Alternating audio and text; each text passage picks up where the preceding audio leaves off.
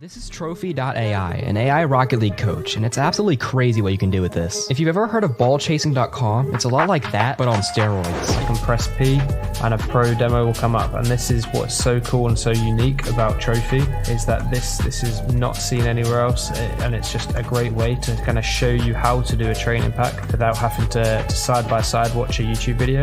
And this is actually really cool. Training paths. So you basically, you know the skill trees from Assassin's Creed, Spider-Man, Sekiro, you know that sort of games where you have to, you get skill points, use them, you unlock new skills. This is sort of very similar, but instead of actually getting skill points, you're actually doing the mechs. And also a cool feature as well, guys, watch this. You can slow it down. You can actually slow-mo it like this. So if you're really struggling, what you need to do, you can actually look for yourself and just have a look at them exact sort of movements that you're doing there. Look, it's really cool. I really like it. And alongside helping with mechanics, it also has a feature that analyzes any of your saved replays. That way you can see what you're doing well and what you need to improve on. It even has this cool post-game analysis that you can see stats from the game you just played.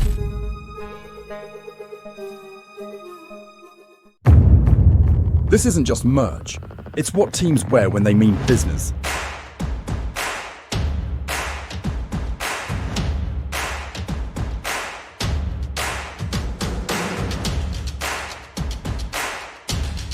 Every stitch, every print, every detail, made to perform.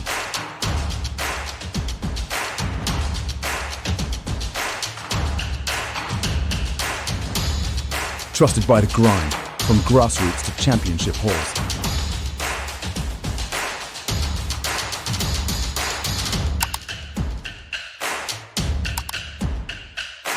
Build your team store.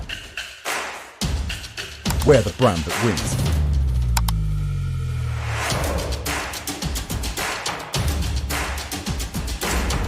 SpartanWare, trusted by the grind.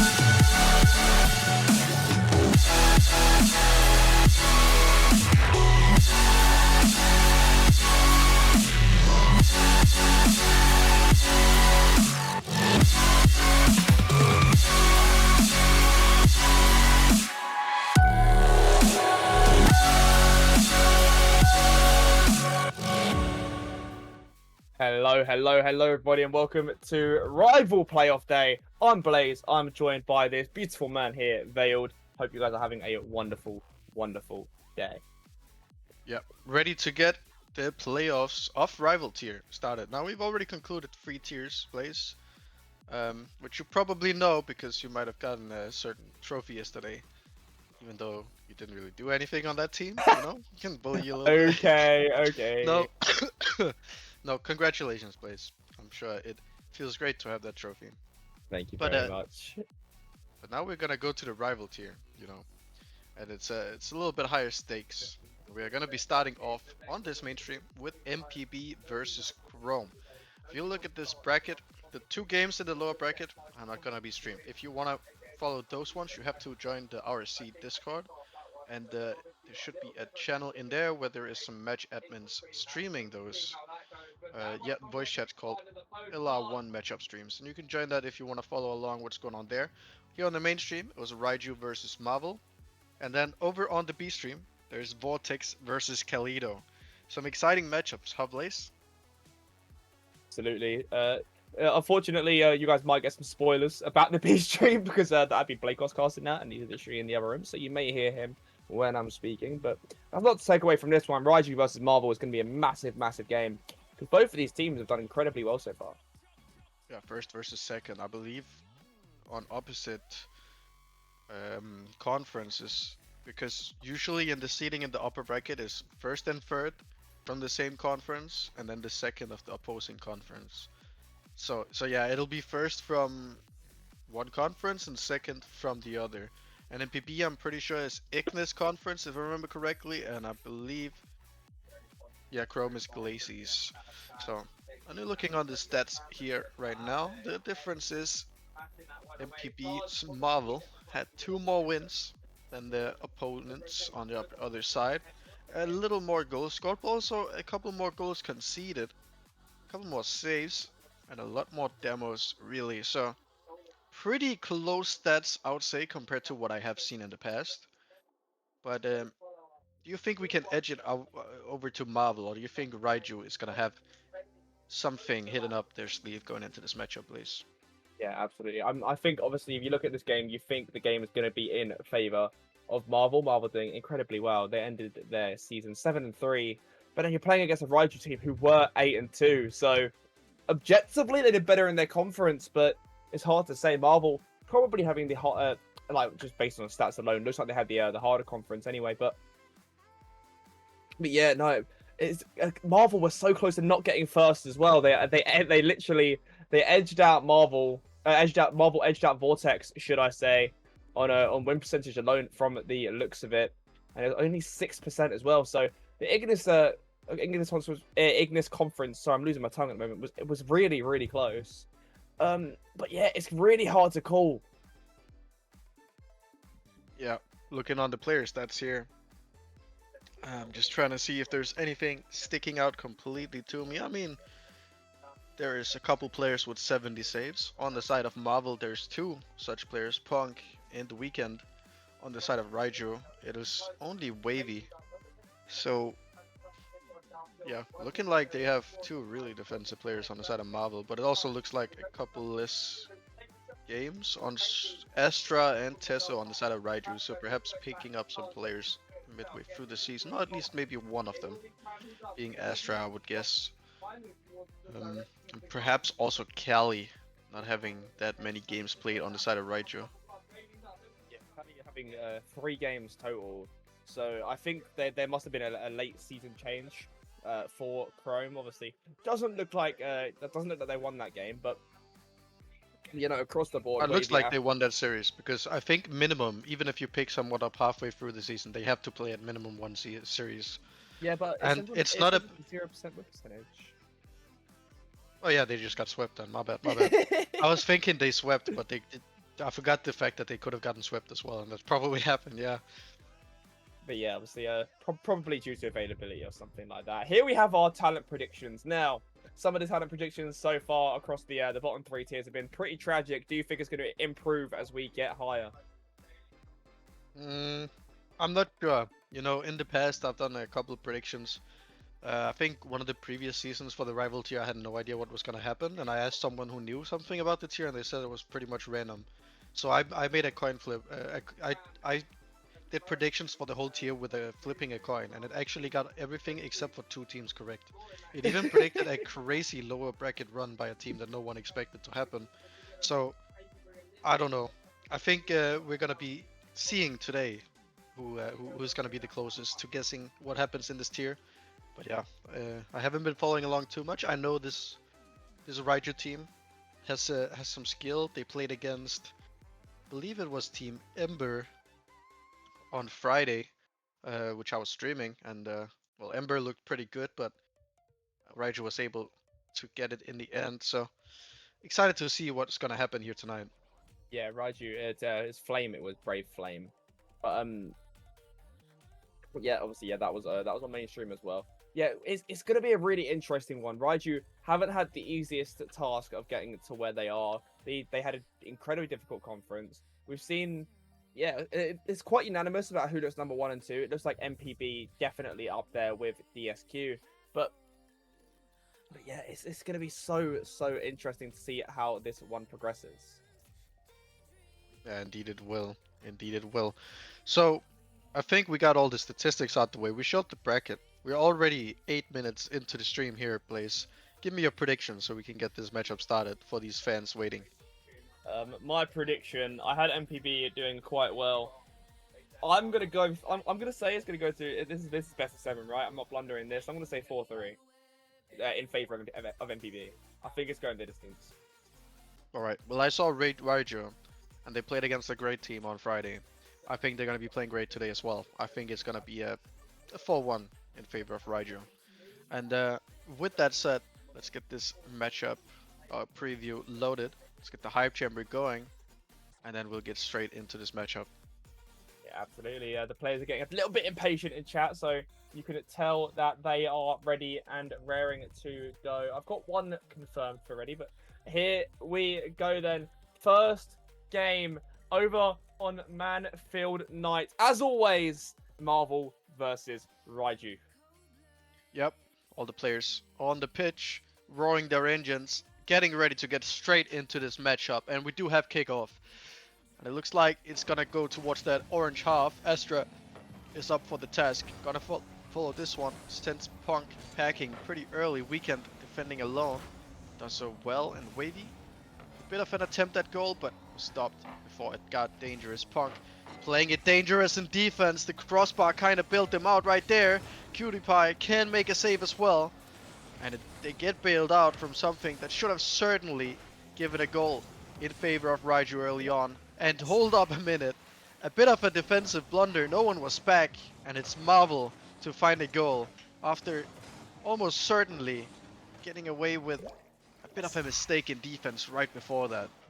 Yeah, the fourth man bellying him out twice. I think the second shot did hit the crossbar as well, just before the clearance. But it's a strange one from Raiju. We don't often see those defensive mistakes. We didn't see it that many times on Friday, but they absolutely do happen, especially in these early series. Teams may not have may have opted not to warm up just because they know they've got such a long evening ahead of them.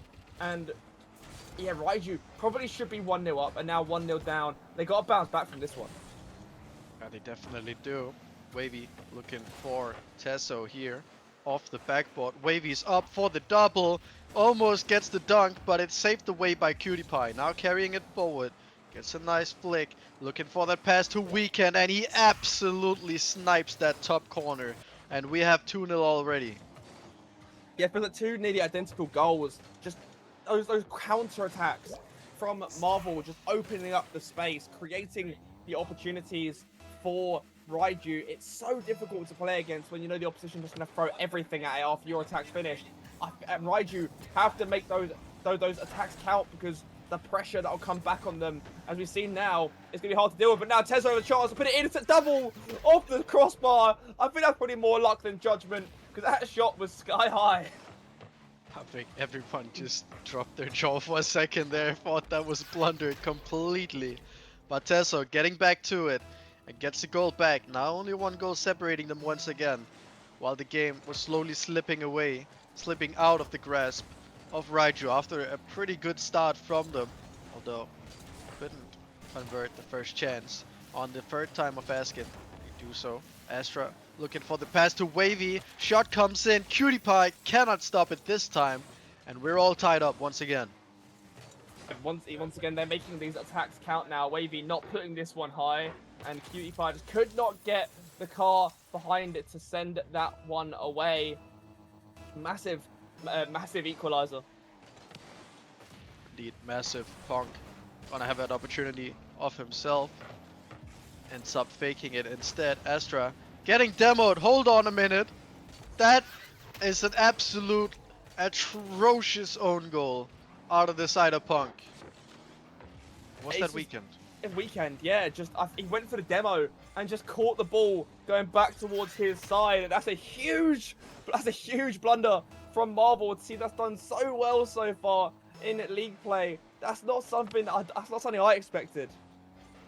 Yeah, was trying to clear the goal line for a teammate, but ends up costing dearly. That could definitely be a head scratcher if this game ends on the same scoreline as we're seeing, but I mean, we've already seen 5 goals in 2 minutes. Who's to say we're not gonna see even more as Astral goes for the double tap instead of just securing that open net. And he will surely have his head in his palms right now. Oh, without a doubt, it's definitely a face palm moment. Tezo looking to find Wavy over on the right-hand side. Weekend nearly gets the cut out. Wavy does get the beat. That's down by Pong. Cutie Pie gives it with a great follow. He gets one going forward. It's towards the backboard. Tezo not really able to follow it. It's Wavy and Tezo going to go for that one on the drop down, but it's fine. Found Astra on the right-hand side. Musty flick to the backboard. Pong can control. Tezo popping it high. Might be a chance for Tezo with a double touch. Going to fake it for Wavy, maybe. Goes low, and it's saved by Cutie Pie. But what a good play coming out from Raiju. Indeed it is. Astra now controlling it from his corner. Cannot get it over Punk though, so now Wavy will take his turn. Demo on the back line coming in from Punk. Astra has to leap in just to get a touch. Wavy now tries to find Tezo. Does so brilliantly. Carrying it forward. Infield pass, but it only finds a Weekend. Testing that backboard defense now onto Wavy. Now Tezo cannot find the save. It's Punk to tie up the game once again. It's so back and forward in this first game. Oh, without a shadow of a doubt. It's one towards the backboard. Meg covering that one well. And Ponk putting it away. There's no real defense here. It's all out offense. It's like two heavyweights just hitting each other blow for blow. There's so much pressure, but not real. There's no defense. It just feels a bit loose in those back thirds. It's like that boxing match with the two blokes just standing in front of each other, just hitting each other in the face over and over again. Yeah, with the buttons. Here we go again. No, it was like an actual professional boxing match where there was just two guys, no defense. They were just standing in front of each other and trading blows in the face. I didn't see this. It was brilliant, man. But yeah, another goal coming in from Marvel here, taking the lead. I believe for the second time this game, Raiju were getting the better of them after tying it up from that 2-goal deficit in the beginning. Now Astra looking for that 50, gonna pass it infield. It's not gonna be too central, so Wavy just looking to test that backboard, but it's handled greatly by Pong into Weekend. Now a little bit of miscommunication. Cutie Pie wanted to take this shot, but so did Weekend. Not willing to give up possession to his teammate early on. Nice flick coming in from Tezo. It's just gonna laser beam over the last defender, and all of a sudden it's tied up once again. Yeah, it's a great control by Tezo. Looking to get this one just underneath the crossbar. Does beautifully, and Cutie Pie can't reach it. Yeah, no. 1 minute left on the clock. And for every second that ticks off, it's feeling like every single goal could secure this series at this point. Weekend, bit of a mistake. Punk has to bail him out. Nice bump there from Weekend. Wait, no. That was on his own teammate from Weekend. Makes it a bit awkward for Punk to deal with this. But he does so brilliantly, giving his teammates time in the back. But this infield pass could spell trouble. Looking for that top corner. Double commit. Opens things up. Low boost amount on the blue side. Except for Weekend, but that bump takes him out of the play. Punk finds another 100 boost. Just to give some time, some breathing room for them. Even gets the ball to that orange half. Can make things awkward for Wavy. Does so well. Nice touch now from Weekend. Looking for that infield pass. Cutie Pie is up, but Wavy once again taking that away. Now looking for something forward. Ponk in towards the corner. Cutie Pie going to be the first one there. Wavy in towards Tezo across the field. Tezo not going to jump for it. Ponk instead opting for a 50. Wavy one touch. Can't get a bump on Cutie Pie. Can Tezo. It's cleared down the field by Weekend. We're going to see a game 1 overtime. I thought we might see an overtime, but I didn't think it's going to be 4-4. Yeah, it could have been. But not to be. Tezo now striking early on. The offense has been lethal so far, and it's gonna keep on going. When you go in overtime in the playoffs, you never really know if you're gonna see a several minute overtime or if it's just gonna be over from the first kickoff. Tezo does brilliantly here. Beautiful shot, really. It's just too easy though. It's too quick off the kickoff. Once again, there's no real defense to speak of. The space in the back lines from Marvel and Raiju in this game number 1, it's not really that forgivable. Yeah, there really has not been much defense. There's just so much space on the pitch. And looking at the stat lines, I mean, only 2 saves on the side of Raiju, but Marvel, they had 7 and still they let in 5 goals. Yeah, exactly, and I think that's a testament to the offense of Raiju. I mean, they had 14 shots combined. I mean, that alone, the pressure, you're going to concede a few of them. But even still, you've scored 4 yourself from a total 7 shots. You're shooting more than 50%, but you've got to lock down the defense. You can't be making some of these mistakes. Some of the goals you have scored have just been a little bit easy. It has been a little bit easy, but you could say the same for Marvel. You know, looking at their shots, they had 7 and scored 4. So I mean, it's high shooting percentage matchup, that is for sure.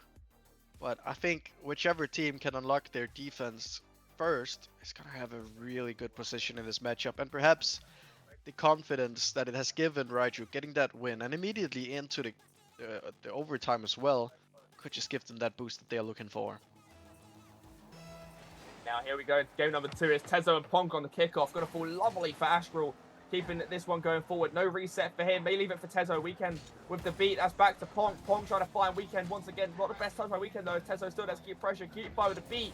It's out in towards the midfield. Nobody's really there, but Ponk, no boost. He's trying to surge down the field to try and create something. Astral and Weekend doing some symmetrical dancing on the wall, and that's going to fall beautifully for Cutie Pie. And there's 1-0 in just 24 seconds. Once again, this could be another high scorer. Yeah, another defensive mistake as well. Astra just giving up possession for no real reason. I mean, he thought he could beat him, but I mean, he was proven wrong immediately. And 2 defenders in the goal, and they're still not able to stop that shot, which it wasn't really placed high or anything, you know, too dangerous. Should be pretty much an easy stopper, but the fact that the ball is allowed to be carried this close to the goal just means the reaction time is not there to stop that shot. Astra gonna now push the offense for his side, but it's dealt with. Now Weekend can 50 it for his teammate. Punk now carrying it forward, tries to lay it off to Weekend, but gets stopped by Wavy in time. Astra off that backboard, helping out his teammate. Wavy now passing it infield, but these challenges are really starting to come in from the side of Marvel. Yeah, I mean, they haven't really got a choice. Once you go 2-0 down, you likely call a timeout. We've seen a few times where they haven't over the course of this weekend already, but all reset, not able to get the second one on that. Sorry, just cut myself off. But yeah, they're being forced into a position where they're forcing mistakes. They're trying to create errors. We haven't seen Raiju make any major blunders so far, but it's certainly not off the cards. Yeah, no, it isn't.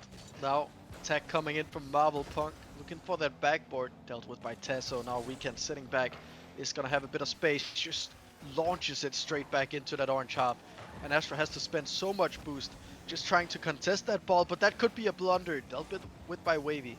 Gets away with that one. Tesso carrying it forward, not the best play, but all 3 blue defenders getting huddled up in that corner, but they do very well on getting out of that awkwardness there. Going towards the corner, Wavy going to take this off of Astral. Astral towards the backboard, might have a chance for a double here. Cutie Pie gets a crucial touch on that one to keep this one level, as that's Ponk slams it down the field, maybe looking for something infield. Tezo, the last man back. It's a good pop, Tezo. Necessary touch with the boost he had.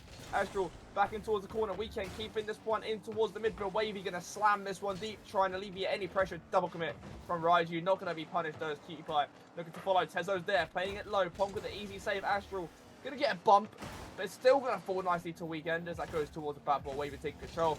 It's become a bit of a table tennis match, a ping pong game. Yeah. No, I mean, only one real defensive mistake so far in this game. Definitely a bit of a level up, but you could also say that the offense has suffered from it. No real big chances from either teams. So far as Weekend tries to slam one in, but was never really that dangerous. Neither was this one, but dealt with greatly by the defense. Astra carrying it forward. Tesso hunting it down on the wall. Tries to test out the defense a little bit. That 50 is gonna go straight to Astra, taking it up, but blocked away by Weekend. Astra getting that other touch. Makes it awkward.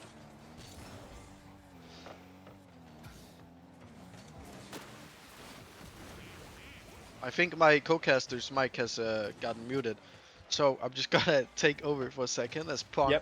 Yep, thank you. Having a great time from that bounce in the corner there. Yeah, it's just a free shot, isn't it? Yep. Here we go. We'll take those Yeah, every exactly. day. Absolutely. Kick off number 3. Astral on the Weekend And the weekend, sorry, I listened to too much music apparently on the kickoff. Wavy playing that one into Ponk. Tezo with the follow-up. And Demo in the midfield. It's Weekend gonna get not the best touch. Astral with the 50, with the beat out, and Wavy will be there. And finally, Raiju have got one back. Yeah, struggling to find a single goal this game is the side of Raiju, but don't forget, the goals on the side of Marvel have come pretty free in this game as well. But Raiju getting that one goal might be just what they need. Is a comeback in this game on the cards, do you think? It's certainly possible. As that's Cutie Pie out towards the front post. It's a save by Astral. Cutie Pie with the beat. Tezo now looking for a follow infield. It's Ponk gonna miss it. This could be dangerous as Cutie Pie covering nicely. Wavy gets a 50 in towards the center. Weekend with a beautiful catch and flick. Tezo reset, but not going to follow this one up with that. Weekend plays it out towards the backboard. Might be a double touch chance, and Wavy gets demoed for his problems. And Tezo going to get a beat out on Ponk. It's a good chance for Marvel to continue their domination, but instead it's going to be Raiju who will pick up their second goal of the game. We're back to equal. Yeah, Teso really turning up the speed on this counter-attack. Makes it so awkward for Cutie Pie. Basically places it straight on Astra's hood, and it just gets lasered into that goal. Nothing they can do, and all of a sudden the game is all tied up again. And I thought for sure Marvel was going to run away with this game after that second goal they scored. But no, Raiju bounces back. Yeah, it's a big clearance. Tezo playing it out. Cutie Pie there for a follow. Looking for a double hit off the sideboard. Does so. Weekend going to miss out on that one. Ponk with a good chance for a follow. Infield it goes towards the backboard. Weekend pinches that one up. Looking for something infield. Gets the reset. Can't get it past Cutie Pie. Astral going to miss out on that one. Cutie Pie keeping this one going forward now. Tezo with a 50. Ponk's there towards the backboard.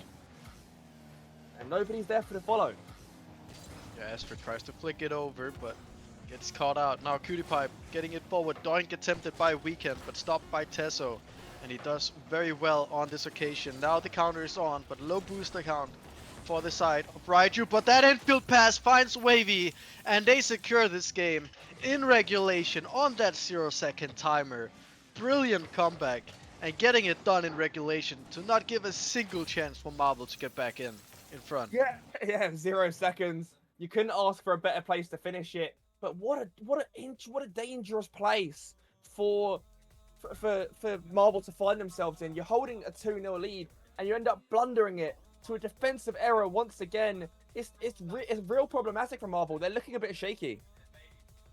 Yeah, and both these games being separated by one goal, one needing overtime, although getting settled straight after the kickoff. Second game got secured at the 0-second mark, literally as close as it gets in this tier. But yet it's Raiju finding themselves up 2-0 in this series, and Marvel on the back foot. Could have argued that they could have had those two games themselves, but now they're on the back end. And the question is, do you call a timeout at this point, or do you trust your ability to get back into this game by game?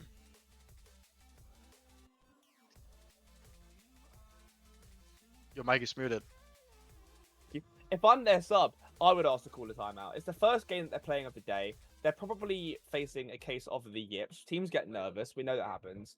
And you just need to reset yourself. You need to be comfortable. You need to get back into it. And they need to find a way. They need to find some way how. And Raiju, off the back of that, are going to be so confident. If you're Marvel, you're probably getting in your head a little bit. It's definitely dangerous taking this one straight after the other. Lose this game, and all of a sudden, you're facing quadruple match point from your opponents. All of a sudden, that mountain becomes ever so higher. But win this game, and all of a sudden, you're straight back into the series. All of a sudden, it's just the one game separating you again. And it's just one of those decisions that's so difficult to make, because if you burn your timeout at this point, ooh, that's dangerous from the side of Raiju. Gets away with it for now. That demo could open things up, but no, not to be. But yeah, you lose this game, or you burn your timeout. You don't have it at a later point when you might need it even more. It's definitely a difficult question. That's played back in towards the corner. Cutie Pie going to collect this one. That's slammed down the field. Wavy playing it out towards the left-hand side. Astral looking for something as Ponk is there, playing it out towards the Weekend. Weekend in towards the sidewall. Back but back with a chance, but unable to finish it in the end. Cutie Pie maybe have control here. 50 in towards the center. Is there a chance for a finish? As Weekend was diving at it, and now this could be dangerous because I was gonna say if you're Raiju there, you want to go on a fast offense, but gives the ball away in the end. Yep, now on the back end in their own half. Tesso does well to get over one. Gets it past the Weekend as well. Now it's just Punk back. Gets a touch. Can he follow it? Yeah, looking for Weekend, but he's just rotating out on zero. Can pick it up, however. Tries to find an infield pass, but it only finds Tesso. He does very well to force that challenge coming in. Handled poorly by Astra. Gives possession straight back to Marvel. Is looking to mount this attack. It's Cutie Pie trying to find his teammate, but not to be this time. And what a blunder this is. That is completely open for Tesso, as the last man finds himself on the sidewall with no boost. Seen it a couple times, just those overcommits. Ponk trying to fly towards it. It's just Tesso just playing so patiently, so carefully. He just finds his way through, but yeah, Marvel, they have to find some way to try and disrupt this Raiju team, and they're not helping themselves by just giving away 3 goals like that. Yeah, no. Now Astral taking control from the backboard, going over Weekend. That's about as far as he will go though. Tesso now can try and pick it up, can only make it difficult for the attacker there. Astral, nice first touch here, gets the reset, but just not the pop he would have wanted.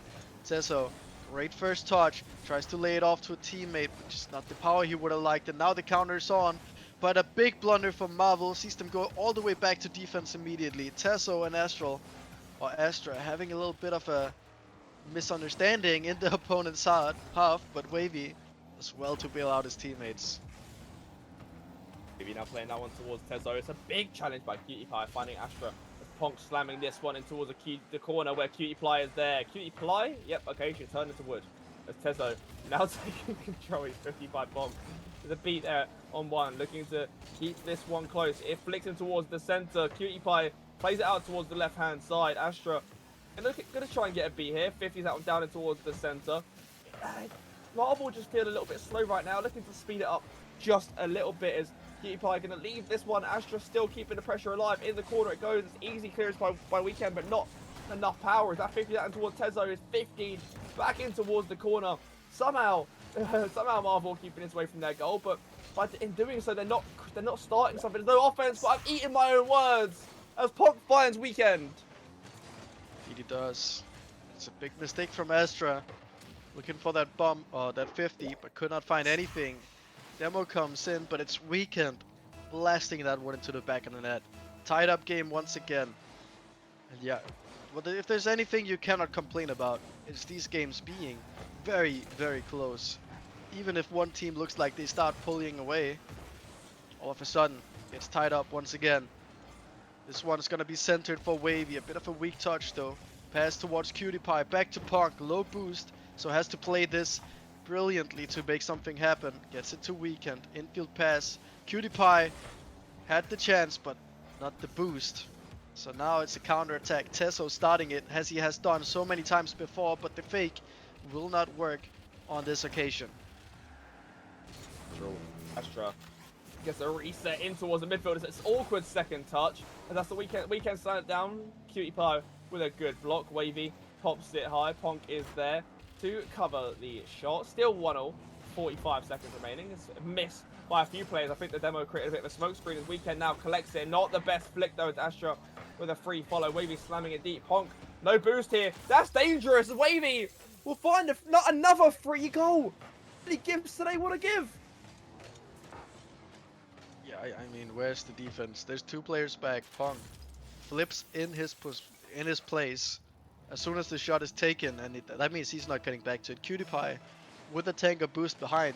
Thought Punk was gonna have that one locked down, but could not get there, and then we have an immediate kickoff goal. And it looks like Raiju might just run away with it at this point. Yeah, Astra just it's another gift, isn't it? I mean, kickoff goals happen, but it's it's not good when there's 33 seconds remaining. You got to find your way back, or you're 1 game away from tragedy. I mean, I think you could already call this tragedy. 2 goals up, with 30 seconds left. 3-0 down after this game, unless they somehow make magic happen with 20 seconds remaining. And Raiju is gonna make it as difficult as it gets. They're just keeping that ball in the blue half, not giving any opportunity to break away. Wavy firing a shot on target, and it will find its way in. And this game is done. Now the question is, do they call the timeout after this one? I think you should, but I don't know if the players agree. Yeah, no, I'd say like that now at this point, if you're a coach, if you're anything, you're begging for your team to call a sub. It's problematic. They're just creating so many issues for themselves, really. Defensively, offensively, there's nothing, and they feel they feel like a team who shouldn't have made it this far, but they've earned their spot. So I'm not entirely sure what's going on. It's got to be nerves. Something has gone completely wrong, as the timeout is indeed called. So they will be having approximately 3 minutes from this moment here to discuss how they're going to change this up. And Blaze, How do we change it up? that was going to be my question to you. What do you think is going to be the magic formula for them to get back into this? Reverse sweep required, by the way. It feels like they're not talking to each other. It's like they're not in voice chat and they're just playing like a comp game just for funsies, you know? It doesn't feel like the communication's there. It feels like they're too slow. Raiju are fastest at every single ball. You got to shut Astra down. And that's the main bit. They're giving way too much respect to Astra. He scored 50% in this game. So is Wavy. So is Tezo. It's a whole 50% best for Raiju. But you can't concede 50% of your shots. You can't do it, especially not at this tier. You got to do better than that. Yeah, not to mention all the free goals that have been given over the course of this series, especially in this game. A lot of those goals came from really nowhere. I mean, you saw Raiju in their own half. They had control over the ball, but there was no real danger. There was no real threat. It was just basically a Hail Mary shot getting fired from their own half, and there's defenders back from the side of Marvel, but there's no one's ready to deal with it. Exactly. Those balls that are slammed long, they're giving away possession. They're not using each other. They're trying to do everything alone. It just feels like that there's some kind of disconnect somewhere. I'm not sure, but I think it might be the second man, you know. They're giving too much space in the midfield. They're not shutting it down fast enough, and it's causing some real issues. Yeah, it is. As the timeout is ticking down, I hope our producer knows there's a timeout. He did say at the end of the last lobby. I have no idea how much time we have left at this point. I've just gotten the go-ahead that is 1 minute. Yeah, well, another minute for them to speak. And at this point, surely they've already talked over what needs to happen. Surely at this point, they're just trying to hype each other up. That's at least what usually happens in my timeouts. Yeah, absolutely. But how in this timeout, do you use this time just to chill? Do you use it to talk to each other, try and work out what's going on? I really don't know. They should have had kill each other out. Yeah, exactly. You've spent the first minute or two saying, right, we know what we're doing wrong. We got to do this, and that. And then after everything has been said about what you need to do, and then be like, okay, now calm down, guys. Get ready for the next game. Just get each other ready. You know, hype each other up. Break the ice a little bit. Get them laughing, and then you get ready. And you get straight into the next game. And I think we have 10 seconds left. So surely at this point, they're going to be having the team shouts. Absolutely. Will we see heartbreak in Utopia Coliseum? If you're a Marvel fan, you're certainly hoping not. But here we go then for the game number 4. Will it be done in 4, or will this go further? Is there a chance to bring it back? As it's Ponk and Wavy on the kickoff over towards the corner. Astra is up, looking for a pinch off the ceiling. It goes infield though. Ponk is there for a follow. Shot towards the far side. Tezo with a good save. Yep, Tezo has been brilliant for the side of Raiju all day. And he gets the demo here as well to open things up, but Cutie Pie closes that door before it really opens up. But it's Tezo up once again. Gets beaten by Punk. That's what you just mentioned. They keep getting beaten on these balls in the midfield, but this time they're going to keep the ball. They're going to keep the pressure in the orange half. Punk gets a great 50. Weekend now. Going to be looking to center it. Gets the fake instead. Cutie Pie cutting across the field.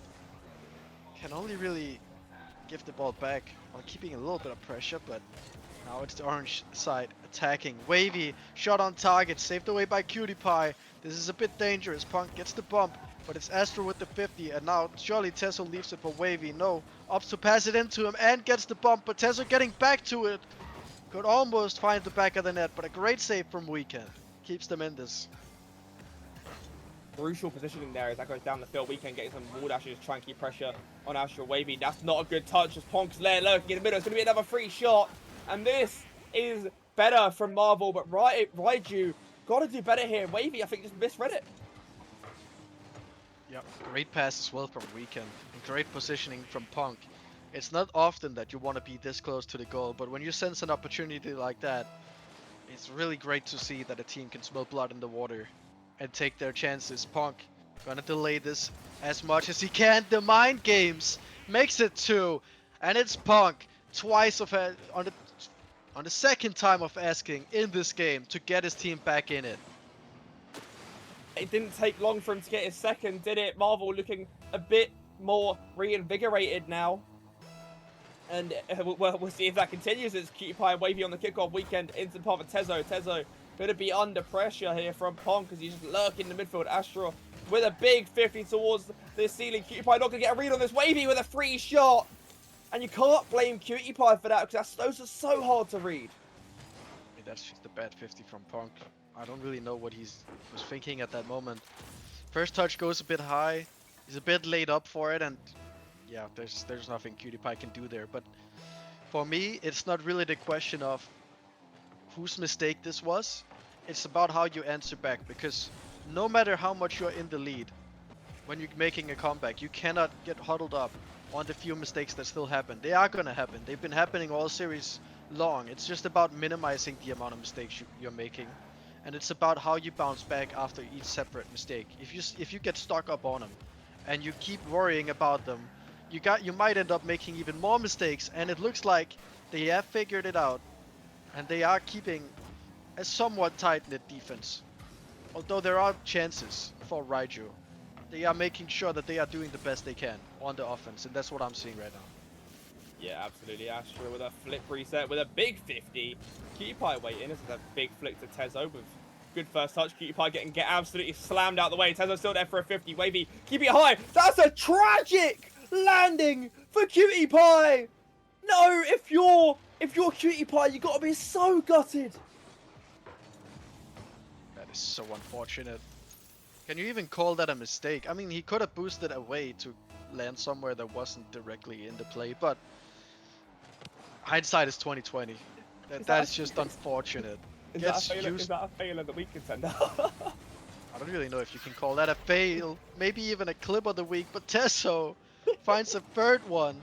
And after being 2-0 up, like they were in the second game, I believe it was, they find themselves down in regulation. Yeah, this time they didn't really need the full 5 minutes to come back. They just needed 2.5 minutes. History's repeating itself, isn't it? Does seem so, and it might be a fourth one here. No, gets bailed out by Weekend. Cutie Pie now attacking. Punk in front, looking for that bump, and does well, and they tie it up. Yeah, great team play. And when you're in those positions, you tend to go for the bump, especially 2v ones. Beautiful catch by Punk though, just to send the defender into the roof. That wasn't of the even net. a 2v1. That was a 3v1. Yeah, exactly. Send all 3 players down the field. It's bad if you miss, but beautiful when you hit. Yeah, if you miss that, that's just an open end for the opponents. That's, oh no, the mind games from Tesso as well immediately puts Raiju back in front. Yeah, because good control, but gotta do better. The loser of this game will go on to play Identity, as that was a 3-0 sweep against Lagerpush, by the way, down in lower round 1. But yeah, it's certainly looking like it's gonna be Raiju, but we know how quickly things in Rival can swing, as that's Tezo with a big clearance. There's a chance for Wavy to get a free shot. Weekend, the last man back. There's no way he can recover. We've seen another 8-goal game, but it's not equal this time. Yeah, Raiju just completely unlocked at this point. Saw someone in chat saying that they were gonna follow with this one. I didn't really know if I was gonna trust that, but I mean, at this point, it's looking very likely, unless Marvel somehow can make magic happen once again. Hasn't been on their side so far, but Punk getting his third goal off this game keeps them in it. It can be a great one for the Mentors. I'm sure the head probably dropped a little bit after they conceded that third one. It's a good shot between the two defenders. 5-4 the scoreline. It's a 9-goal thriller. Can we see double digits? There's still 2 minutes remaining. 2 minutes remaining. Chance for Weekend now to tie things up. And what a way to do it. Great strike from Weekend. Great pass from Cutie Pie. Absolutely launching it on a backboard. Backflip comes in from Tesso. And one little mistake from the side of Raiju. We haven't seen many of those in recent games. But it's all tied up once again. We started with a massive shootout in the first game. Then we had a couple of silent games, comparatively. And now we're straight back to another shootout. This is Punk looking for something down the line as Cutie Pie the last person back. Good first touch. Maybe looking for something down the line. On pressure. This is a smack straight towards the right-hand side. Astra looking for something. Weekend now with control. Raiju under pressure from Marvel. It's good cut out, but Cutie Pie keeping this one flowing forward. Punk is there for a shot. It's great. It's gone across the defenders. Finds the top left. This is an 11-goal thriller. But neither team knows neither team is defending.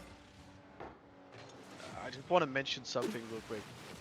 This could end with only 4 games being played and still be one of the highest scoring series of the whole playoffs.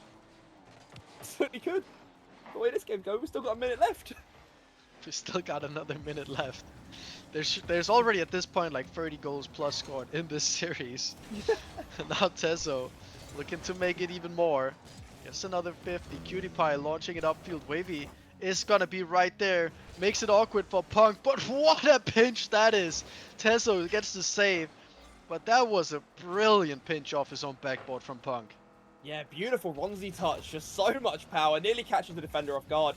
But Wavy looking to keep this one away. Now Raiju, the ones who need to find an answer to the questions that Marvel are asking.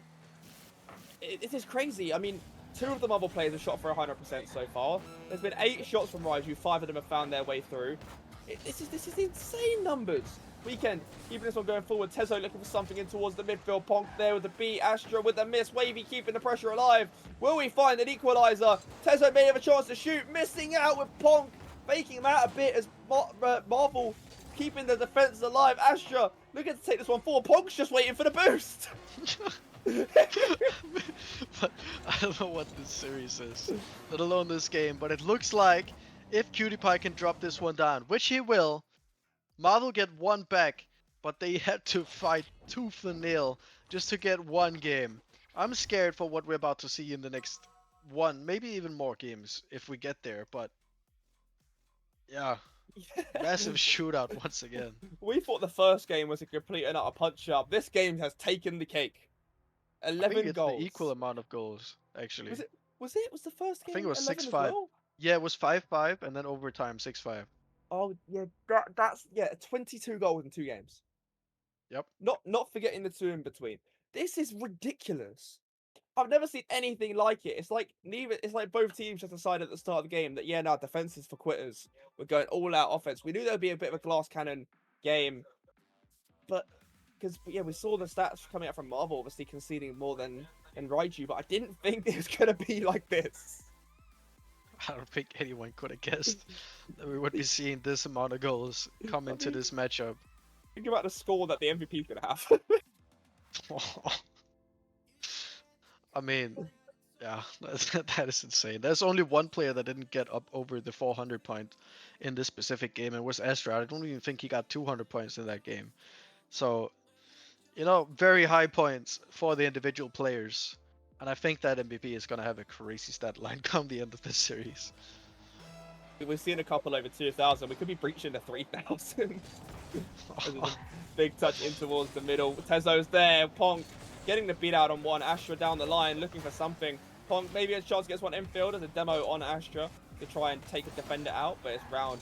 Good control by Wavy as it beat by 1. Weekend towards the backboard. Cutie Pie looking for something. Astra gets a beat out on Ponk, and now Tezzo looking to keep some pressure on Weekend. Weekend got a lot of space though. A big, not the best flick, but nearly finds Ponk in the end anyway. Wavy getting flip reset off of that awkward touch. Does Cutie Pie back in towards the midfield. Astra couldn't get a beat out there either. Cutie looking for one thing in towards the midfield. Wavy is there, keeping this one going. Huge flick. That's the sort of flicks I want to see if you're getting the ball down the line. Yeah, definitely. Punk, very awkward on the backboard. Has to call on Weekend for help. But he gets awkward as well. Now tries to flick it over Wavy. Does so. Goes for a bump though. And Astra with the attempt at net there. Doesn't really do much. Tesso to Wavy though. Could open things up. But saved away by Punk. Good pass by Astra is cut out by the defender. Wavy looking to get this one past Pong. Big 50 finds Cutie Pie down the line. This could be dangerous. It might be, as Astra's taking loads of time to keep this one away. Yeah, really made sure not to concede from that. I mean, I don't know about you. I could see him coming in. I wasn't really that nervous of him letting that go in, but you never really know. I mean, sometimes they just make crazy blunders, but not to be this time. As he keeps this one in the corner as well. Punk getting underneath the ball. Now Cutie Pie has to help him, but gets bumped as well. Wavy can launch it slightly upfield. Tesso on the follow-up. Tests out the defense a little bit. Astra, that's a bit of a missed touch. It's completely open. Weekend goes for the bump. Punk coming in for the shot, but taken away. Now Astral gonna take his time on this. Goes high. Gets over Weekend somehow. I mean, Weekend absolutely pre-jumped that, but it's still Astra carrying it straight over him. 50s, the last man. I mean, in the case it was the last man, another player, Punk, coming in, but just not enough time to get back to that. Yeah, beautiful play by Astra. Yeah, I'm surprised we haven't seen more goals given some of the previous ones. Maybe both teams have realised that they actually do need to defend. They can't just attack the entire game. As that's Punk playing it forward. Wavy there for a follow. As Weekend in towards the corner. Cleared away by Tezo. Cutie Pie looking for something. That's pinched. That might be open for Tezo. And that's going to be 2. Just like last game. 2-0 up again. And it's Marvel that continuously find themselves on the back end. Actually, I'm wrong about that. Last game it was Marvel that got 2-0 up. But yeah, backs against the wall now for Marvel. Lose this game, you drop down to the lower bracket. You're not out yet, but that's a big chance of winning the tier gone. Just like that. Tesso gonna look to make it free for his team, but cannot find the goal. Punk staying in that goal, helping out his team as much as he can. Cutie Pie taking over from his teammate, going upfield now. Bit of a missed touch though, gives Tesso possession, and he gets the infield pass as well. Is there gonna be someone up? Yes, Wavy, but he gets dusted by Weekend. And he even gets the back pass, but hold on a minute. This is awkward for Cutie Pie. Does well though. But now Astra just launching it back into that blue half. Weekend to his own corner. And it's just gonna find Tesso, who takes another shot. Punk deals with it, but this Marvel defense is just so huddled up continuously. They're so close together, and they need to start splitting up a little bit. Weekend getting 50 by Astra. Now looking to take control of this one. Pong plays that one in towards the midfield. Tezo is there, pops it high. Wavy might have a chance to get this one towards the backboard. Does so. Is there a follow from Astra? Weekend covering well. It's Tezo with a cutout once again. They just can't seem to get past the halfway line right now as Pong not going to get the best touch on that one. Weekend's still awkward. Wavy there to follow. There's still pressure. Yep, 50 is found, but a launch from Cutie Pie. Not to worry though, Tesso should be able to deal with this one, and does. Punk going for that bump on the back line, but Tesso seeming to be the main problem that they need to break through at the current moment. Hold on, this could be a mistake from Tesso though, as it gets saved away by Wavy. So not to be this time. Now only 1 minute remaining. 2 goals needing to be found by Marvel. Just slamming that one down the field towards the corner. Weekend maybe a bit awkward here. Doesn't get a touch. Just Astra missing that one too. Wavy gonna fake it for Tezo with a free shot. Maybe not the best shot as Weekend covering that one. Anyway, Weekend, if he would actually keep this on as it's beat out by Wavy anyway. He's now gonna take that. He can take his time. There's no need to rush with this. That's a bit of a mistake though. It finds Tezo anyway, but you gotta chill. If you're Chrome here, you don't need to keep scoring. Yeah, I was gonna say I like the fact that he was taking his time, but in the end, the touch was a bit of a missed touch. Punk now looking to shred that defense as much as he can. Drops down now, but straight onto Astra. Never gonna find a teammate there. Hold on, this could be a chance, but just Tesso once again bailing out his team. Yeah, it's Bonk looking for something in field. Is cut out by Tezo. Cutie Pie going to be a bit awkward here. That's pinched down the line. Astro with a great first touch. Maybe looking for something. He gets a reset. No follow as the Weekend follows it up nicely. Gets a good second touch, but there's 5 seconds to go. 3. And there's no time remaining.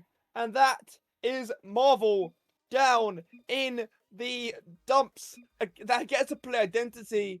And it will be Marvel moving up to, Raiju moving up to play Caligo. He did well. And in just a few moments, we are going to be seeing those MVP stats. And I want to hear from you. Who do you think it is going to be? You see, it's interesting because I think Astro probably deserves it because he was so aggressive on some of the in games 1, 2, 4. But I'm just going to say Tesso. Yeah, I think Tezo, just because he was consistent throughout the entire thing. I think game 4 maybe robbed it from him. And it's Tezo. Yep. 2,287 points. Imagine if this went to a game 7.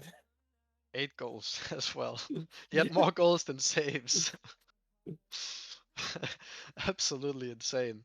19 shots, 8 goals. That's the shooting percentage for you guys right there. 4 assists as well. So 12 goal contributions across 5 games is absolutely mental. Oh yeah, I mean stats like that, you really can't be surprised. It's a clash of titans, isn't it?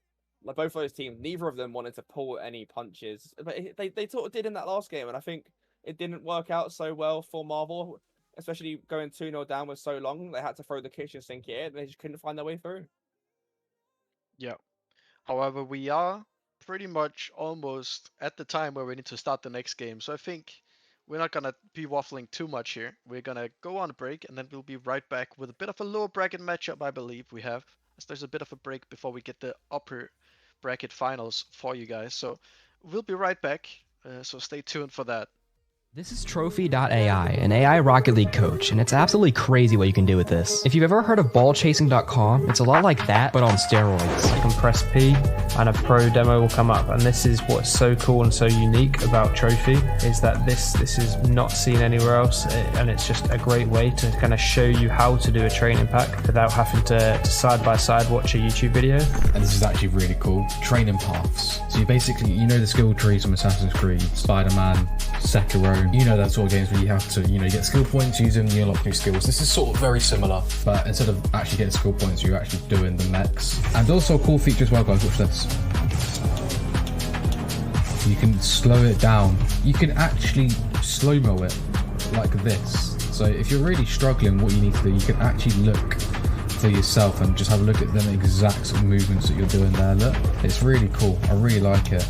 And alongside helping with mechanics, it also has a feature that analyzes any of your saved replays. That way you can see what you're doing well and what you need to improve on. It even has this cool post-game analysis that you can see stats from the game you just played.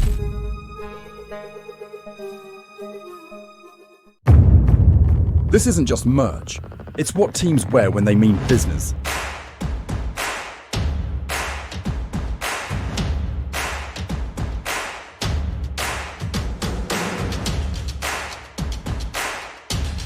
Every stitch, every print, every detail,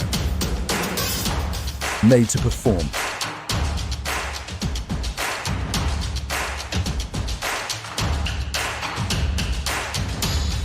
Trusted by the grind, from grassroots to championship halls.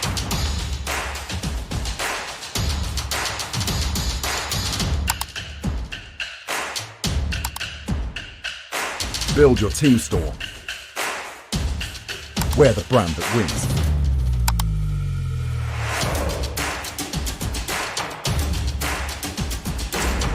SpartanWare, trusted by the grind.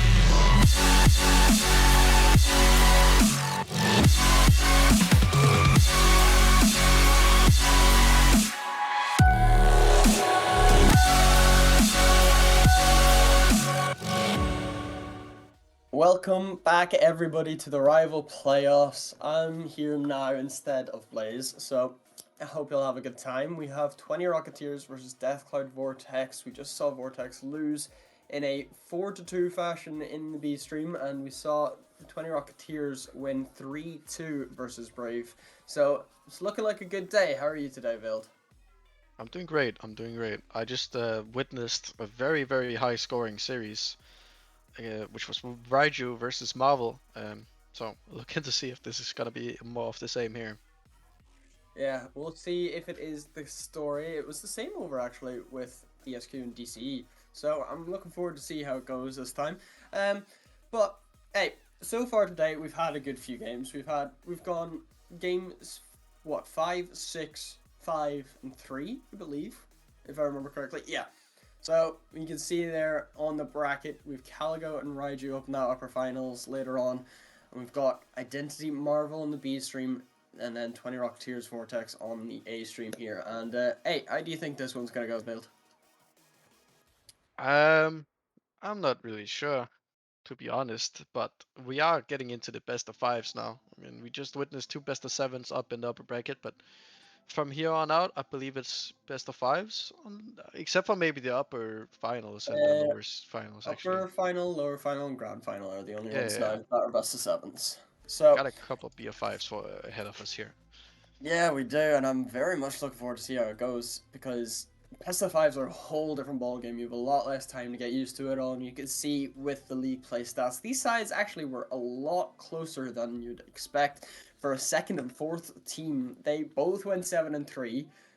20 Rocketeers actually ended up, as you can see there as well, having a better win percentage and a better goal difference. So, hey, who knows how it could end up playing out, especially due to how Vortex had played last game. Yeah, that's actually crazy looking at those stats.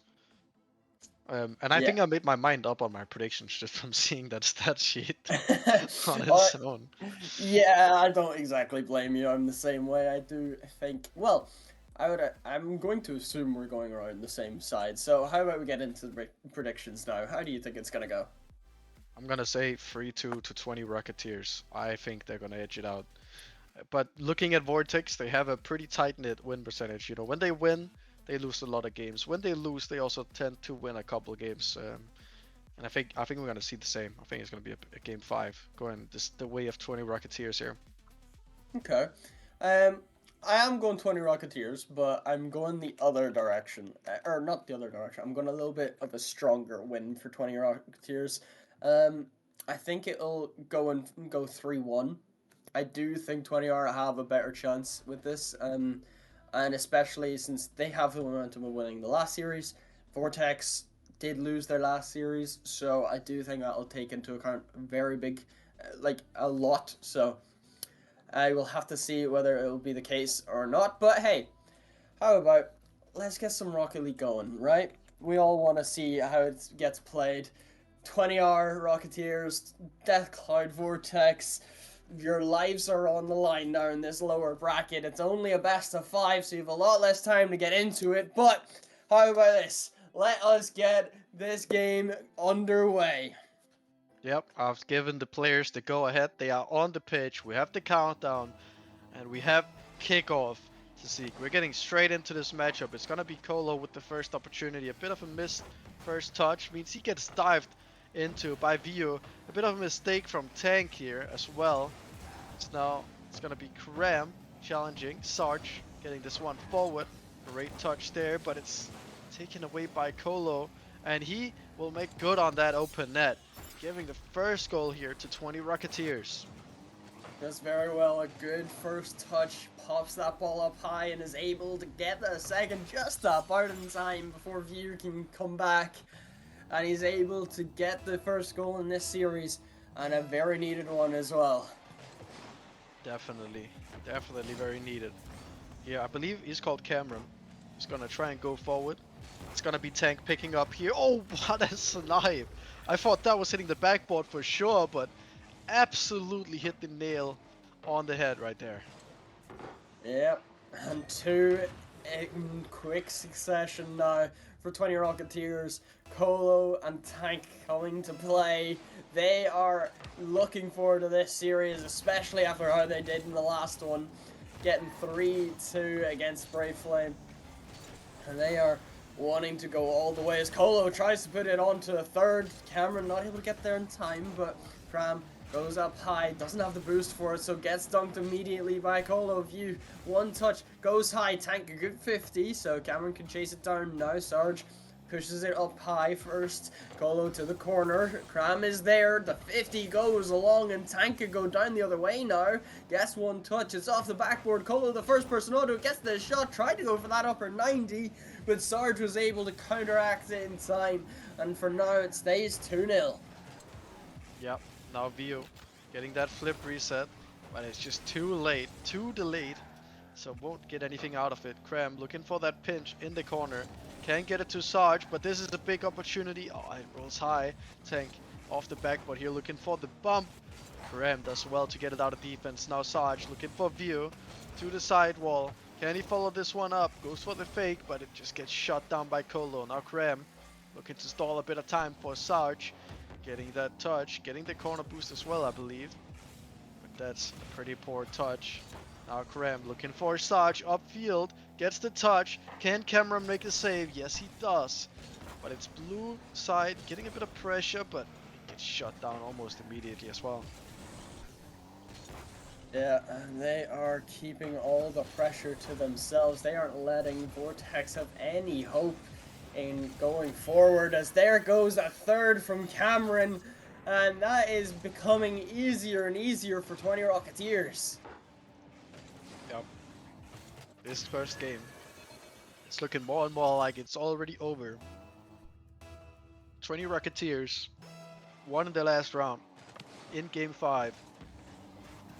But this time, it could be a lot quicker if the first game is anything to go by, because Vortex has not gotten anything going so far.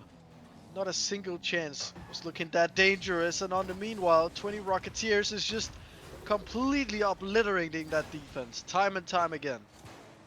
They are not letting them have any hope. 4-0 now. Tank with a bump coming through as well from Colo. They are just all over Vortex, and I think that loss in the last series has also come into effect. Mental is a little bit gone, and we'll have to see, can they fight back. They don't have that buffer of a game 7 where they can lose the first to get into this game, but you can see he attempted a team bench coming through, but now the shot is a good save coming through from Cram. Cameron trying to put one on himself as Sarge puts it away, but Tank leaving it in the blue half. They aren't giving them any sort of chance to even get a shot off, really. Just stalling time. As soon as a little bit of an overextend comes through from 20 Rocketeers, that pass is gonna be straight on Tank's nose as well, and that secures his hat trick. Great play from Cameron here. Sarge pre-flips underneath the ball, and that's just nothing they can do at the end there. Absolutely one-sided affair here in game number 1, and we're only 3 minutes into this game. Yeah, there's still a lot of Rocket League left to be played, and Vortex are gonna have to find some sort of answer, because it is just getting nasty out here for them.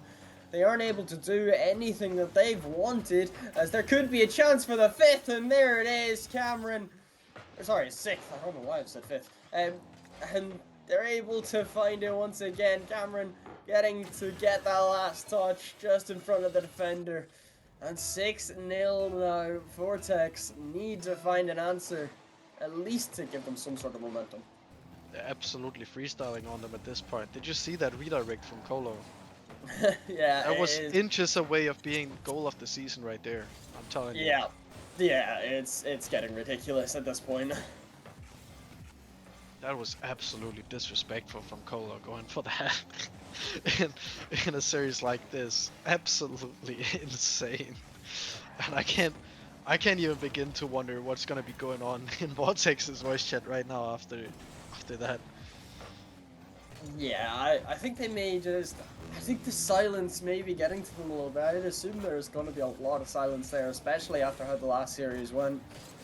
And they just have not been able to do a thing that they've wanted. And you can see they're trying to start some sort of pressure. Just a little bit of a consolation goal, really, as View puts that ball in midfield. But everybody is on the orange backboard, so they can't get a shot off yet again.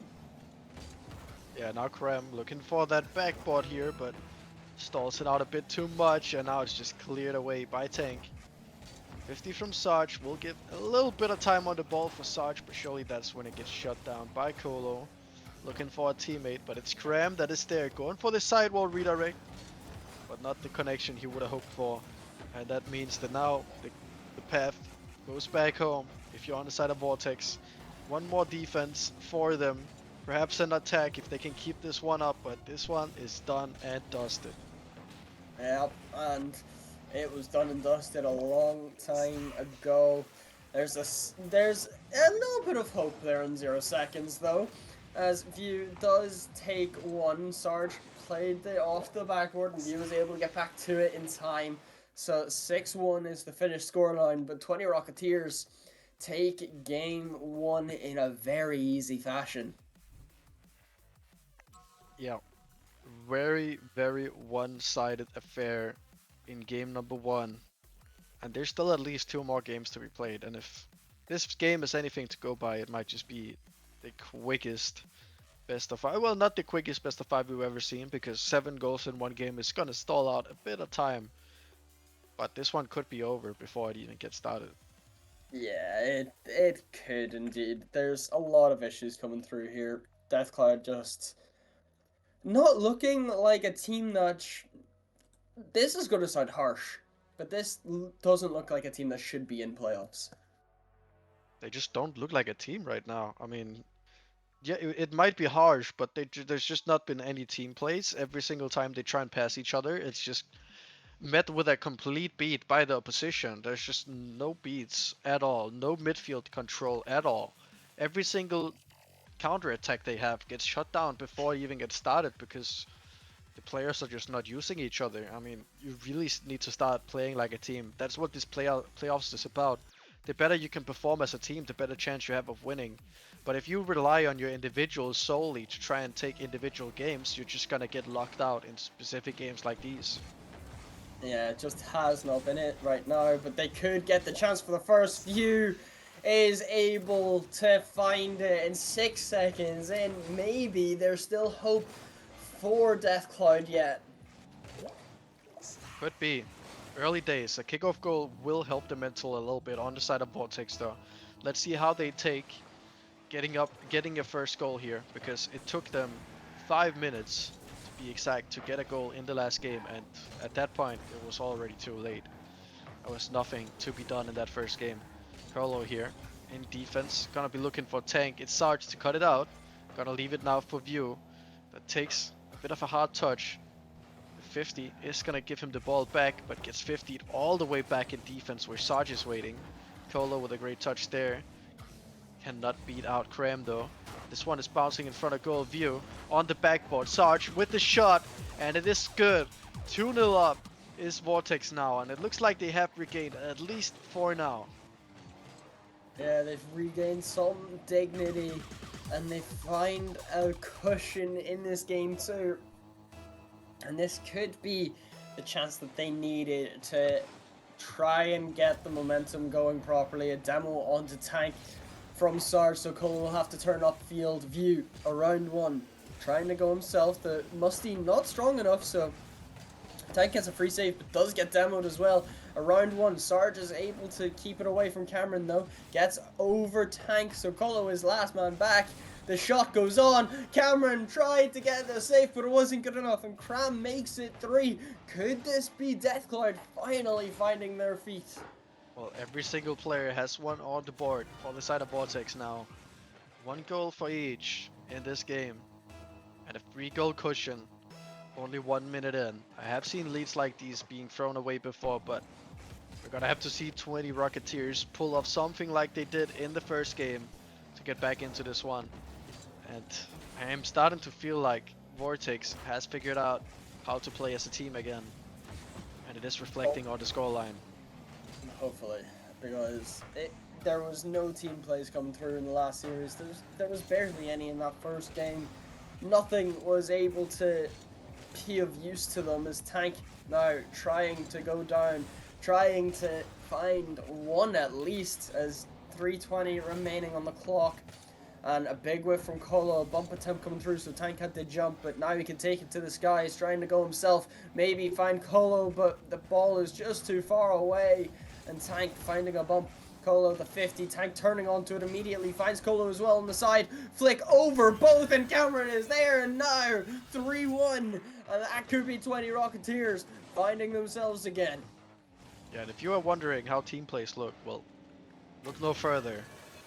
Right there is what you'd be looking for. Colsey getting the 50 to get it to Tank in that corner. Tank passing it back to Colo. That gets the flick over the defenders for Cameron to finish it off. I mean, that is absolutely astonishing. That is exactly what you're looking for in a team play. Yes, it is, and you never want to see that come to light if you are the side that's leading. As there's another goal from Cameron coming through, and View, a big whiff, just gives it to Colo off the backboard. Another miss coming through from Sarge. There's a lot of whiffs coming out from Vortex right now, and it is giving 20 Rocketeers an absolute field day, really, in the park. Yep, Tank now playing the mind games. Delays that flick as much as he possibly could before the demo was coming in, and even ends up dodging that. Cram now carrying it forward. View almost gets his shot off, but gets blocked out by Colo. Now Cameron taking his sweet time driving upfield here, but just a bit too much time taken as he gets bumped by the defender. Colo going for the flip reset, gets it over one, can't get back to this one though, so Cram can give his team a little bit of a breath of fresh air to just try and get their way, to find their way back into this game. So it's been a bit against them, but yeah, looking good right now from the side of Vortex. Yeah, they're gonna have to hold on a little bit longer. 2 minutes remaining. Tank does well to keep it in the blue half. Colo off one. There is no one left on the net, but that ball is off the bar from Cameron, and he is gonna hate himself for missing that one. But Tank now trying to go himself. The 50 comes through. Cameron a little bit awkward, pushed a little too far. And Colo gets the 50 to the side. View just one, trying to keep it up, trying to get a second lead, trying to get 2-goal lead again, but it's just not coming to play right now as that 50 goes back downfield. Cram just having to slow down. Cameron is still there in the blue corner. Tank finding a 50 as well, but they haven't been able to do too much yet as 20 Rocketeers trying to keep the pressure alive, but it goes back to their half, down into their corner. And Cram just gonna fake the challenge first, then goes for it, trying to find the pass midfield, but Colo gets that ball banged out. A minute remaining, and still Deathcloud hold on. Yep, but the attack is being mounted by the side of 20 Rocketeers. Cameron gets it past one, but gets dunked by Cram. Now Tank looking to keep the pressure on here, but a big clearance from View. And he can even follow it up, but delays just too much. Now Colo on the sidewall here, gets it over one. Tank gets it towards that backboard. View looking awkward, can only get a touch, but it's straight for Cameron, who has already scored 2, but it gets saved away by Sarge and then boomed away again by View. And this could be a costly mistake. If you keep booming the ball away instead of taking control, you're allowing a possible counterattack to come in from the opposition. This pass looked good from Colo, but Tank can't get there, and it looks like it might be over unless that they can somehow find something, but it's gonna be Cram to do it instead, and he has pretty much just locked this game in. Yes, he has a tied series now.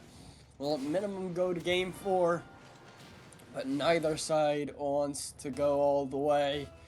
And game 2 under wraps, 3 seconds remaining. There is no chance as that ball now just needing to drop, and it does indeed. Deathcloud Vortex take game 2. But a lot closer than it could have been. Yeah, definitely closer than expected after the first game there.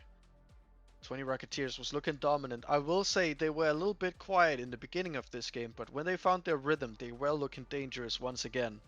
Vortex, however, able to shut the door in the end, but can they keep this 20 Rocketeers team from taking over again? That's going to be the question in this series, I believe. Yeah, there's just a lot of answers, or a lot of questions, sorry, that need answers for both sides, really, after that game. Because where was the attacking pressure from 20 Rocketeers? And then where was the defense from Deathcloud? They nearly lost that lead, and they were just about able to hold on. But they're going to need to be a bit stronger than that, I think. I mean, if you look at the shooting stats in this game, Vortex had 4 shots between all of the players, and every single one went in, don't get me wrong.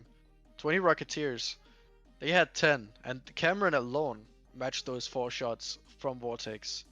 So it's not like the offensive pressure from 20 Rocketeers wasn't there, it's just that Vortex was able to get 4 pretty much clear-cut chances and make good on them. But can they keep that on in the whole series? It's very hard to do so as View trying to do it again on the kickoff, and he does exactly that. Even quicker than last time, 3 seconds now. And Deathcloud take the lead off of the kickoff once more. Yep. Once again, Vortex find themselves in the lead. They've enjoyed being in the lead so far. Although they almost threw away the lead last time, this time almost evened out immediately. But it's a bit of a poor attempt at goal and from Cameron at the end. Gives a big clearance away to Vortex. And a bit of disjointedness in defense from 20 Rocketeers makes it very awkward for them to get out of this situation.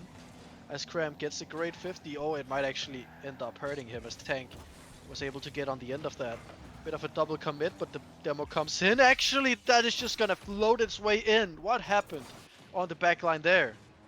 Massive whiff coming through from View. That touch just maybe misread. Oh, the side flip! That's never what you want to see, especially when you are on defense, and now the game's tied up again. And Deathcloud, they will be kicking themselves that they've let that go. As Colo banging that ball downfield. View gets 1 touch, but it's only as far out as Cameron. Cram nearly pushed up too far. And it is getting shaky out here right now for Deathcloud. Not the plat flip on the goal line, man. That is a tough way to concede a goal. But they are fighting on. They're now pushing towards that orange goal. But it's gonna be stopped by Tank. Cram doing everything he can to try and give View a chance of going forward. And a bit of a mistake from Tank. Pass infield to Sarge. But he cannot find the target. Now Colo going forward. Great first touch. Pops it up now. Is looking for that 50 onto the backboard. Cameron with the shot. And he does not miss. Cameron has been absolutely on fire so far in this series. Yes, he has. Colo does well to get around 2. And that shot is slotted away. And just an update on the other side of the bracket as well. Mistaken are 2-0 up against MPB Marvel. So we'll have to see whether or not Marvel can come back from that one after being in the upper bracket. But View, 1 touch to the midfield. Can Deathcloud find an equalizer? View is doing it all himself. And he is the one dragging Vortex forward. Yep. Game tied up once again. Bit of a mistake from Colo there on the backboard, but he didn't really have any boost. So that was his limiting factor going on there. Game all tied up again. Who will be the next to strike? Tank. That's a great takeover from his teammate, Sarge. Gonna be a bit awkward here if it goes through, but it's Cram to get a great clearance. Now looking for that bump. Buys View enough time to go in for that 50. Colo getting a great clearance here. Cram on the back end here. Gets it over Colo, but that's only a ruse. Cameron coming flying in. Now Tank taking it over. Infield pass for Colo. Can only get the 50 though. And now Cameron, last man, has to rely on Tank's help, and does. Now shot coming in from Cameron. Only really to test the defense. Didn't really look like it was an attempt at net. What a touch by Colo though, but the shot is just not there in the end. Yeah, Cameron trying to keep the pressure alive. Sarge finds one touch, tries to get the pinch out, but Tank's not going to let it go too far. As View pushing that ball back down, it's only as far as Tank tried to find the pass, ends up missing Colo, but Cameron is there, the double just off target, and it finds itself back midfield, but Cram can get that ball out. A good touch from Cameron, but it sets up View. The shot comes through. Colo getting the save, getting it cleared away as well, able to avoid the demo once again, but Tank, the shot, Sarge will have a free save, is able to get that ball, keep it away. The bumps are coming through as well from 20 Rocketeers. His View sending that ball back downfield. Tank taking control slowly. Just going to go around them. Trying to find a way over View as well. The double commit comes through. This could be dangerous for Vortex. The flick isn't good enough though. And Cameron though, able to be there for the follow-up. And makes it 3-2 now. Yeah, I mean, what a play by Tank. Just getting everyone taken out. Even making the last person awkward, so Cameron can just sneak in there and find a worldly angle to get the lead back for 20 Rocketeers. Tank now looking to do it all over again, taking a sweet time here, just shakes off a bump like it didn't even happen, but in the end it means that there's now a counterattack coming from Vortex, dealt with though by Tank. Colo launching it upfield. Cannot chase it down though, but that boost steal could be vital. Tank, for 850 there. It's gonna be Colo now trying to find Tank, but not really on the same page. Now Krem going for that backboard. It's on target. Cameron gets it high, and it is a save in the end. So now it means that surely a counterattack is coming from the side. 20 Rocketeers. Surely Colo can take it high. But only makes it to the corner. Infield pass and no one's there. Cameron all the way at home looking for some boost. Trying to find a way back into this game. And they don't want to let 20 Rocketeers have serious point as Colo puts a shot on, but it's just too high. That ball finds its way back to Cram. The shot is saved away from Tank easily. As Cameron trying to play the 50. Doesn't get the second touch though, so Colo's just going to clear that ball downfield. Cram off to the sidewall. Tank is first on. Takes a slow touch. Leaves it then for Cameron. Sarge does well though, not to fall for any tricks, but the shot from Colo just going to be too soft. Sarge gets a free save. And that ball tries to get cleared out again, but it's only as far as Cameron. He puts a shot on, but it's too soft. So Sarge once again getting a free save. Ooh, Colo getting beat out on the backflip there. Encounter is on from Vortex, but Colo getting back to it in time. And surely there's not enough time here. Krem gonna try from his corner, but it gets shut down immediately. And 20 Rocketeers locks out this game. And they take a series point. One more game needed for them to go through to the lower final. Or lower semi-final, sorry. And they are hoping that they can do it in this next one. They don't want to go all the way to Game 5. They don't want to go to Champions Field. They want to end it out here and now. And Deathcloud, we are back against the wall. What are you going to come up with? I mean, what do you come up with? What if you were in their VC? What is the thing you've been noticing that you would be mentioning to them right here? They need the aggression. I think the control and the aggression that they had in that second game, and in the games that they actually ended up taking against DSQ Caligo, they had a lot more aggression, and they were able to hold on to the ball a bit more, maybe take some slower touches, control the tempo of the game. But I think apart from that, there's not much you can do. Yeah, I don't know. I mean, their defense needs to be better. Shots have been good from 20 Rocketeers, don't get me wrong, but sometimes just getting hung up in the same corner as your teammate, getting stalled out just a little too long has become a problem for Vortex. And it's 20 Rocketeers that definitely have been benefiting from that. I think, as you said as well, the aggression in offense, they are finding a couple of goals, but they're not really setting up many for themselves. It's mainly from big mistakes coming out from 20 Rocketeers, and I don't know, I mean, you can make it work to play off of your opponent's mistakes, but it depends on them consistently making them, and 20 Rocketeers have not been making them consistently enough to win a series off of. They really haven't, as Cameron Good control, good touch, takes it high as well, ends up leaving it then for Tank. The shot is on it, it's good as well. And he takes the lead for 20 Rocketeers early on in this game 4. And they are wanting to go all the way to that lower final and maybe even find themselves to go for that bracket reset. Alright, hold on. Let's just stay here for a second before we start thinking about a bracket reset, okay? We're in the lower brackets, lower quarterfinals. There's still a long way to go. There's still a lot of opponents to go through. But 20 Rocketeers is looking good.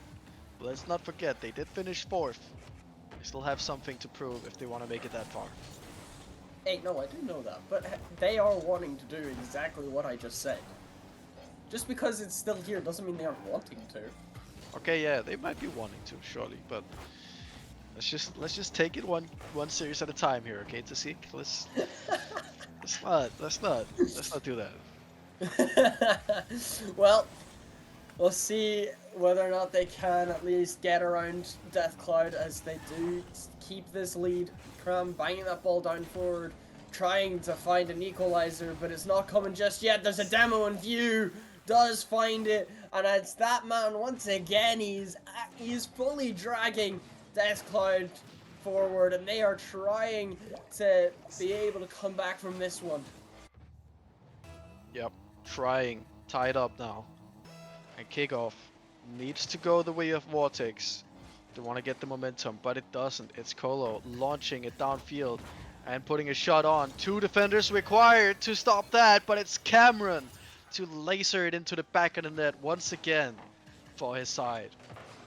And the double commit from Vortex destroys the defensive hold. But Cameron is there. The positioning is always good enough. I'll have to see, can they hold on to the lead this time as Tank over 1 tries to go all the way.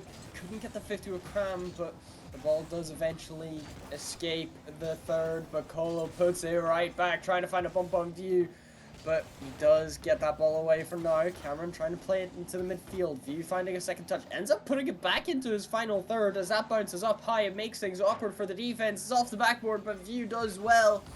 And Sarge with the catch plays the 50. Cameron to the side. Cram not able to do too much. Can't find contact. That drops down. View does well to read it. Colo, 1 touch to the side. Can he find a way through? But Sarge will go down the other end. Grabs a reset. Tries to put the shot on himself. But it does get saved away from Tank. And so far, with half the game remaining, 20 Rocketeers are holding on. Yeah, and they're gonna have another chance, but that's a really poor shot from Colo. Now Sarge looking to take it downfield here. Doesn't get the reset, and it's a nice dunk from Tank. Even gets demoed by Sarge. Now Cram looking to get this one down to View. But gets shut down in the process. Sarge taking a shot, but gets dealt with by Tank. And while it was a double commit, it wasn't an overcommit from Colo, as he can go straight back and challenge it. But a little bit of pressure now coming from Vortex. Infield pass, but it's just cleared away by Tank.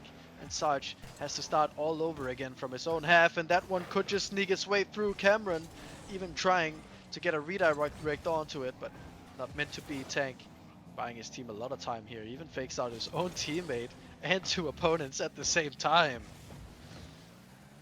Yeah, well, an update on the other side of the bracket as well. Mistaken Identity are 2-1 up right now against Marvel. MPB did take that last game 5-2, by the way. So high scoring over there as well. And View forces that one through 3 defenders.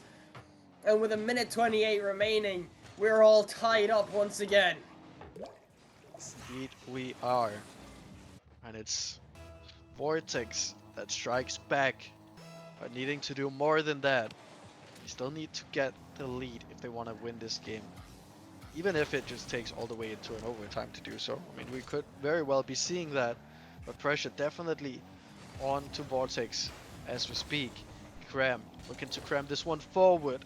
Makes Tank awkward, and now Sarge can pick it up. Looking for that dunk. Dealt with by Cameron. And now off the sidewall, Colo picking it up. Looking to spam that backboard. Cram though deals well with a Tank. Off the wall, finds that infield pass. Cameron with the shot, but is blocked by Cram. Now View up early for this, but not early enough. Sarge forcing it forward, but cannot get back to this one. Colo, great first touch. Tank hunting that bump, but can't get it, and Cram does well on 0 boost in defense. Yeah, and you can see the team pinch attempt there coming through, but View shuts it down instantly. As Cameron going downfield, Sarge has to get it cleared away, but it's only as far as Tank. 30 seconds remaining, and 20 Rocketeers are throwing the kitchen sink. They want to end it here and now. The reset comes through, it's over. View, the shot from Cameron isn't good enough as Sarge makes the save off the line. And somehow this stays tied, but as Vortex try to go down the other way, can they find some last second heroics? Tank to the side, it's caught by View. Colo bangs it downfield though, and there is still a chance. That ball hasn't dropped just yet. It will now, and we have overtime in game 4. The overtime that will make or break this series. Will it build up Vortex's opportunity to make a comeback in this series? Or will it just settle the debate and send 20 Rocketeers towards that next round of the play-in, of the lower bracket in playoffs? Keep in mind, 20 Rocketeers came all the way from round 2 in the play-ins, where they started off with a sweep, then won in game 5, and now they find themselves here. I believe 2-1 up in series score. Yeah, indeed. Overtime that makes or breaks the dreams of these teams. View looking to force a mistake, but not to be. Colo looking awkward in the corner, but now Cameron comes in and helps him, and that could just be it if it makes its way in, which it does, and settles the debate. 20 Rocketeers have taken the series, and they are moving forward with a great pace. The shade of purple goes in favor of 20R, and they will find themselves to move forward and face the winner of Identity and Marvel. They will be able to be the ones to go forward. They take down those Giants in DCE who were in the upper bracket just last series. But it is a good night to them. They'll have to wait for the new season before they can make an attempt once again, but you can see even with the post-series stats, 20R were all over Deathcloud. They did not let them have a second out, and the saves were just not enough for Vortex, and they will have to go home in defeat. And who do you think is gonna be the MVP? I know for sure my bet is on Cameron, because he was absolutely smacking in goals for this whole series. Yeah, I would have to assume it is Cameron, to be honest, because he was the one that was coming in clutch especially. Yep, and just as we suspected, Cameron 8 goals, 3 saves, 2 assists, all in 4 games, by the way. So a very He's averaging over 400 points per game as well, by the way. Yeah, that's mental. A very well-deserved MVP from Cameron, and a very well-deserved series win from 20 Rocketeers. And they will move on to that lower semis, and we shall see them on the B stream. But we're going to take a little break before we go to that upper final of DSQ Caligo and Chrome Raiju. So don't go too far, and we'll see you all very, very shortly. This is trophi.ai, an AI Rocket League coach, and it's absolutely crazy what you can do with this. If you've ever heard of ballchasing.com, it's a lot like that, but on steroids. You can press P and a pro demo will come up, and this is what's so cool and so unique about Trophi, is that this is not seen anywhere else, and it's just a great way to kind of show you how to do a training pack without having to side by side watch a YouTube video. And this is actually really cool. Training paths. So you basically, you know the skill trees from Assassin's Creed, Spider-Man, Sekiro, you know that sort of games where you have to, get skill points, use them, you unlock new skills. This is sort of very similar, but instead of actually getting skill points, you're actually doing the mechs. And also a cool feature as well, guys, watch this. You can slow it down. You can actually slow-mo it like this. So if you're really struggling, what you need to do, you can actually look for yourself and just have a look at the exact sort of movements that you're doing there. Look, it's really cool. I really like it. And alongside helping with mechanics, it also has a feature that analyzes any of your saved replays. That way you can see what you're doing well and what you need to improve on. It even has this cool post-game analysis that you can see stats from the game you just played.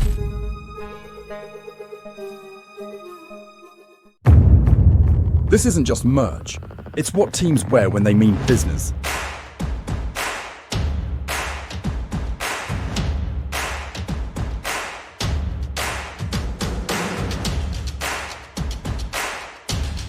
Every stitch, every print, every detail, made to perform.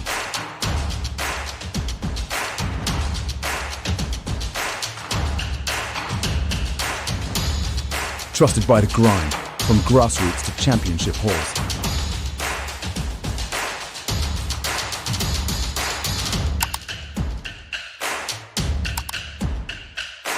Build your team store. Wear the brand that wins.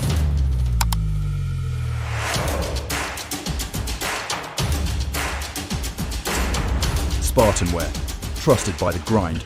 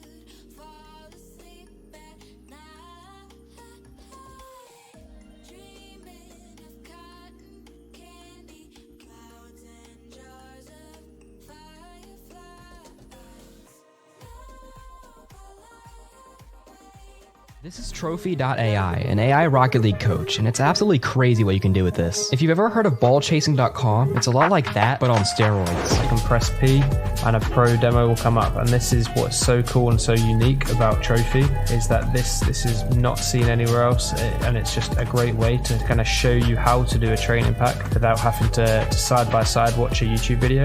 And this is actually really cool. Training paths. So you basically, you know the skill trees from Assassin's Creed, Spider-Man, Sekiro, you know that sort of games where you have to, get skill points, use them, you unlock new skills. This is sort of very similar, but instead of actually getting skill points, you're actually doing the mechs. And also a cool feature as well, guys, watch this. You can slow it down. You can actually slow-mo it like this. So if you're really struggling, what you need to do, you can actually look for yourself and just have a look at the exact sort of movements that you're doing there. Look, it's really cool. I really like it. And alongside helping with mechanics, it also has a feature that analyzes any of your saved replays. That way you can see what you're doing well and what you need to improve on. It even has this cool post-game analysis that you can see stats from the game you just played.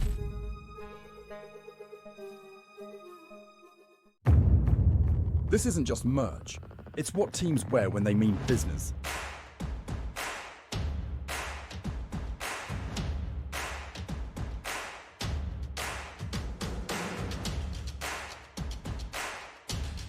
Every stitch, every print, every detail,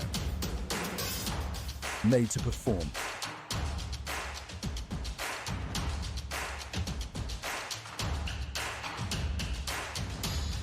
Trusted by the grind, from grassroots to championship halls.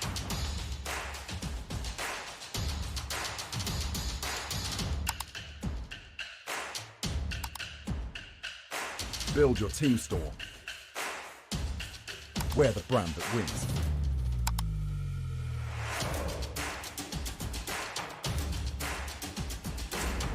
SpartanWare, trusted by the grind.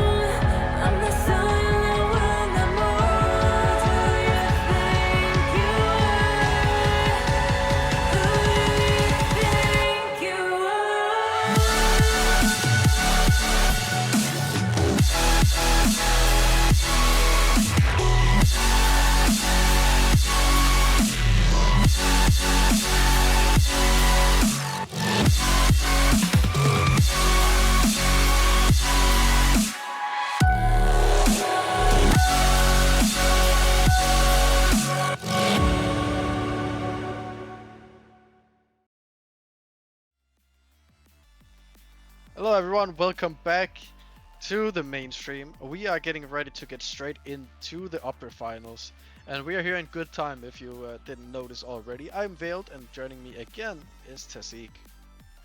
Yeah, and I am so looking forward to see this winners final. We've got Chrome Raiju versus DSQ Caligo, two very, very good sides who have done very, very well for themselves during league play and the playoffs, but this is also a same conference battle, so this could get very interesting. Yeah, and at first versus second, both 8-2 in league play on the series score, but a way better win record on Caligo. But we are in the playoffs right now, right? When it comes to main season, you have things such as subs that can have an impact on your win percentage.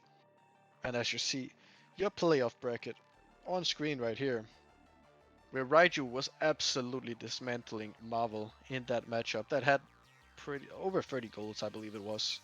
On the other side of the bracket, you have Caligo winning against Vortex, and right now it's Caligo versus Raiju.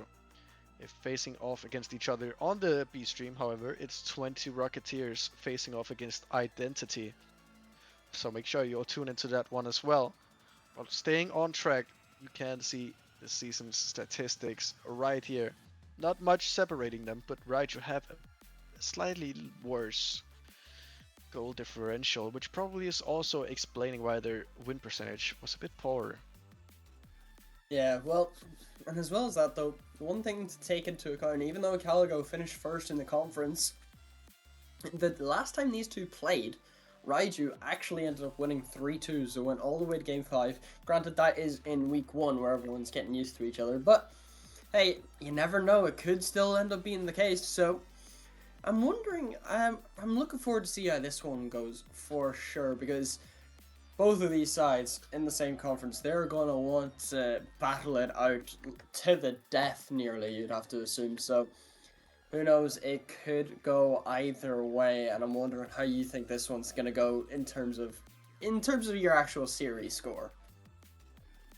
Yeah, well, we can do predictions, but we're still sitting on the team stats for now. Yeah. As we get back, we're going to talent predictions. So we're just having a second before we do our predictions, but you can see all our talents here predicting who's gonna win. And well, there's only really one person, Styx, who thinks that Raiju is gonna run away with this one. Pretty much everyone else had either MPB, which was Marvel, or Caligo, and Marvel just got eliminated, so they are not gonna be winning. So the remaining ones that could be right is Styx and all the guys that predicted Caligo to win. And if we go to our caster predictions here, I'm gonna say it's gonna be Raiju. You know, I've seen them in the other 2 games that they played so far in play-ins and playoffs, and they have just dismantled the teams that I thought was gonna beat them, and I think they're gonna do the same here. I think even though Caligo is definitely the favorite for most people, I'm gonna say a 4-2 to Raiju. Alright, well, I'm going the other way. First time today that I've actually been able to go against somebody in terms of caster predictions, but I'm going to this time. I'm thinking it's going to go 4-2 to Caligo. They dismantled Vortex earlier, and to the point where it was genuinely sad after the third game. But I do think Caligo can take this one fairly easily. But hey, now that we are on time, how about we stay on it and let's get some Rocket League playing, shall we? We're still waiting for one of the teams, so Wait, yeah, what the? cannot get it started just yet. We're still waiting for the Caligo guys as they just show up, so we Perfect can timing. actually get right into the game. We're gonna have the hype chamber, and you're gonna get the map preview, and then we're gonna get straight into business. Oh wait, never mind. never Caligo mind. needs a second here. Oh, damn it. I don't want to go to the toilet. So we're not staying on time here today, guys, because They had an hour wanted to delay. break, by the way. yeah, it is what it is, man. They had an hour. Could you not? All right. Well, it's fine. We can get underway very, very soon. But In the meanwhile, you can look at this beautiful map, by the way. Manfield Night.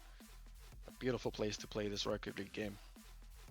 yeah, it is one of the greatest maps in this game, and hopefully we can get it once more. And let's hope for a good time. Anyway, this could be a very interesting match. It could end up just being grand finals once again, but that does not matter at all, because whatever happens on this pitch is going to decide who will feel worse on the end.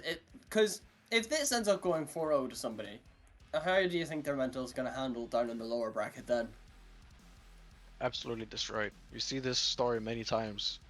Team doing well in the upper bracket, one really bad series, and it's the mental is just gone. And then they go down into the lower bracket, they lose a game or 2, and then all of a sudden they find themselves having to get back into a series. So it's not gonna be good. But let me ask you a question here that might be a bit off topic here. Looking at this map, you see all these eggs out in the stadium? If you could pick one spot to sit, where would you pick? Ooh, that's actually a really good question. I quite like that, you know. It would have to be somewhere high and in the middle, I think, because then you actually get a proper view of the entire field. But imagine sitting behind your your opponent's goal and you can see your team scoring the goal. True. Ooh, that is difficult actually. I don't know. I'm not sure. I actually don't know. Now that you've mentioned that, I don't know. But hey, doesn't matter as much. Everybody's here finally. So let us get game 1 of this upper finals underway. And on Manfield night, it is exactly where you want to be. Yep, all the bladders are emptied, all the engines are loaded up with fuel, and a double commit is loaded, but this might just lead to a goal from Astra, but not quite to be. Wavy gonna be pushing this one forward, looking for the bump as well, but gets shut down by Ken, who coincidentally was the winner of this tier last season. He's gonna be trying to do it all over again, and it starts here in the upper finals. Whoever wins this is setting themselves up for a great opportunity to win that final. Yep, Tezo trying to make things awkward on the defense for Caligo, but Ken does well to get it away, gets the catch. Astra bringing it back, but Ken, even with 0 boost, keeping the pressure on as that ball eventually gets pushed out. As Astra trying to find Tezo in the midfield, not able to this time, gets cut out as Wavy, a good catch, trying to pinch that ball downfield. Tezo, bit awkward as the demo comes through as well on Wavy. The shot just off target and Bailey couldn't find the touch, but Wonder, a big whiff. Tezo should have put that one on target. Misses the follow-up. The shot is saved by Bailey, and Wonder can get that ball away, and somehow we stay in 0-0. Yeah, somehow Tezo kind of squandered that opportunity. Astra placed that beautifully, but the defense held up from the side of Caligo. But you don't want to be giving away too many of those chances to the side of Raiju, because they have been burying them time and time again. Now it's Tezo creeping up, has been vital for this team in their run. Tests out Ken on the defense, but he does well. This one's passed down to Wavy, looking for that backboard, slowing it down a little bit, but Tezo just can't get the angle. And now it's Bailey carrying it forward from that blue side, gets stopped by Astra. Now against Ken, actually jukes him out very well, but Wonder does well to get it out of defense. Ball finding its way back into the blue half. That touch could have dropped its way in, but Ken does well to read it. So Wonder keeping it in this corner. Bailey not able to find a bump, but does grab the boost, so gives them a little bit of extra breathing spaces. Astra, that touch not going to help out. It goes back into the corner now. Will be able to get around Ken though. So Wonder, last person back, actually with boost. And Astra immediately going for that bump. And that ball is set up for Wavy. Yeah, that's a team pinch. That is beautiful. I mean, I thought definitely that was going to be a double commit. But that pinch is just going to perfectly give the speed for the ball to actually find its way back in the net. I mean, I understand the blue defense there. There's no... You're thinking there's no way they're going to get a power on a shot that finds that angle right there. But they do it. That was beautifully executed. Yes, it was, but now they're trying to go down the other direction. Bailey, a good touch in the midfield, but Astra is there on the side wall. Miscommunication coming out as well from Caligo. So Bailey and Wonder now on that backboard does get cleared out by Wonder. Wavy puts it back in though. Ken trying to start some sort of counter attack as Wonder takes control. A great 50, it falls out to Ken, but Astra is able to get in the way. And Wavy can send that ball back into the blue corner. Bailey does well to get that ball out, trying to find some sort of pressure for Caligo now, as they had so much of it in that series against Vortex, but now they're not able to find too much in the first game, as Wavy, one touch, trying to get that ball to the midfield, but it goes all the way, as Astra, the shot, isn't able to beat out Bailey. The defense from Caligo trying to hold strong, trying to keep this to a 1-goal deficit, so they still have a chance at this, and Astra not going to let them escape their own half. Keeps it in the blue side. Finds the pass midfield, but not able to get a shot off this time. No follow-up as Ken downfield able to get a demo as well. Bailey pushes it down to clear the shot on target, but Wavy does well to get the save, and with a minute remaining, it is Chrome Raiju with the lead. Completely different from the last time I saw these guys play. The last time, first game of the series was a 6-5 blowout. Second game was a overtime, I believe. Oh wait, no, the first game was in overtime. The second game was 3-2 with a 0-second goal to win it for Raiju. And then in the third game, it was another 6-5 blowout. So, you know, never really know what to expect when watching these guys. This one could be close, but Ken makes it even closer with a bar down shot that still has the crossbar vibrating after it. And right now, an update on the other side, the lower semifinals, 4-0 in Game 1 to Mistaken Identity, and they are dismantling 20 Rocketeers. But, hey, that isn't the game we want to focus on. We're here for this best of 7, as Tezu and Wavy having to come together to make that pinch out. And Wonder, first touch, up high, 30 seconds to go. We're even Stevens to go as Astra tries to push it up high, try to get a bump as well, but there's no one to follow it up on that ball. So Wonder plays the 50, Ken gets that ball downfield, the shot is off the bar, Wavy nearly puts it in his own net, it's off the bar again, and Wonder is there for the follow-up. And with 14 seconds, that could be Game 1 going to DSQ. This could be the heist of the century. Raiju was looking completely in control, but with less than a minute remaining, 2 goals have been found by the side of Caligo to put them in front. Astra gets a great kickoff here and needed exactly that, but it's Teso that is completely sent to the wild. Great demo there, opens things up a little bit, but 3 seconds left. Astra has to do well on the open and does a 0-second equalizer to send us into overtime in game number 1 here. Not the greatest 50 from Wonder, and he can't get back to it. And Astra just takes his time, puts that ball on his hood, and pops it straight in. And now overtime in game number 1. And Bailey taking control, grabs the reset, trying to go all the way, but not able to this time as Wonder off the corner. Can he find a second touch, maybe a pass midfield? Tries to, but pops it up high in the end as Bailey off the sidewall. Couldn't get the skim, so Ken finds a shot. Tezo is awkward. The bump attempt onto Astra gets that ball away, but keeps it in the orange half. And Ken not going to let it go too much farther as Tezo just taking his time, has to pop it up high. Wonder is the first person onto it, puts a shot on. It's under one, but Wavy gets the save. Ken not allowing Chrome out of their own half now. Try to find the pass off the pogo, but it won't come to anything just yet, as Raiju trying to put the pressure on themselves for the first time in this overtime, and it isn't coming out to do too much just yet. No, it's not. Wonder pushing it forward here, looking to follow it up, but it's Tessa with a great 50 to get it out of defense. Now Astra clearing it down to that blue half. Bailey gets a touch. That's gonna make things awkward from Astra in the corner, but it is going to be sent down to the orange half. Now Tesso on the backboard gets beaten out by Bailey. Astra finding a bit of time for his teammates here. A bit of a whiff from Wonder makes things awkward for the blue side. Tesso off the sidewall now, looking for that infield pass to Wavy, but is saved away on the last moment where it was possible. A bit of a whiff from Astra opens things up, and now the counter is on from Caligo. Can they find the opening? It's off the corner, but is shot down by Astra once again, and that could just be open, but is dealt with by Wonder.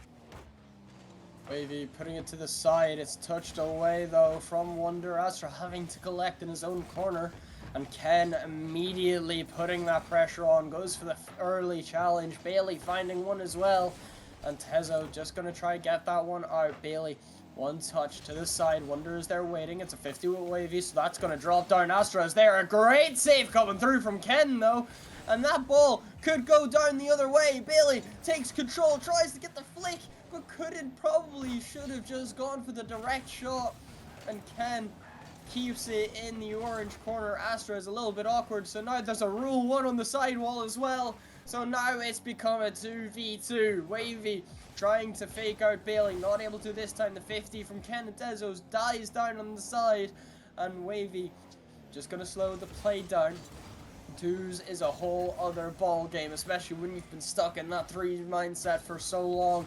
And Tezo downfield. We're 3 minutes in this overtime, nothing splitting these two sides apart, and it seems as though we'll be here for another while.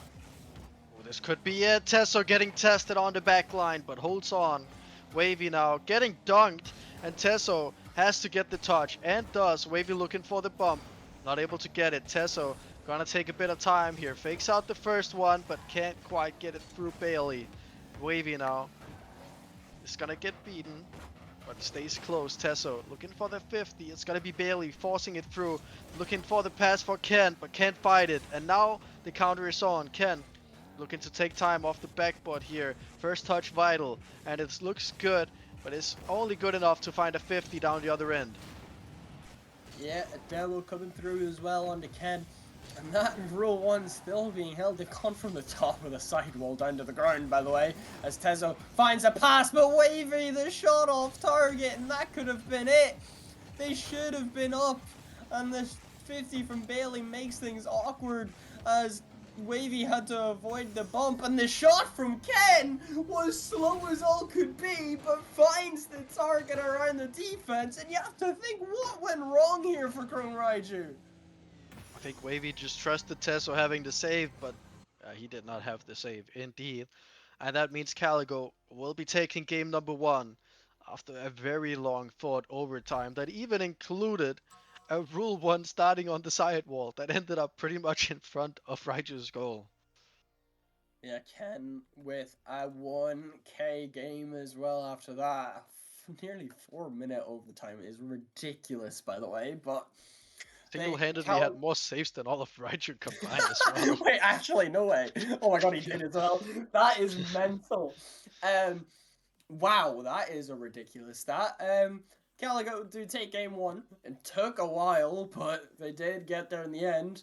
And after an overtime like that, I think Raiju are just gonna try and think, okay, we need to take a minute to breathe.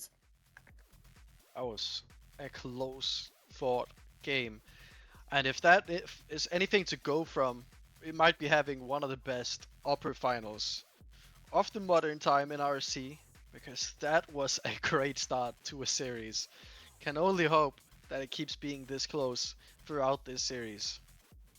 Yeah, you would have to hope so. I mean, we're 15 minutes into the series and we've only gone through one game. That says a lot, I think. But game 2, Forbidden Temple and Chrome Raiju are going to want to be able to pull that one back, especially after an overtime. But Bailey, off the kickoff, isn't going to let them have any chance of that. Indeed. Ken doing well to set up Bailey, that I had full trust that ball was staying right on the dot, and sends them in the lead with only 2 seconds played. Raiju now on the back foot once again. After that first goal, they were able to find the equalizer on 0 seconds, but after that have been pretty quiet. And they'll need to find another gear to get themselves into this game once again. Wavy now gonna be looking to pick this one up off the backboard. Gets a touch, Astra taking over. Wavy looking to rotate out and get the opponent's corner boost on the way. Bailey getting tested on the backboard. Not really a challenge for him. Astra can only really boost the 50 back to his teammate, but that opens up an opportunity for the team play, but Ken cannot find the target. Bailey off the backboard here, looking for Ken once again. Gets the beat, but Astra waiting patiently on that backboard can make it pretty comfortable for Tesso to deal with. Yeah, gets around Ken as well. Bailey able to keep that ball and steal it away. As Tezo over one tries to get the musty over Ken as well, but Astra having to be the last man back into the corner. Ken, a great 50. It goes all the way down the other end, so Wonder beats out the player. And Astra again having to just bang that ball out. Ends up setting up Bailey, gets a good save. And Tezo gets the 50 with Wonder, so it dies down the pressure for now, but it's off to the backboard. Once again, Ken is up. The shot is slow, but it's not going to be enough as that goes downfield. Wonder, a good save to the side. Wavy is there. Tezo as well. Keeps the pressure going, but that isn't going to help out as goes down the other end. Wavy, a big whiff. And Astro, with using Tezo as a little pop-up, gets that ball away and into the blue half. Yeah, and Wavy just finds himself so awkward in the blue half as he was trying to push forward in front of Astra, looking for a bump.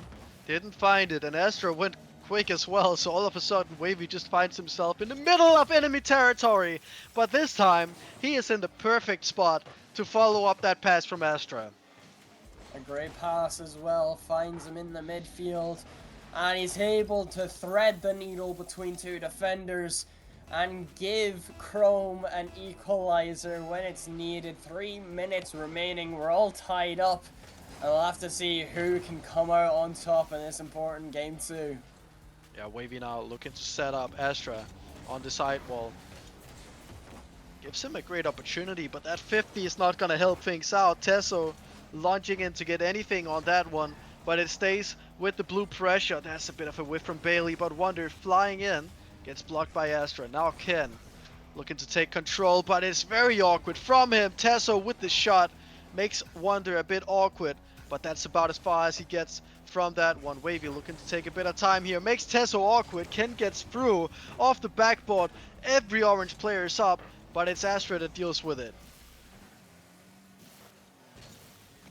And now, on the counter attack, Astra looking for that backboard. It's Ken now, on the counter, looking to pinch it forward. We'll get the 50, but Wavy picking it up. Now on the side, looking for Tesso. What a touch that is! Bailey can somehow manage to keep that one out. Needed to know what was going on, and did. Wavy tracking back now, gets it over one. Bailey, awkward as well. Ken, the only one that could deal with it. And now a great challenge from Tesso to even out the pressure a little bit. Yeah, Ken trying to go downfield at Astra, a good touch to the sidewall, but Bailey will be the first person on. Ken steals the corner boost as well. So Wavy just has to try bang that ball out. Tezo pops it high. Bailey is awkward, has to go backwards for that one. The shot from Tezo is good and finds the right-hand side of the goal and gives Chrome Raiju the lead for the first time in this game. Indeed. And it's a great goal as well. Tesso putting his name on that scoreboard. And now another kickoff.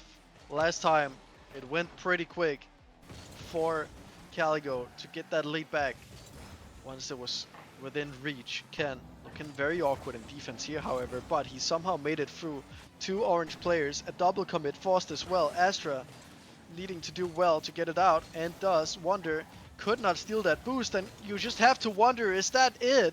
But no, it's kept out by Ken. Wonder, a great 50, barely carrying it forward, but Tesso is not having any of it.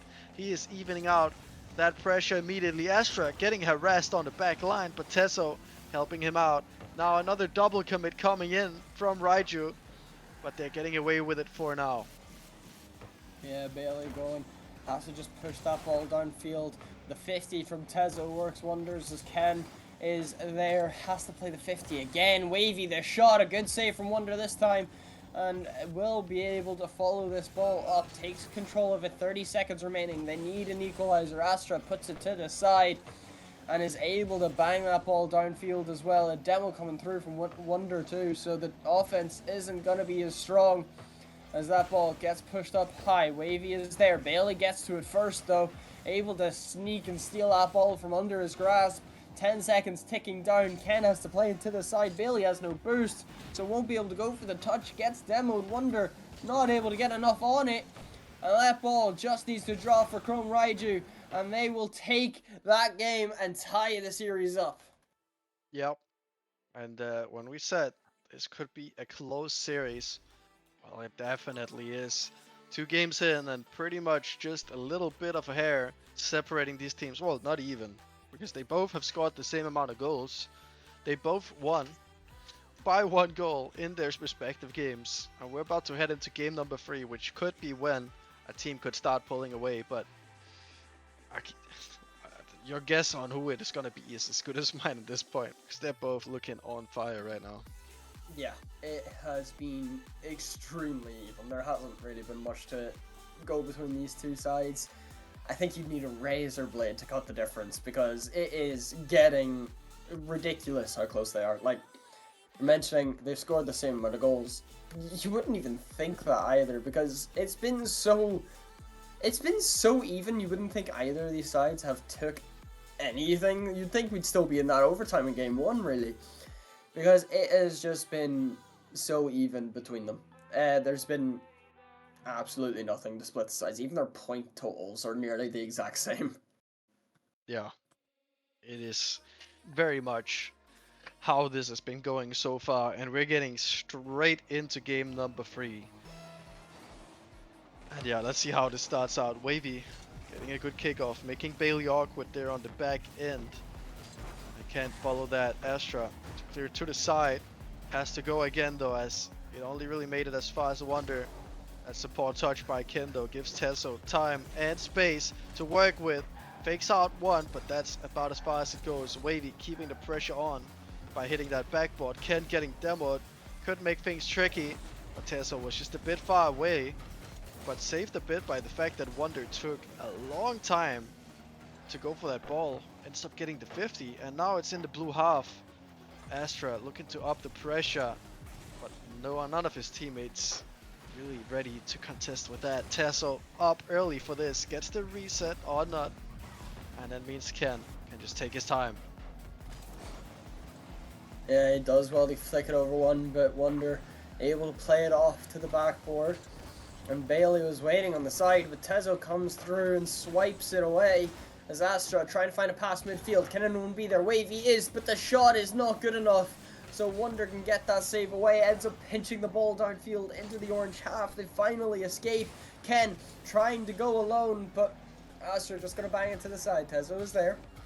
Gets it to the sidewall, will take it through, tries to dribble it around Bailey, but not able to this time. The shot from Astra off the post, Ken holds on, gets the flick, tries to go, but Wonder the double commit, and that leaves Bailey alone. So we'll try to go around Tesso, not able to this time. Wonder is there, gets the bang through. Astra puts it away to the backboard. Wavy's awkward, can't get the touch. Ken finding one, but the shot won't be able to come through. And we stay deadlocked 2 minutes in. Indeed we do. Astra now looking to clear it up downfield, but it's a bit of a blunder. It's hit the post as well, so Raiju can breathe a sigh of relief. As now Wavy looking to follow this up, but can only get it to Bailey. Tesso now looking to pick this one up. A great launch. Astra waiting for it. Looks for that backboard. Ken's up, but can't make connection. But Astra cannot find the shot. That is a big pinch on the side. Great touch by Bailey. Gonna be followed up by Ken. Getting the beat onto the backboard. Bailey's up. Saved away by Tesso. But it's Ken to just make sure that that is converted. Yep, now we have the lead for Caligo. Just under, a minute gone. Half the game gone. And we'll have to see, can they hold on this time? As the kickoff goes in their favor. Bailey able to take control of that ball. Tries to fake out Wavy that time, but didn't fall for it, as Ken is awkward, getting harassed on that back line. Wonder gets to clear out. Wavy being the last person back with no boost, just has to bang that ball downfield. Astra going for the touch, but it's saved. It's not good enough, as Wonder can get that ball away. Ken following it up, getting that further downfield. So Astra now trying to go the other way, gets demoed. Actually ends up trading with Bailey, as that gets played to the backboard. Bailey one touch, a pinch from Tesso, just bounces it up and down. And Ken going downfield, can't do too much else. And a big whiff from the defense, leaves Bailey alone, gets the good save, plays it to the midfield. Ken pops it up high. Astra will be the first one to go up, has to play the 50 instead with Wonder. So Ken trying to get that ball downfield once again, trying to keep it in the orange half, get some sort of pressure of their own, as they've had to deal with so much of it right now. But it isn't good enough just yet. Wonder gonna play the 50 with Tesso, goes in favor of Chrome Raiju, as Astra a big misread on that play. But we'll be able to follow it up off the touch from Wavy. No reset, so Ken will get that dunk. As Tesso bangs that ball downfield. Bailey gonna help it along its way down the other end. And so far, DSQ Caligo are holding on. Yep, Astra now clearing it. Tesso is the man on ball, but can only really make it as far as Ken, who's now gonna have a chance to shoot, but ends up giving Tesso some time to think about what to do. Drops it down, but Tesso waiting for that boost. Now looking for that backboard. Astra waiting there. Wavy with the shot. Saved away, but a big mistake from Astral. That was surely the chance to get back into this. Yeah, Astra should have put that one away. It's off the bar again from Wavy. And no one can be there for a follow-up, so Tesso trying to do it himself. Wavy not able to get the shot off, so Astra has to race all the way back, send it to the backboard. Will try to take this all the way coast to coast, but Ken blocks it away, and he's not able to do anything right now. There's no pressure coming through. It's not dangerous enough. 10 seconds counting down. It's off the corner. Ken is already up. So is Astra. It's off the backboard. Bailey can get that cleared away. Wonder is there waiting. Plays it to the backboard. This ball just needs to drop, and Tezza will try. Last second heroics, but gets cleared away. Wavy the catch. It's into the corner. And once again, Caligo take the lead in this series, and they do take game 3. Yep, they put themselves ahead in the series, but it's another really close game. And how many chances did Raiju have to tie that one up? I count 3 or 4 times where it was inches separating them from tying it up. They could very well have taken the win here if just 2 of those shots made their way into the goal, but not to be. It's Caligo to find themselves in the lead here. And I'm sure that they'll be buzzing about that one, because this game, while they had the 1 goal, they did not have any pressure in that last 50% of that game. It was all Raiju pressing on Caligo for that equalizer. Yeah, you're not wrong, but there were a lot of mistakes coming through. Astra should have put that one away, but just was too awkward, couldn't position himself correctly. So Caligo, they were happy out. They got a lifeline from that, and they were able to hold on for the rest of that game. And now Utopia Coliseum and Chrome will want to try and put this one through. Try and at least get a 2-game cushion at least. And Chrome Raiju, they need a comeback, because if they lose this one, they're looking at 3 straight wins if they want to go through. Yeah, not a complete reverse sweep, but would definitely be a nail in the coffin. Maybe not the last nail in the coffin, but certainly a nail. As now Astra having to do well here on the way back. It does decently. Wavy having to take some risks to make sure that it's not conceded. Tesso does well here on the transition. And Astra cannot get contact really with that one, but it's Wavy. And right now Raiju is struggling to get out of defense, but that is a hell of a clear. But it's not finished by Astra. And now it's Caligo on the counter. Yeah, and again, Chrome not finding the target. Ken one touch, drops down. Tezo is the first one on, so plays it into the blue corner once again. Astra the 50. Wonder gets it cleared away. Wavy one touch. Bailey is up already. Finds one to the side, able to make things a little bit easier for the defense, as there's a demo onto Ken, so the Caligo offense won't be as strong, but he can catch it now that he's spawned in. He tries to pinch it downfield, it's not strong enough, so Tezo to the midfield trying to find a pass, but it's not going to be good enough. It's Astra now to the backboard. Wonder gets it cleared away, and Caligo again just having to hold on, having to defend for their lives as Bailey gets that ball downfield. That could go all the way. It's just off target though, unfortunately, for DSQ. So they're not able to take the lead this time off the counter attack, as Astra trying to go alone, trying to do something, trying to find some sort of hope for Raiju, but it's just not been enough yet, as it stays 0-0. Yep, Astra was up early for that one.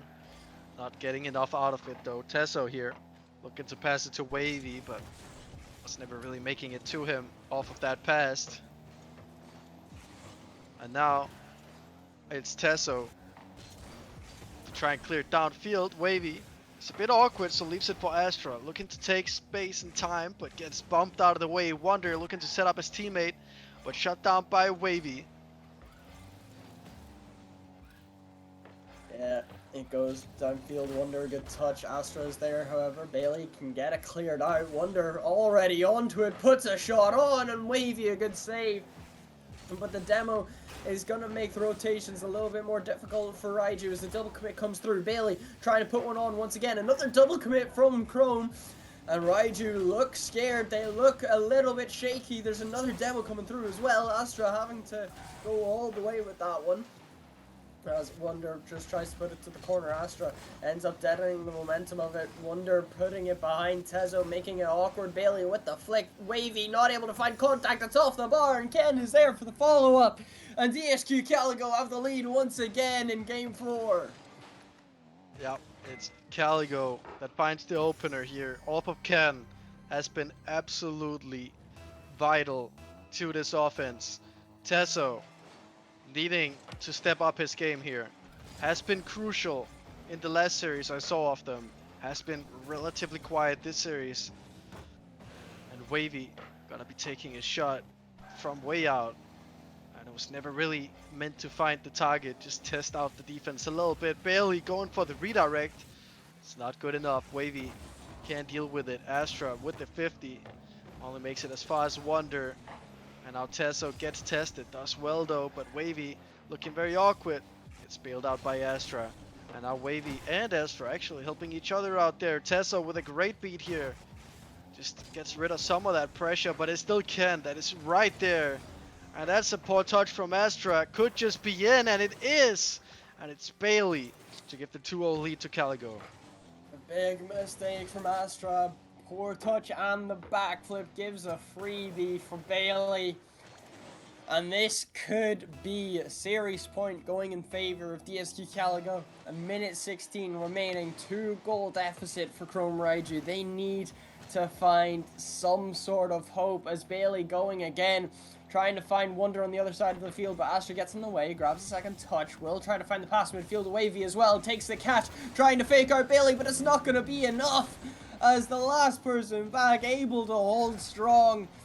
And Chrome Raiju just not able to find a goal right now. Oh, 2 goals needing to be found.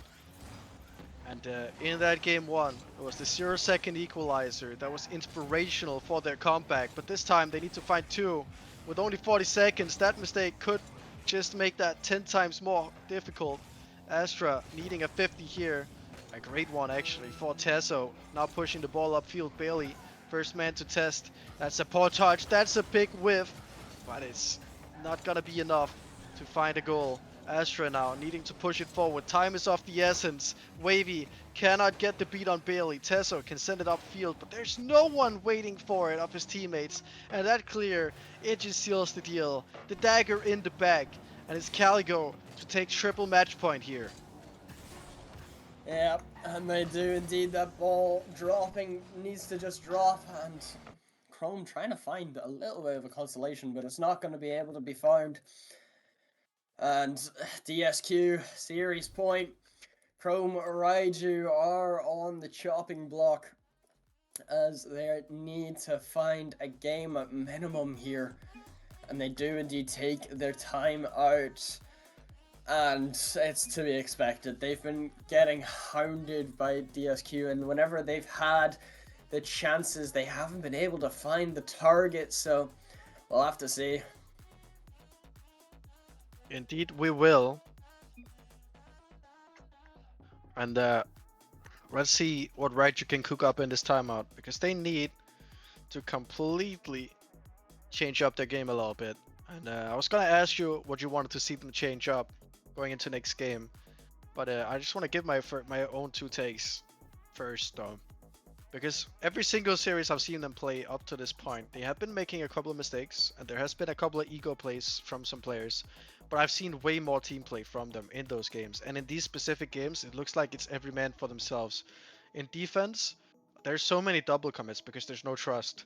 There's so many times where a player has the time to do things with the ball, but they end up just booming it straight back to the offense, and then they don't have time and they end up taking a bad 50 because they don't trust the player behind them. I think they need to regain that trust, and they need to play as a unit, because I haven't really seen that in these games. Yeah, there hasn't been too much from Chrome. I think some players in particular are trying to fight for themselves rather than for the team, and it's just not been helping out. And yeah, it's not been too great really from Chrome right now. DSQ have been a lot more level-headed, a lot more composed, shall we say, especially on that defense. Like you were mentioning, there's so many double commits coming through from Chrome Raiju, but DSQ have been a lot more composed on that defense. They've been able to hold out, and we've seen the pressure from Chrome Raiju, but the shots just haven't been good enough either. Anytime they have gone forward, which is, don't get me wrong, majority of that last game especially, they were on the attack, but the offenses just weren't able to find the final product. They weren't able to do what they needed to, and it's just been a lot more in favor of DSQ Caligo. Like, it's been so much better from them.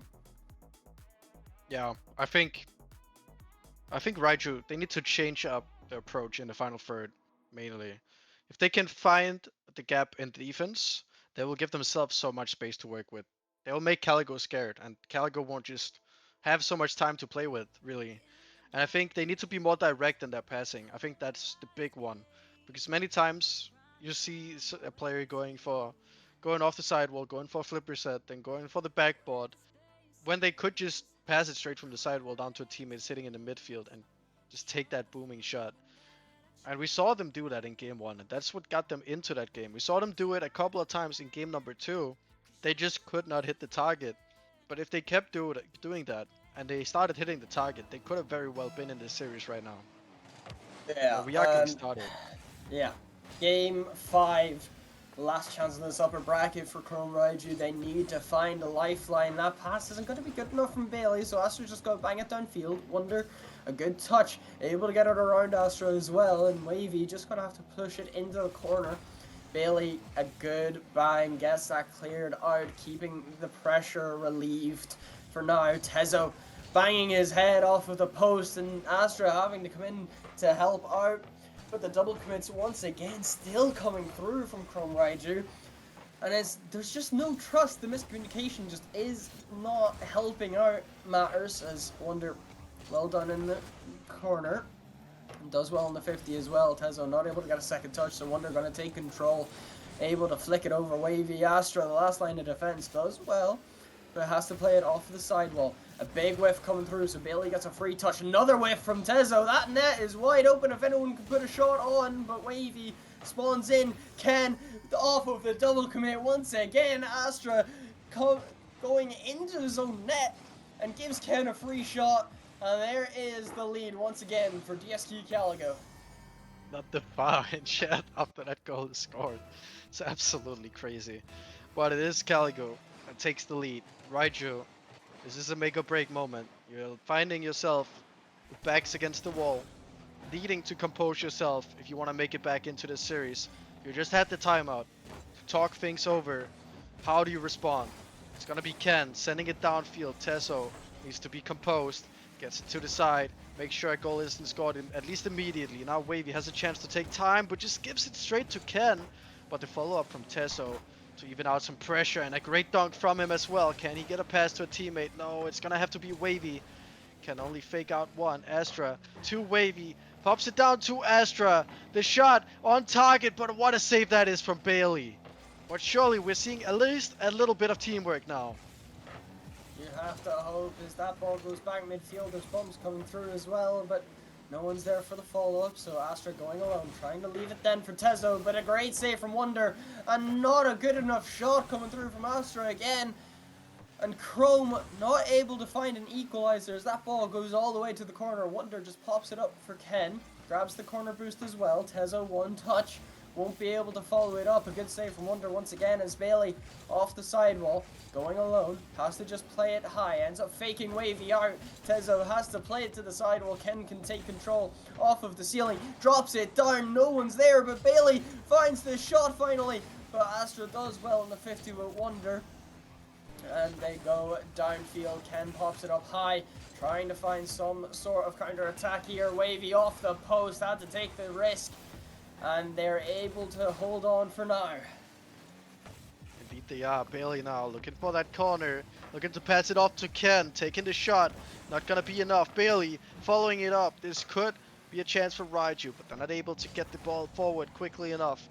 And you have been saying the shots have not been good enough from Raiju. I disagree a little bit. I think their attacks have actually been very, very impressive this game, but it's just Bailey has just been a monster in goal. has been keeping pretty much everything Raijo has been throwing at them out, and just been in position time and time again, making it so difficult for them. And he's now going to try and set up a teammate with a pass, but it's Astra with the clear. But has to give up possession immediately. Now Tesso on the sidewall, doing very well, getting past two, but Bailey just waiting there in time. Astra, that's not really the clear that you needed, is it? But he can follow it up with a big whiff. Means that it's gonna be so awkward for his teammates to push forward now. Yeah, and it is just looking good for DSQ Caligo right now. Bailey off the sidewall. Astra has to just pop it off the floor, but it's not going to be good enough for any of his team to help out with. His Tezo plays it to the side. It finds a way to get cut out by Bailey. And 2-0 now to DSQ Caligo. And you have to think they're on their way to the grand finals. Yeah, it surely looks like it. But it's still not over yet. 1 minute left.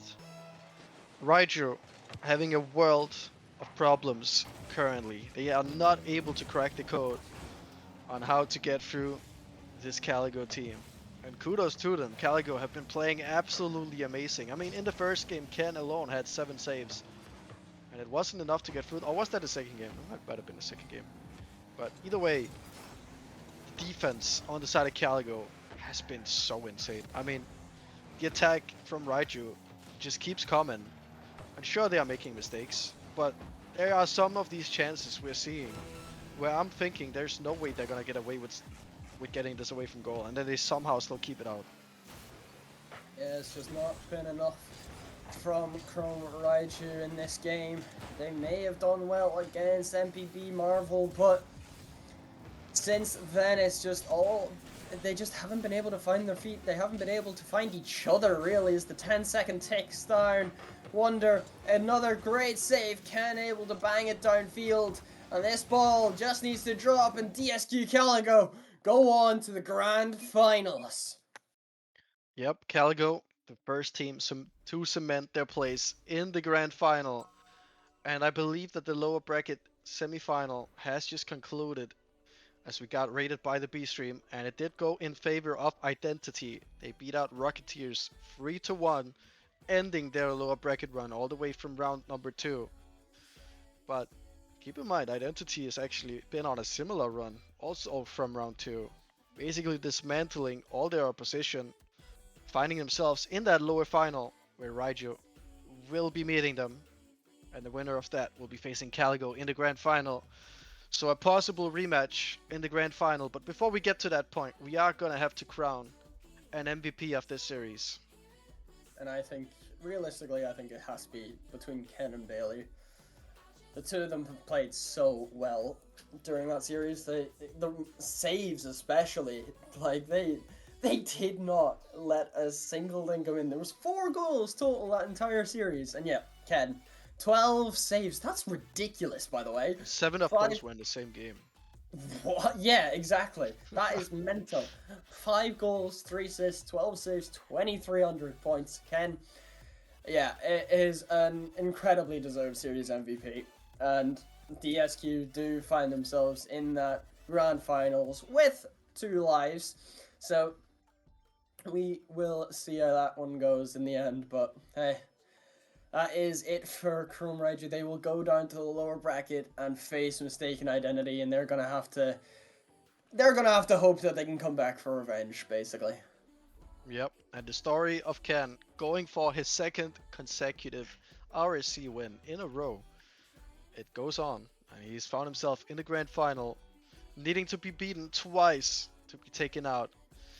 But before we get there, the lower finals is waiting. We're gonna head on a short break, and we'll be right back with that for you. So stay tuned for that. Trophi.ai, an AI Rocket League coach, and it's absolutely crazy what you can do with this. If you've ever heard of ballchasing.com, it's a lot like that, but on steroids. You can press P and a pro demo will come up, and this is what's so cool and so unique about Trophi, is that this is not seen anywhere else, and it's just a great way to kind of show you how to do a training pack without having to side by side watch a YouTube video.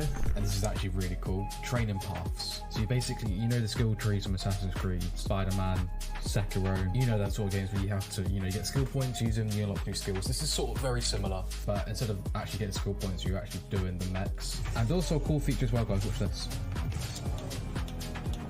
You can slow it down. You can actually slow-mo it like this. So if you're really struggling, what you need to do, you can actually look for yourself and just have a look at them exact sort of movements that you're doing there. Look, it's really cool. I really like it. And alongside helping with mechanics, it also has a feature that analyzes any of your saved replays. That way you can see what you're doing well and what you need to improve on. It even has this cool post-game analysis that you can see stats from the game you just played.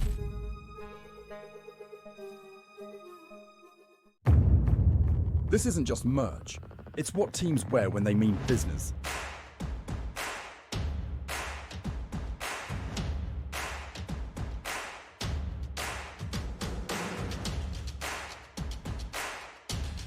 Every stitch, every print, every detail, made to perform.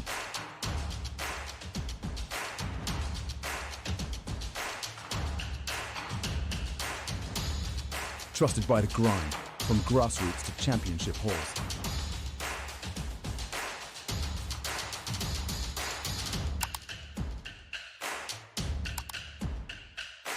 Build your team store.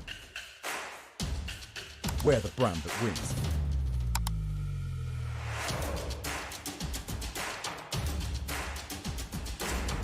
SpartanWare, trusted by the grind.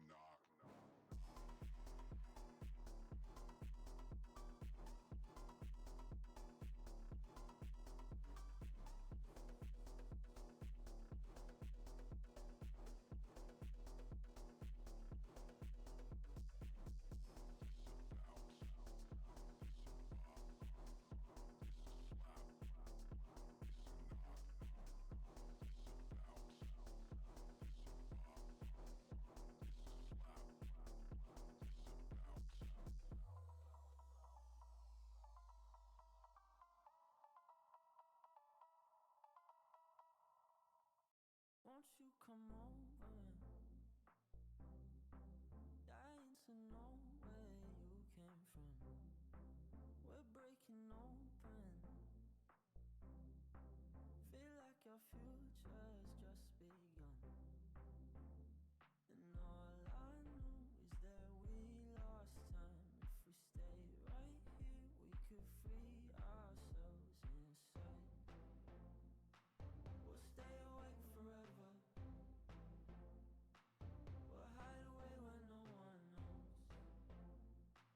Let's run away together.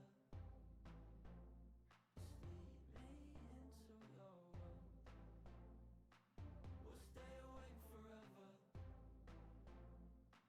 We'll hide away where no one knows. Let's run away together on our own. Just lead me into your world.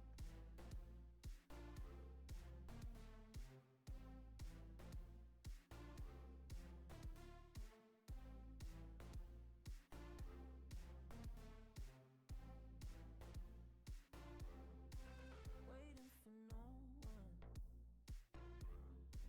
We're headed straight up for the sun. They'll never notice. We'll take these cities on our own. And all I know is that we lost time. If we stay right here, we could free ourselves inside. We'll stay awake forever. We'll hide away where no one knows. Let's run away together. Just lead me into your world. We'll stay awake forever. We'll hide away where no one knows. Let's run away together on our own. Just lead me into your world.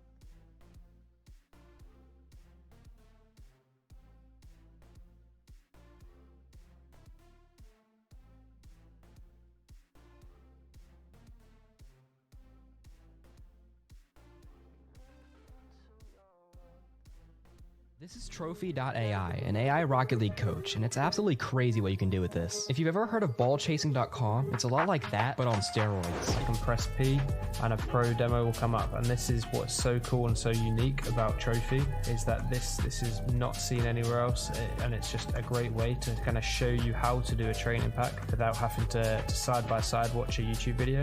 And this is actually really cool. Training paths. So you basically, you know the skill trees from Assassin's Creed, Spider-Man, Sekiro, you know that sort of games where you have to, you get skill points, use them, you unlock new skills. This is sort of very similar, but instead of actually getting skill points, you're actually doing the mechs. And also a cool feature as well, guys, watch this. You can slow it down. You can actually slow-mo it like this. So if you're really struggling, what you need to do, you can actually look for yourself and just have a look at the exact movements that you're doing there. Look, it's really cool. I really like it.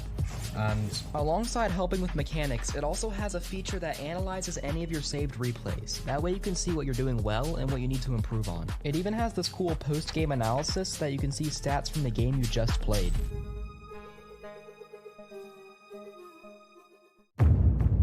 This isn't just merch, it's what teams wear when they mean business.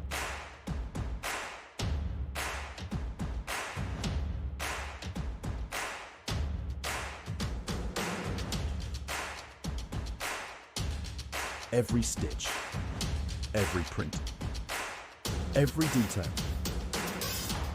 made to perform.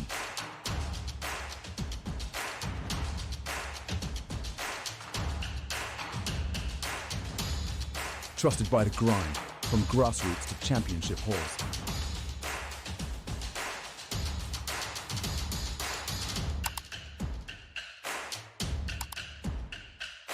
Build your team store. We're the brand that wins.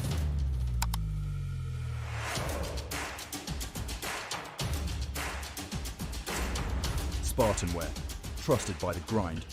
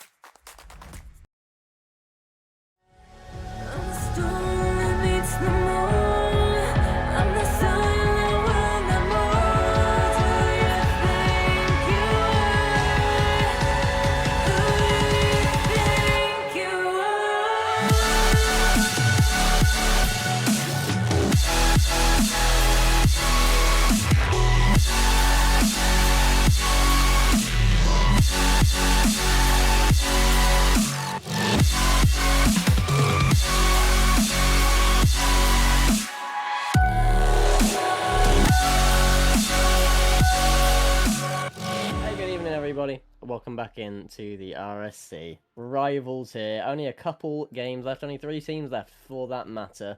And we've got the lower finals coming your way. Identity versus Rageu. My name is Beepin Sheep, joined alongside me is GM667. And why don't you take us through the bracket, GM?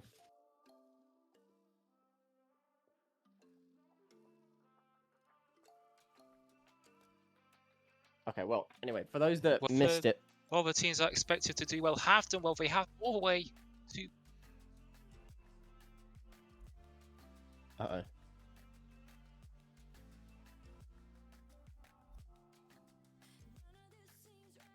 Indeed, and well, they have made it to the grand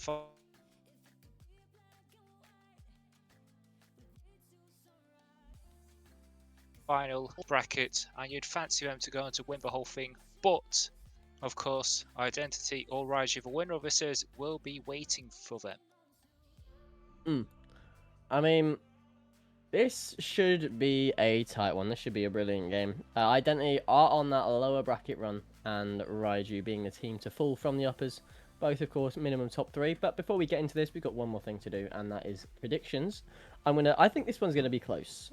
I'm gonna say 4-2 to MTK. I think just the momentum that they have and the fact that we always have something happen in rival tier, it's going to be them to power through and face Caligo in that grand. Yeah, it certainly is. And I think, looking at how the table ended, Rageu finishing in second place, 8 wins and 2 losses. Finish your season strongly, but maybe that record somewhat flatters them because they only have a 54.5% win percentage, which is lower than Lagapus, who finished third and lost their first round of playoffs tonight. It's lower than 20 Rocketeers. It's lower than Nightfall. So maybe that 8-2 record is somewhat deceiving, but as for Identity, they might have only won 6 series, but their win percentage in league play is actually higher than Rageu. So I think this might actually favour Identity. Yeah, I mean, with that being said and done, what do you reckon in terms of score anyway? I'm actually going to go 4-3 to Identity. So both on a similar boat then as well. And the thing is, this game is on quite the knife's edge, so it could really go either way.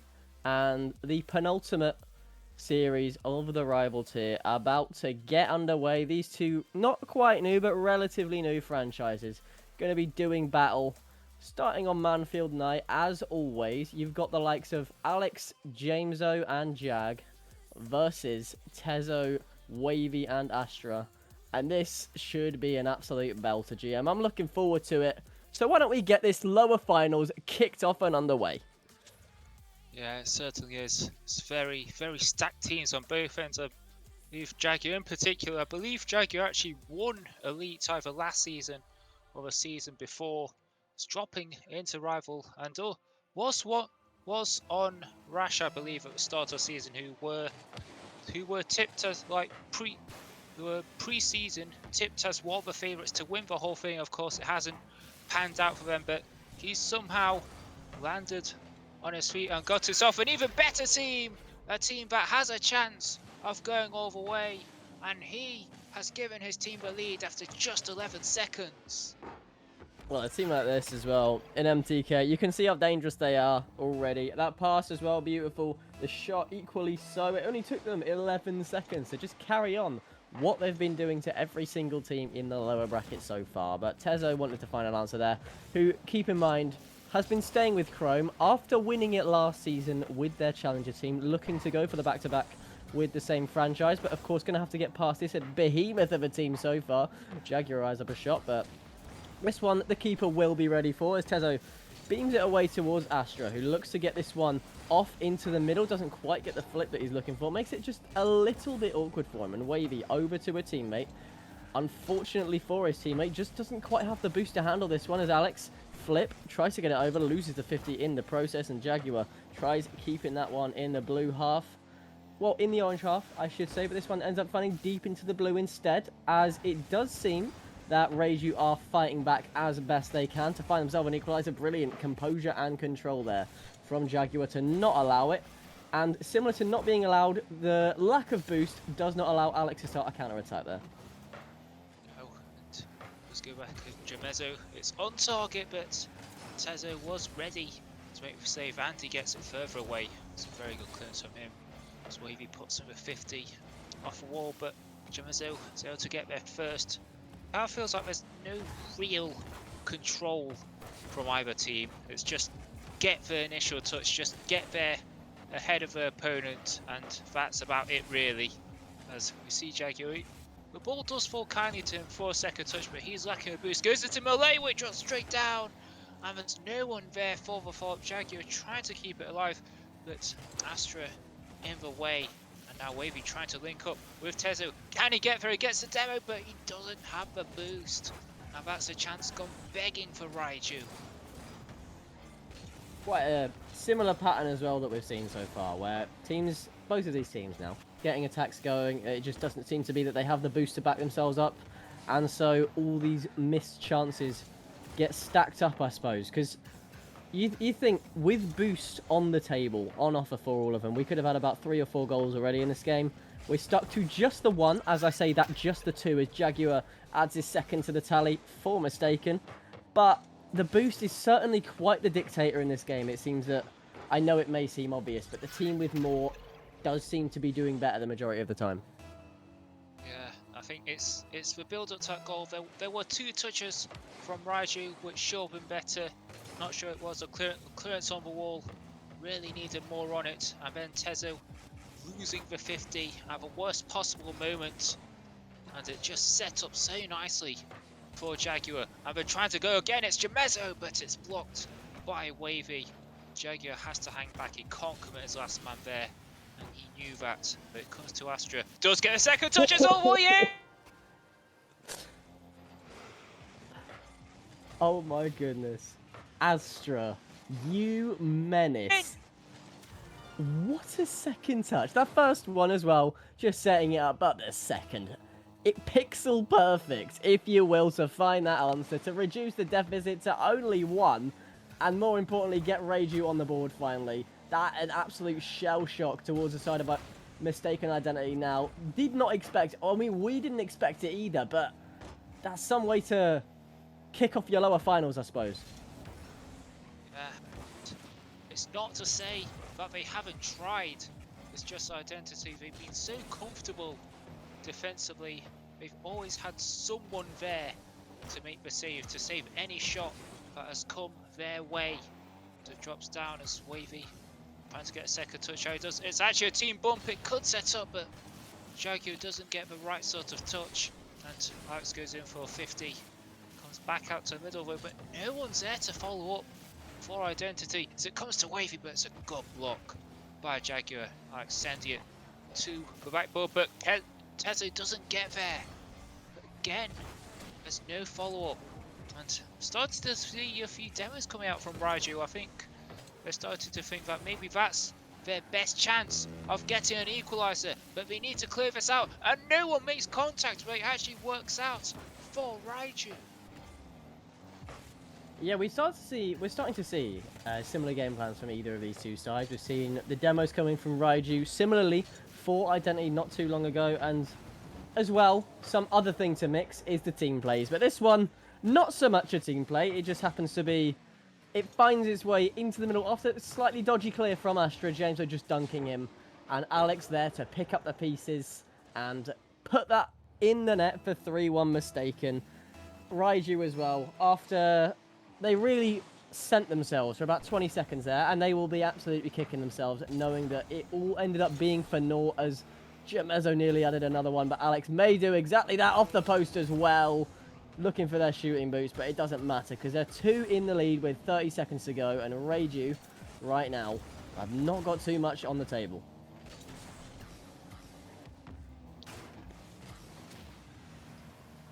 Well, I would have said that those 2 shots off a post might have given Raiju a bit of encouragement, but it seems to have all been for nothing. has committed very high up. It's too late now. Identity have won the first game.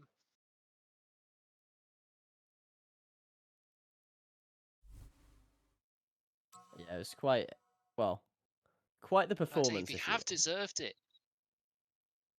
yeah, you will have to say they do deserve their win. They absolutely do. From all the control they had at the start of the game to the slight fight back, aka that wonder goal from Astra, if you will, and Raiju really trying to find that equalizer, but they capitalized when it mattered most, recognizing all the mistakes in that Raiju defense, and that was, well, that and the fact that they just seemed to dominate the opening couple of minutes is ultimately what got them over the line there, and what gives them that cutting edge over Raiju early on in the series.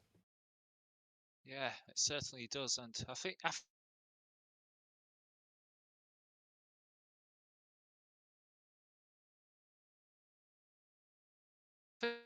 from that they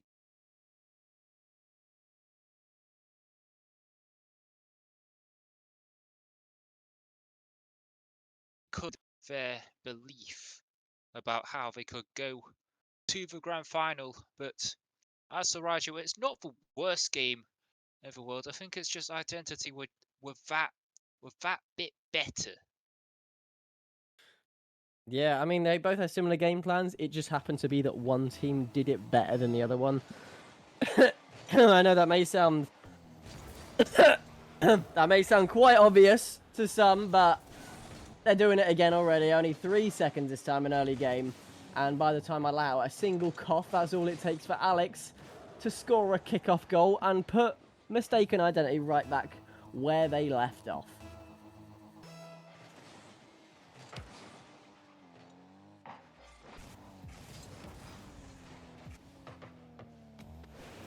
Yeah, and they could be looking to add another one straight away, but Astra makes a save, and it's a very good one at that.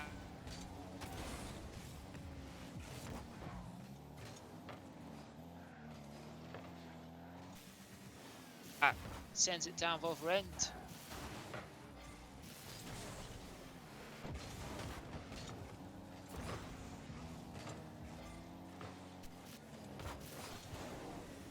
It is. Alex gets a 50 corner, and now that could open up. That's Jaguar. It's double commit, but it goes on to a pair.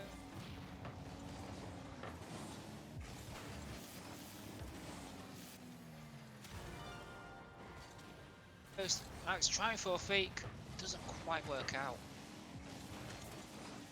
Well, there's your equaliser as well. Astra goal scorer once again for his Raiju side, and it's a good way. It's a good touch anyway to catch that MTK defense off guard. That defense that has been somewhat solid, especially solid in game number one, but Tezo maybe with this second answer in a matter of seconds now only goes towards Astra, who seems to be the player of the hour for his side right now.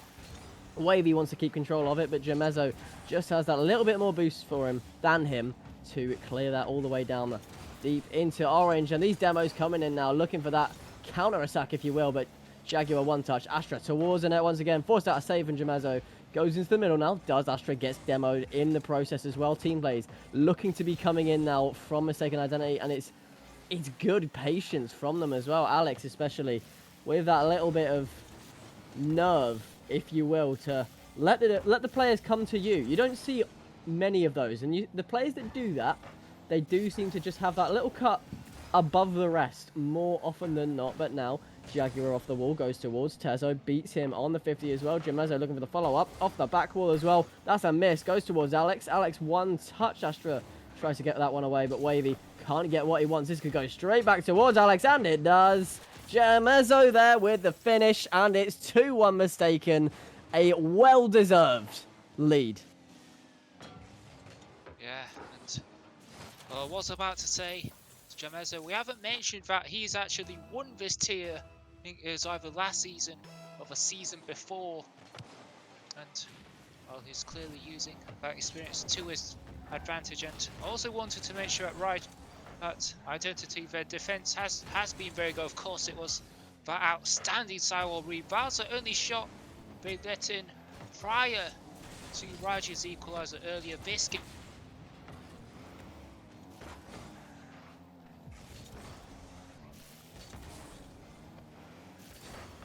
game as an 50 coming in.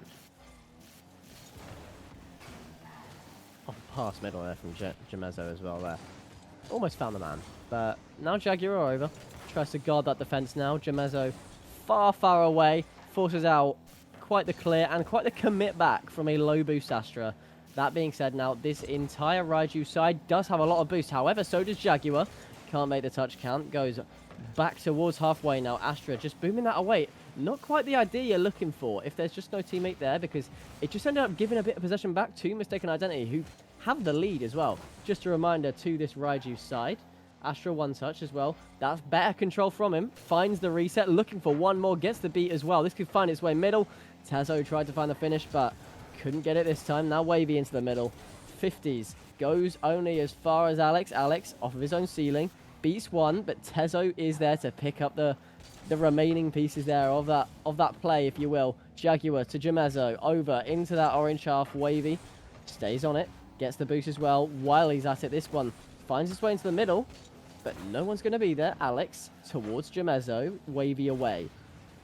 It's a bit 50-50, if you will, so far. There's attacks, there's demos, there's ideas, but there's not goals, Jim. No, and you do feel that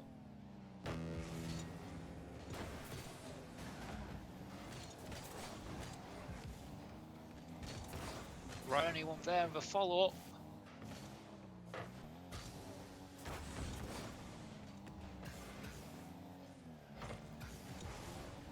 I mean, the chance is still there. So it looks like Tezo loses that charge, and now Jamezo, it's off the post. And Identity very nearly extended their lead. Now Jaguar's up for it. He saw the chance, and can Jamezo finish?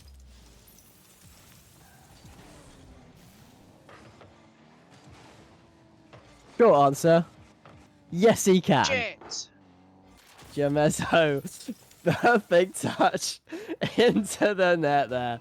Makes it 3-1 again. Raiju, Chrome Raiju have no idea what's hit them for the second game running. It just seems to be this Mistaken side is just more, they're just better. You face teams like these where they do exactly what you do, but they execute it in a better way. Jaguar, maybe for number 4, forces everybody out in that defense now, looking at a really, really steady 2-0 now for this Mistaken side. Alex, one more for the road, finds the bar. Jaguar finds the post. Jamezo wants one more, doesn't find it, and there's your 2-0. Mistaken in full control here. Yeah, they are, and I think it.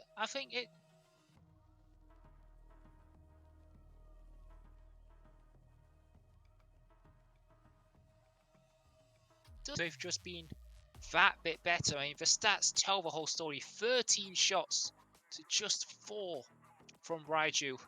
It feels like Identity, they've done such a good job at putting in the 50s in the midfield and making sure that the shots don't even come in from Raiju. So yeah, we followed a similar game plan, if you that's will. been the difference for them this series.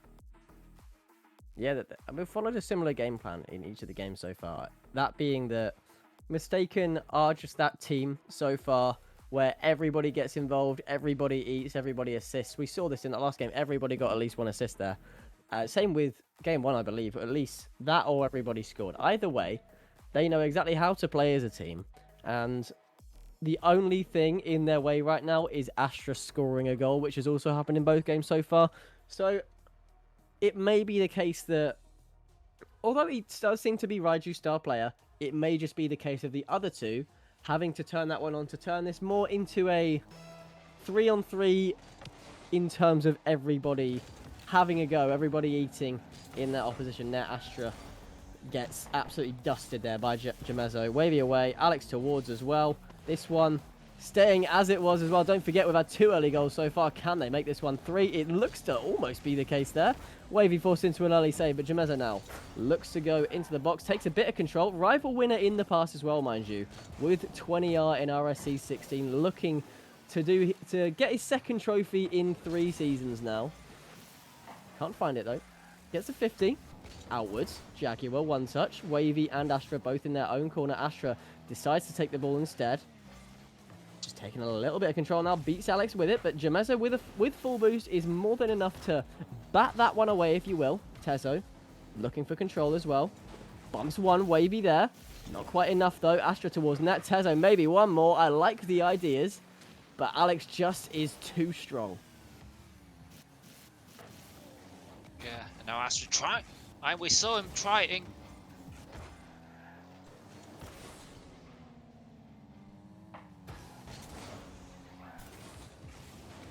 Game quite flat time around.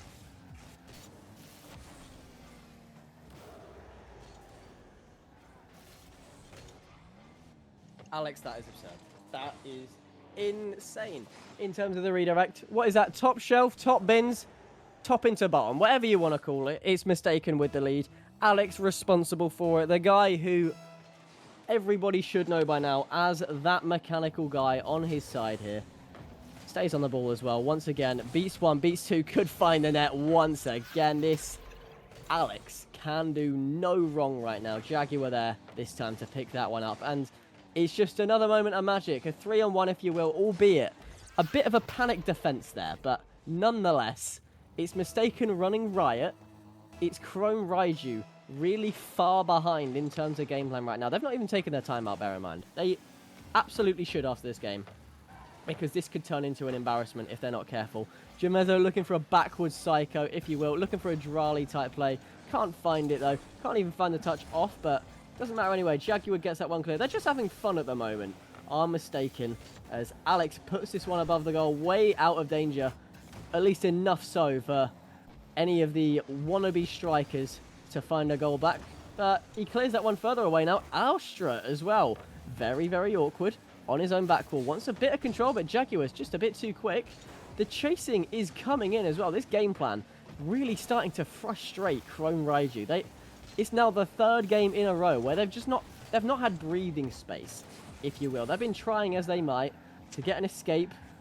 An Astra goal is almost always the answer for them, but after that, it just seems to be that they have no other thing to offer. This mistaken side right now, who just seem to be a little suffocating, a little annoying, if you will, in the fact there is always a man there to meet a challenge, any challenge at all. Jameza, middle, Alex there, good save from Tezo. Stops that from being 3-0, but they need to find the goal as opposed to just being on defense all the time, which seems to be the case so far. Astra now stays on it. Jameza just being a menace once again, just being a Jamenis, if you will. Alex beating one, Jaguar onto the backboard, wants to find a double, back towards Jameza, back towards, look for Alex, but wasn't quite there that time. The chemistry, for the first time in a while, not completely linking up, but nonetheless, they tried to keep that attack going as long as they could, and it did leave Raiju absolutely quaking. Yeah, and I want to go back. Down. To go again straight.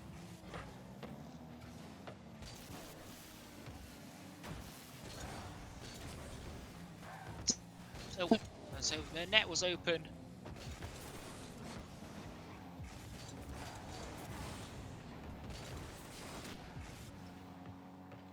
I think that second goal kind of sums it up. How identity of play this. They just wanted to make sure to be that bit faster, but just looking to keep winning the challenges, winning the 50-50, so that Raiju just don't have any control in this game at all. No, Raiju haven't even had a sniff for, well, this game, surprisingly none at all. Aside from Astra, none of the other two have even really had a series, if you will. We've seen defensive moments, but when you're 2-0 down, 3-1 down, in all of these games, that means naught, because you want to find winners. You don't want to be stuck on the defense for all 5 minutes for the whole series, because right now, Mistaken are looking primed to be that team they were at the start of the season, that 5-1 side. They're looking to bring that one back as well to, you know what, to challenge for the rival title, because Caligo as well, who, by the way, have had quite the route in there to that final with 2 lives as well. Ken Zero looking for the back-to-back on top of that. They need to start thinking about this mistaken side, because I know this series was, well, we dubbed it to be quite a close one at the beginning. That is not the case right now. It's 3-0. Mistaken are in cruise control. It seems to be Chrome Raiju don't look like themselves, and if there's anything they can do, all they can do is a timeout, which they do.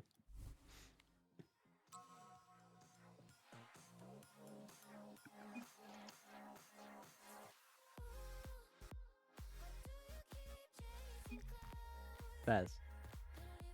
Yeah, and it's no surprise whatsoever to see Raiju calling a timeout. Although, interestingly, Identity have also called a timeout, but for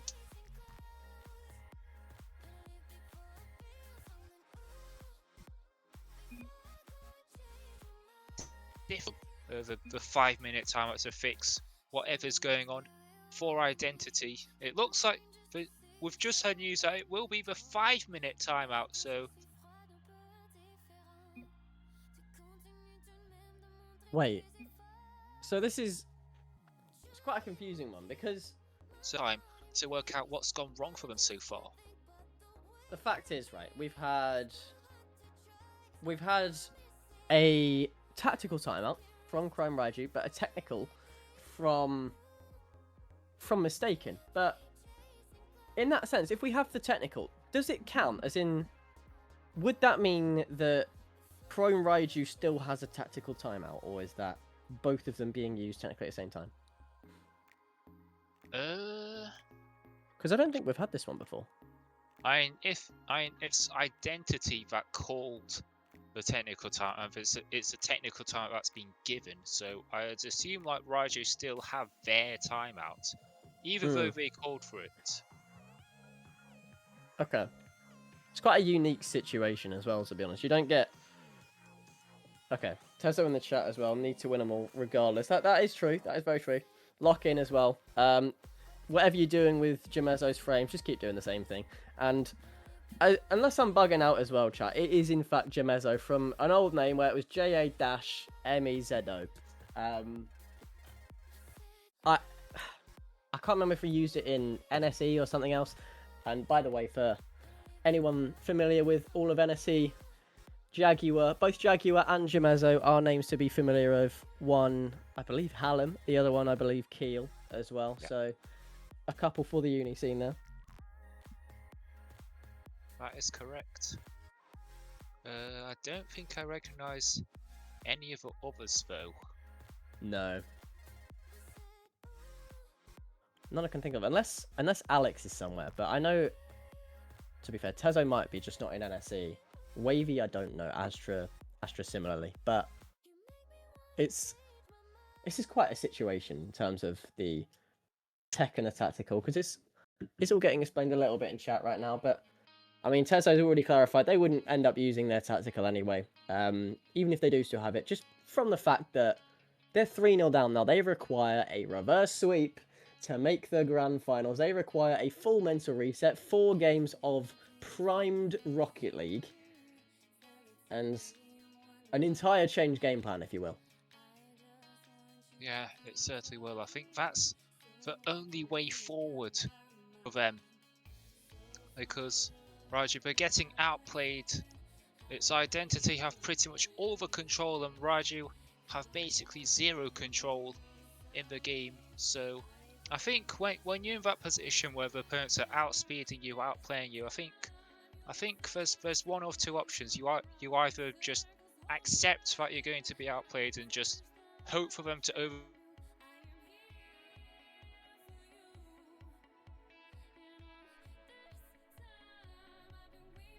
the momentum gets disrupted, then you can get a few breaks here and there. And what's the other one? Because you mentioned the whole like overcommit thing. Is there like another plan in place for maybe not letting him come to you, but offering something else? Have they? Because as for team plays and demos, we've seen them try. They've seen them give them a little go, but is it maybe something to do with the battle of the midfield? Because I know that so far, in terms of as far as 50s go, as far as challenges go, Mistaken have been all over them. It's been nothing short of annihilating them in every single challenge, it seems. So maybe it might just be a case of when you're trying to push the ball up towards the other side of the field from your defensive third, from the midfield standpoint, they just need to... It might just be a case of needing to get better at challenging, get better at 50s, trying to direct it towards where a teammate is, because you see that from Identity as well. You see, say, Jaguar pre-jumping for a ball, and it just finds its way to Jamezo, and then that finds its way to Alex, and more often than not, that finds its way to the goal. So maybe that's just a thing for Chrome Raiju to try and replicate. Yeah, and I think... Well, I think it's I cut up there where I was mentioning one of two ways. I'm not sure which one I was mentioning while I cut out, because I mentioned I either play on the counter attack or go for demos. So, yeah, I think the demos one was cut out. I heard the counter attack part, and to be fair, it does work in tiers like this. It's not like, because Rival is quite a fast tier, quite a chasey tier, if you will. It's on that edge between composed and chasey. So maybe it might just be a case of just baiting in Mistaken. yeah, and well, the timeout is not too far away, and Raiju needing a reverse sweep. We have seen it done before, but it is very, very rare. But with it being such, it's not a standard timeout. It's a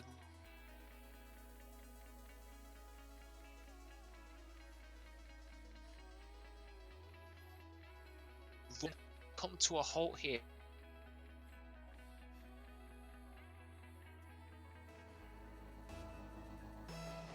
Right then. Yeah. 4 match points. 4 Mistaken. I know you just want to get this done straight away. Looking for that early goal once again. This time 6 seconds into the game. It doesn't matter about the time. It doesn't matter who called it, what happened, whatever. 5 minutes later, it's the same old story. It's an early goal from Alex. And once again, it's Mistaken with the lead.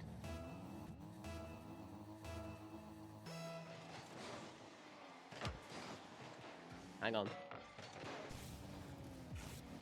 Is that going to be the case for much longer? About the momentum.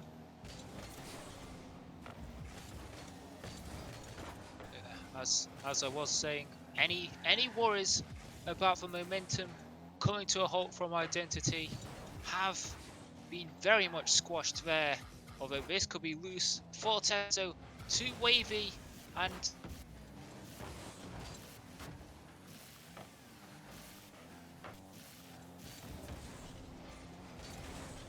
then the follow-up.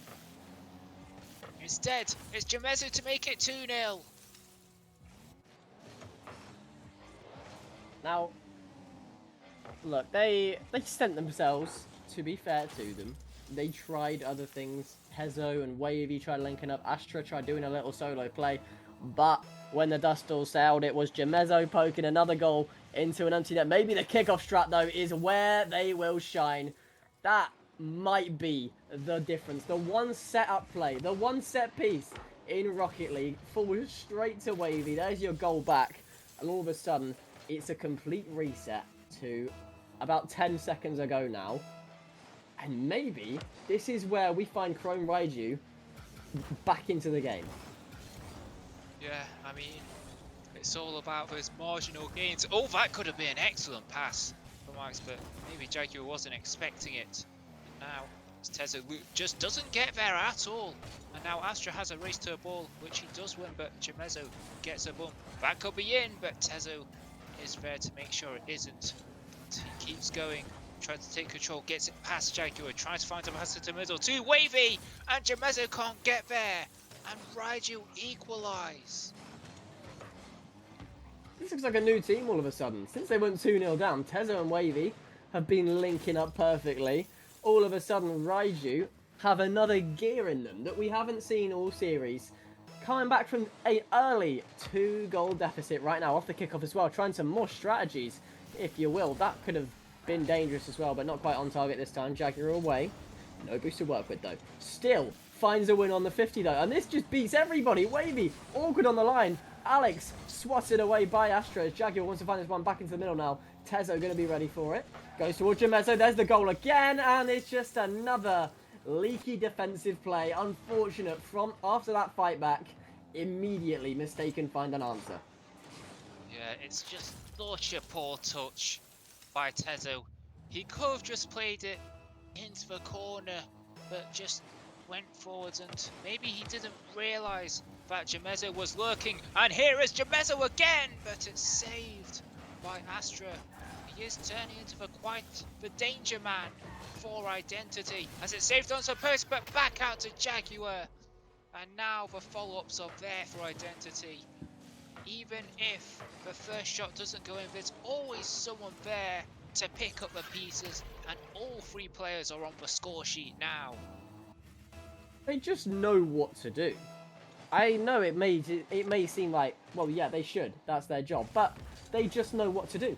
Mistaken. Every single player knows their role. Every single player knows where to go. Even after a little blip, even after 2 goals conceded in quick succession, they've found their way immediately back into that 2-goal lead again now. They've found themselves in control of the game. Jaguar looking to get into the middle. Jamezo tries to be there as well. Alex as well. But they always send 2 for an attack. There's always control in that other half now. There's always one chasing. There's always one ready for it. There's always a pass in there. Alex almost found another goal there. Could have been dangerous, but Jamezo just being a complete and utter nuisance in that orange half right now. Raiju just can't get rid of him. Maybe you'd have to send a demo man for him, but by doing that, you'd take a man out of your own defense. So it's just one of those things. It's like you're trying to eat your dinner, and there's a wasp flying all over you. That wasp right now is Jamezo, and it's just a little bit annoying if you were Raiju right now, knowing that he's just always there. Yeah, I think the way to deal with was wait for them to sit down and then crush them. In this sense, maybe go for the demo when he least expects it. But there's a 50 coming in. It could be even worse, but Wavy does get the touch away. And now here is Wavy onto Astra, but the 50 comes through from Jaguar. Tezo has to get a decent enough touch, and he does. Jaguar sets up, but he gets bumped. And now Wavy, but Jamezo in with the 50, plays it back to Alex. Shot is just too high, and Raiju are just struggling to find a way out. But here is Astra, finds it onto a backboard. Wavy but loses a 50, and Tezo is severely lacking boost. He has to contend with Jaguar, sets up Rice, but saved by Tezo. But it's back with Jamezo, but again there's another save. But Raiju, it's all well and good making saves, it's all well and good keeping the shots out, but they need to get some shots of their own, especially for a 2-goal deficit, less than 1 minute remaining. Otherwise they will exit the tournament and Identity will go to the grand final. The thing is though, it's just a little bit too difficult for them right now because so many people are just getting taken off the field, however hard they try to stay on. A lot of these players from both sides now are getting bumped away, demoed away. It doesn't matter what you do because there's just always a man there. Alex takes out Astra now. Wavy, maybe one more turn of the screw, to one more pick of the cherry tree to try and get something in this series. Yeah, Astra into the middle. Alex ready for it this time. Full boost as well. Wants to get the follow-up 50 and does as well. Jaguar, maybe one more just to fool the curtain on Chrome Raiju's rival run. That might be the one. That might be the dagger from Jaguar. You can't resist him because he will just find a way through. 5-2 now, 15 seconds. It's mistaken. They look to have done it. Yeah, I mean, you really ought to think so. I mean, I doubt. I don't know what Raiju have left. Even if they get a goal here right now, it still won't be enough. It is mathematically impossible now. And Astra preemptively leaving the field. He knows that his time is up. His team's time is up in this tournament. And Identity, in very dominant fashion, despite the timeout, despite the extended timeout, go through to the grand final, not dropping a single game. It's not very often we see a sweep in a best of 7, but Identity have pulled it off. Yeah, and they've done such a good job of it as well. Looking at their lower run, by the way, not a single one has gone to a deciding game. They've had 4-2, 3-0, 3-1, 3-1, 4-0, and now Caligo to go. They want to avenge what happened last season to them. Remember, for those who watch Rival, after you look at these stats, by the way, utter domination, start to finish. But don't forget, Identity last season, in that upper bracket, faced Flame in a grand final. Flame became the first team to ever win RSC from the play-ins. Identity looked to replicate that and be on the other side of that team in the final. They look to do one of these themselves. And honestly, GM, after a performance like that, it's hard to see how they can be stopped. Yeah, and I do wonder whether Caligo were watching on, and if they were, what they thought of this team. Is this a team to be scared of? Is this a team I think, oh, maybe they could take us to a bracket reset if we're not careful, and we need to step up our game to make sure that doesn't happen. Yeah, I mean, I think Caligo need to take a good hard look at all the danger that can be offered from everybody in Mistaken Identity. Series MVP, by the way, going to Alex from a very balanced performance. 4 goals, 5 assists, 3 saves, 4 demos. About just short of 400 points per game as well. So, all in all, that MVP could have gone to anybody at all. But, for the time being, that was quite the series. That was one where we, for a rare occasion, had to get the brooms out. So, you know what, GM? Pretty damn good performance. Yeah, it certainly is. And as I said before, it's not very often that we see a sweep in a best of 7, especially at this point in the lower final. Goes to show just how much the gap was. It's not to say that Raiju performed badly. It's just that Identity, they had everything locked down. The challenges when they were first to so many loose balls. And when you're playing a team like that, it's hard to find a way to stop them. And we'll see if Caligo have a way to stop them in about 10 minutes.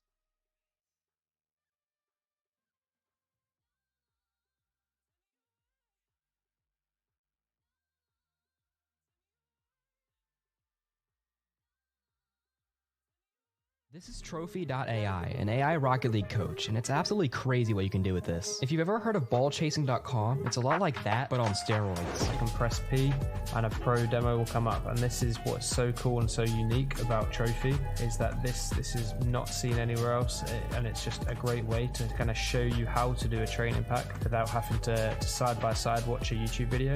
And this is actually really cool. Training paths. So you basically, you know the skill trees from Assassin's Creed, Spider-Man, Sekiro, you know that sort of games where you have to, get skill points, use them, you unlock new skills. This is sort of very similar, but instead of actually getting skill points, you're actually doing the mechs. And also a cool feature as well, guys, watch this.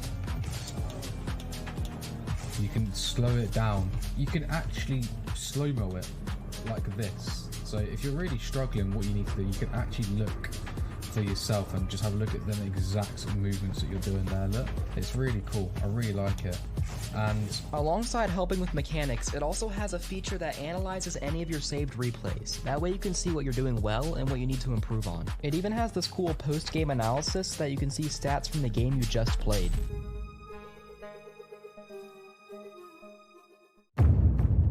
This isn't just merch, it's what teams wear when they mean business.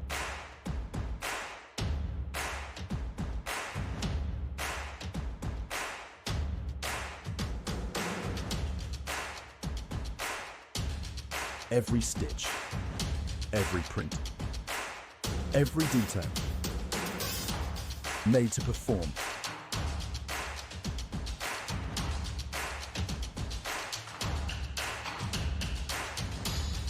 Trusted by the grind, from grassroots to championship halls.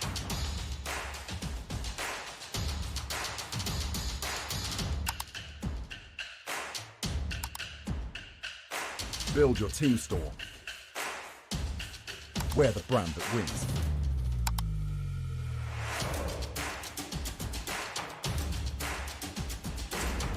SpartanWare, trusted by the grind.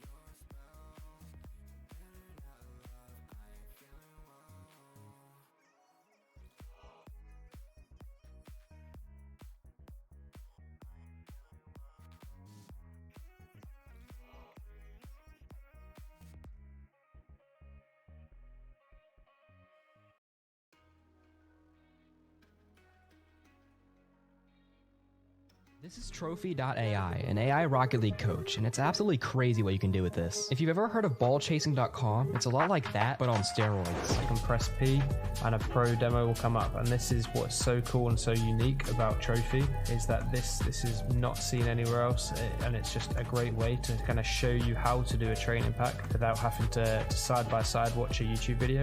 And this is actually really cool. Training paths. So you basically, you know the skill trees from Assassin's Creed, Spider-Man, Sekiro, you know that sort of games where you have to, you get skill points, use them, you unlock new skills. This is sort of very similar, but instead of actually getting skill points, you're actually doing the mechs. And also a cool feature as well, guys, watch this. You can slow it down. You can actually slow-mo it like this. So if you're really struggling, what you need to do, you can actually look for yourself and just have a look at the exact sort of movements that you're doing there. Look, it's really cool. I really like it. And alongside helping with mechanics, it also has a feature that analyzes any of your saved replays. That way you can see what you're doing well and what you need to improve on. It even has this cool post-game analysis that you can see stats from the game you just played.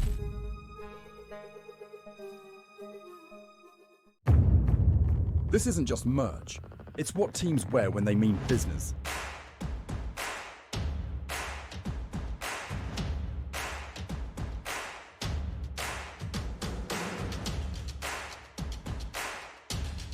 Every stitch, every print, every detail, made to perform.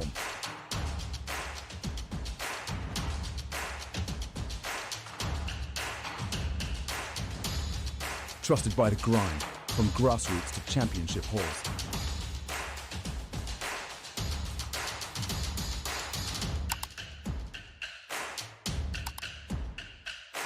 Build your team store. Wear the brand that wins.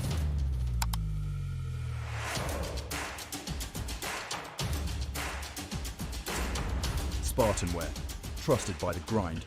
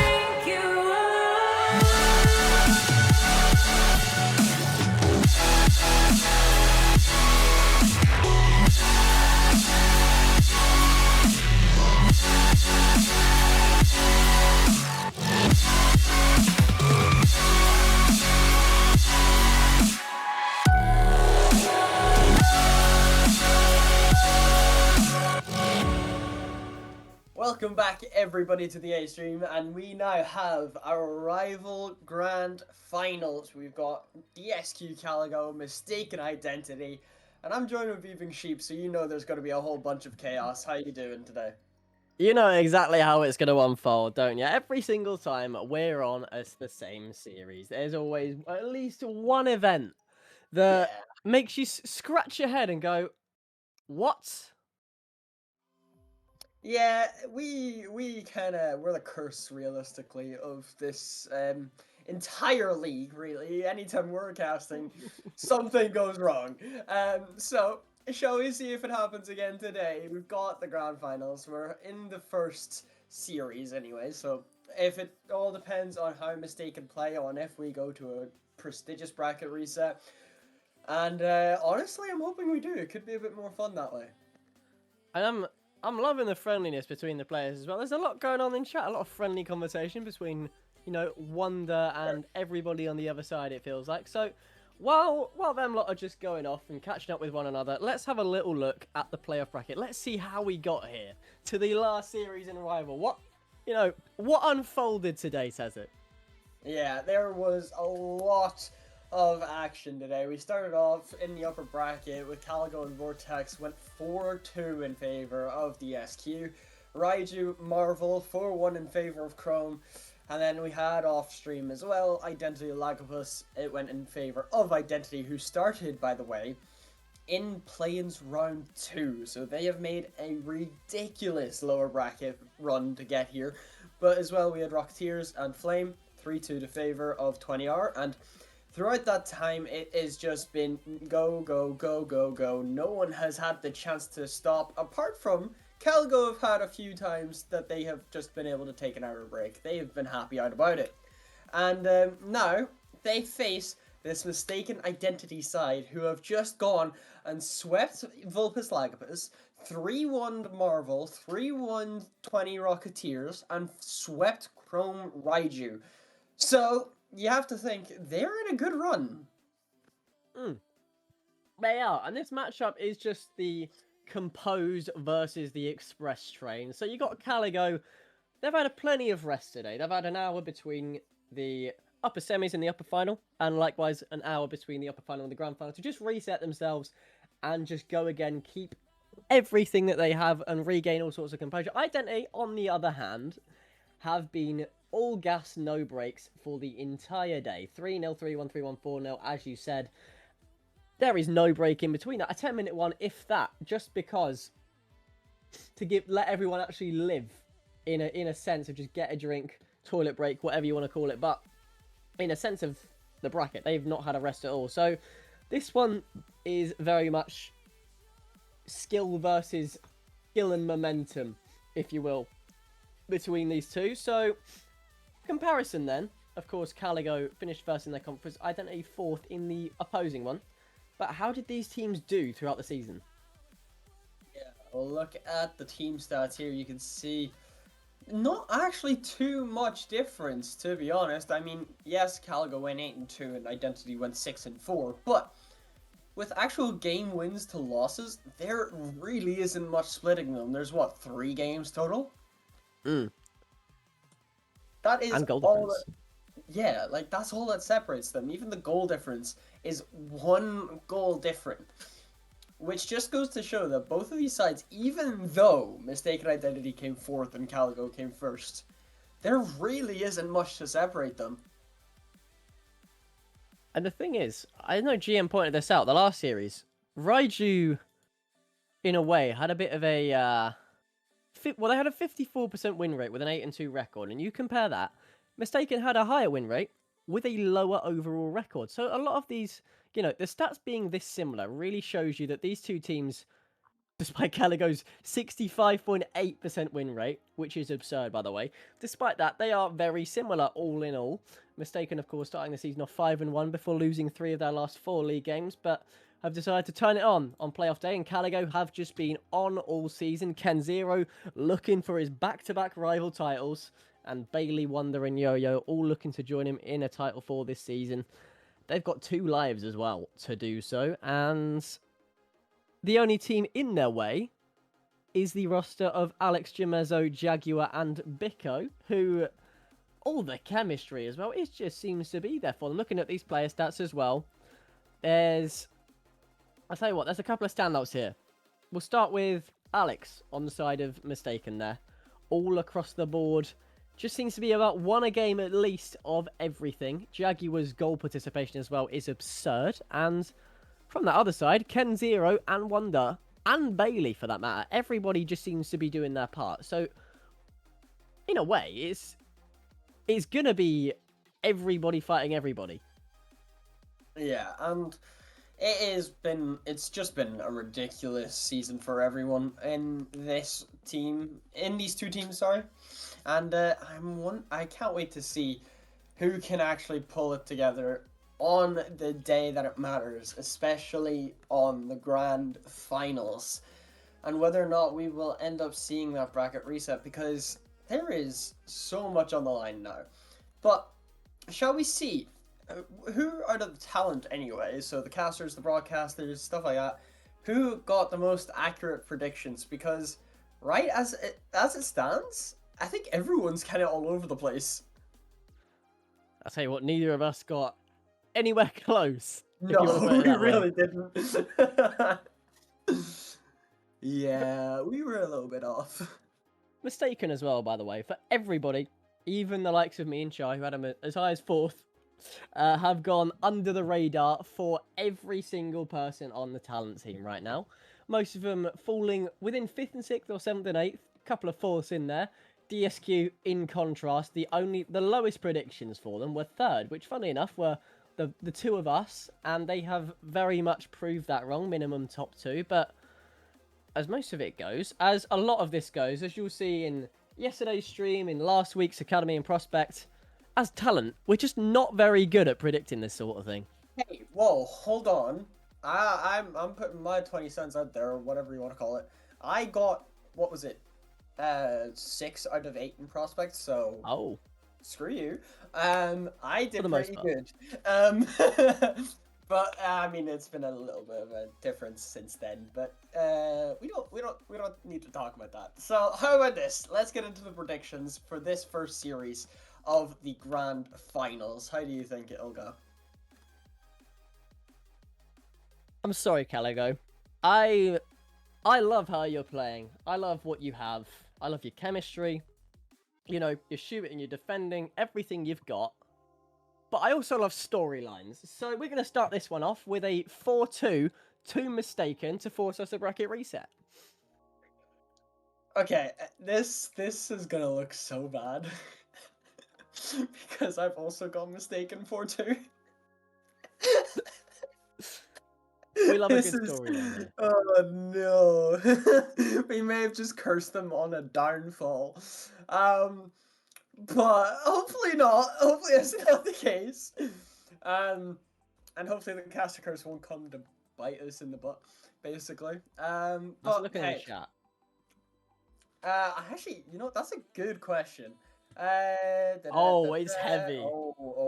It's 85. Oh, it's to one 15. person to Wow. one person, but even still, someone's flexing their channel points. Yeah. Anyways, how about this? Instead of us yapping on and talking about what could happen, let's go see what will happen. Yeah, let's get into this grand finals rival tier. It's the Unbeatables versus the Express Train. If you put a steam train in front of most things, it bowls them right over, it flattens them. But Caligo is the one to test that on Manfield Night. We have the two definitive best teams in Rival. Let's get this grand final going. Yes, we will. Manfield Night, Game 1, your rival grand finals is now underway. And let us see who can indeed come out on top. Bailey and Ken just going for quite the quick challenge to kick things off. Jaguar 2, Jamezo tries to fake out, doesn't really work so far. Now Jaguar stays the absolute menace that he and Jamezo both were last series. By the way, that is their game plan. For like Mistaken, that is. They like to send one towards the opposing defense to just be annoying, if anything, to really frustrate them, to put them off. Because it absolutely worked against Chrome Raiju. They weren't ready for anything they threw at it, because after you beat that first man, you got the other two linking up all the time. But maybe Caligo's a different beast. Maybe they have the key to Mistaken's lock right now. As this one goes deep into orange territory now, Alex wants to keep it going, wants to find his way into the middle. Wonder stops that one now. Jaguar beats him on the 50 as well. Bailey away. Goes towards the middle again, does Jaguar, but no boost as well. Disallows the chance of an attack. Maybe Alex has something to offer, but it doesn't seem to be the case. And in the opening minute, we're yet to find a goal, Tezik. Yeah, and Mistaken have had so much pressure, though. They've been such an aggressive side already.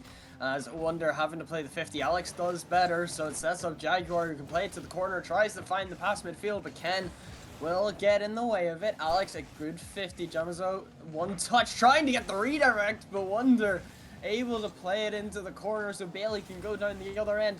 Tries to find the pass down to Wonder again, but it's not going to be good enough, and that net is wide open, and Alex can start the goals for grand finals. Yummy. We like this. We like a lower bracket run. We like it keep going. Go on, Alex. That is a nice way to kick things off. You've given a lead to your team about 90 seconds in, and this Caligo super team have got it all to work out this early, actually. Ken now away. Oh, by the way, the past 3 or 4 seasons has been easily top 3 rival players, maybe even more than that. But, you know, he's even in rsc-16 on Shadow before he won last season. He just seemed to be that guy, it felt like. But looking for the back-to-back title, has to get past this side first, though. And Ken now away. Alex, Wonder helps out as well. Bailey away now. Everybody just in that same corner. Doesn't want to make it 2-0 mistaken this early on. Because we've seen what they can do when they're up 1 or 2. They just know how to keep the lead. They know how to keep control. As it seems to be the case right now. They've just got possession. It's so hard to take the ball off of this team because they just don't let you nearby. There's always an extra man. There's always an extra touch. And it just makes you that little bit more awkward. Now Ken away. Jamezo up, wants one more, goes for the bump instead. Can't find anybody though, and Bailey wants to get it above. Both players missing that attack. Alex now to Jamezo, to the middle. Wonder decides to pass it instead, only goes far as Bailey, but stays 1-0 for the time being, just over halfway through. Calico, by the way, are really yet to find a proper attack. Yeah, they really haven't. Mistaken have been all over them. They haven't even let them out of their own half for most of this game so far, but Bailey trying to find a way through. Wonder, one touch, trying to find Bailey in the attack, but that touch isn't going to be good enough as it gets played to the corner. Wonder not able to find a touch, so Jaguar gets it cleared out. Ken, one to the backboard. Alex is awkward, but not able to find a way through, but Wonder, a good touch. It's played all the way over to the right-hand side. A 50 from Alex will pop up high, and Jamezo able to get it out.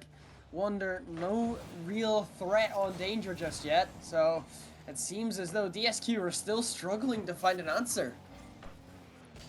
Yeah, they really have been, haven't they? They've been just short of breath in this game number 1 now. They've been short of boost as well. Granted, it's a bit more difficult, of course, when you're the team with less boost. Grass is green, water is wet, but Bailey now mistouch into his own corner in a way. Alex looks to capitalise off of that. That goes top bins as well. And from an Irish perspective to an Irish striker, what's your thoughts on that one, Tezek? I'm very happy and proud of him. He's able to actually find the target. You know, sometimes he struggles. But it's good to see his Rocket League skills are better than his Magic Chameleon ones. That's all I'm going to say. But Alex is able to find a cushion for that identity side. He's gotten both.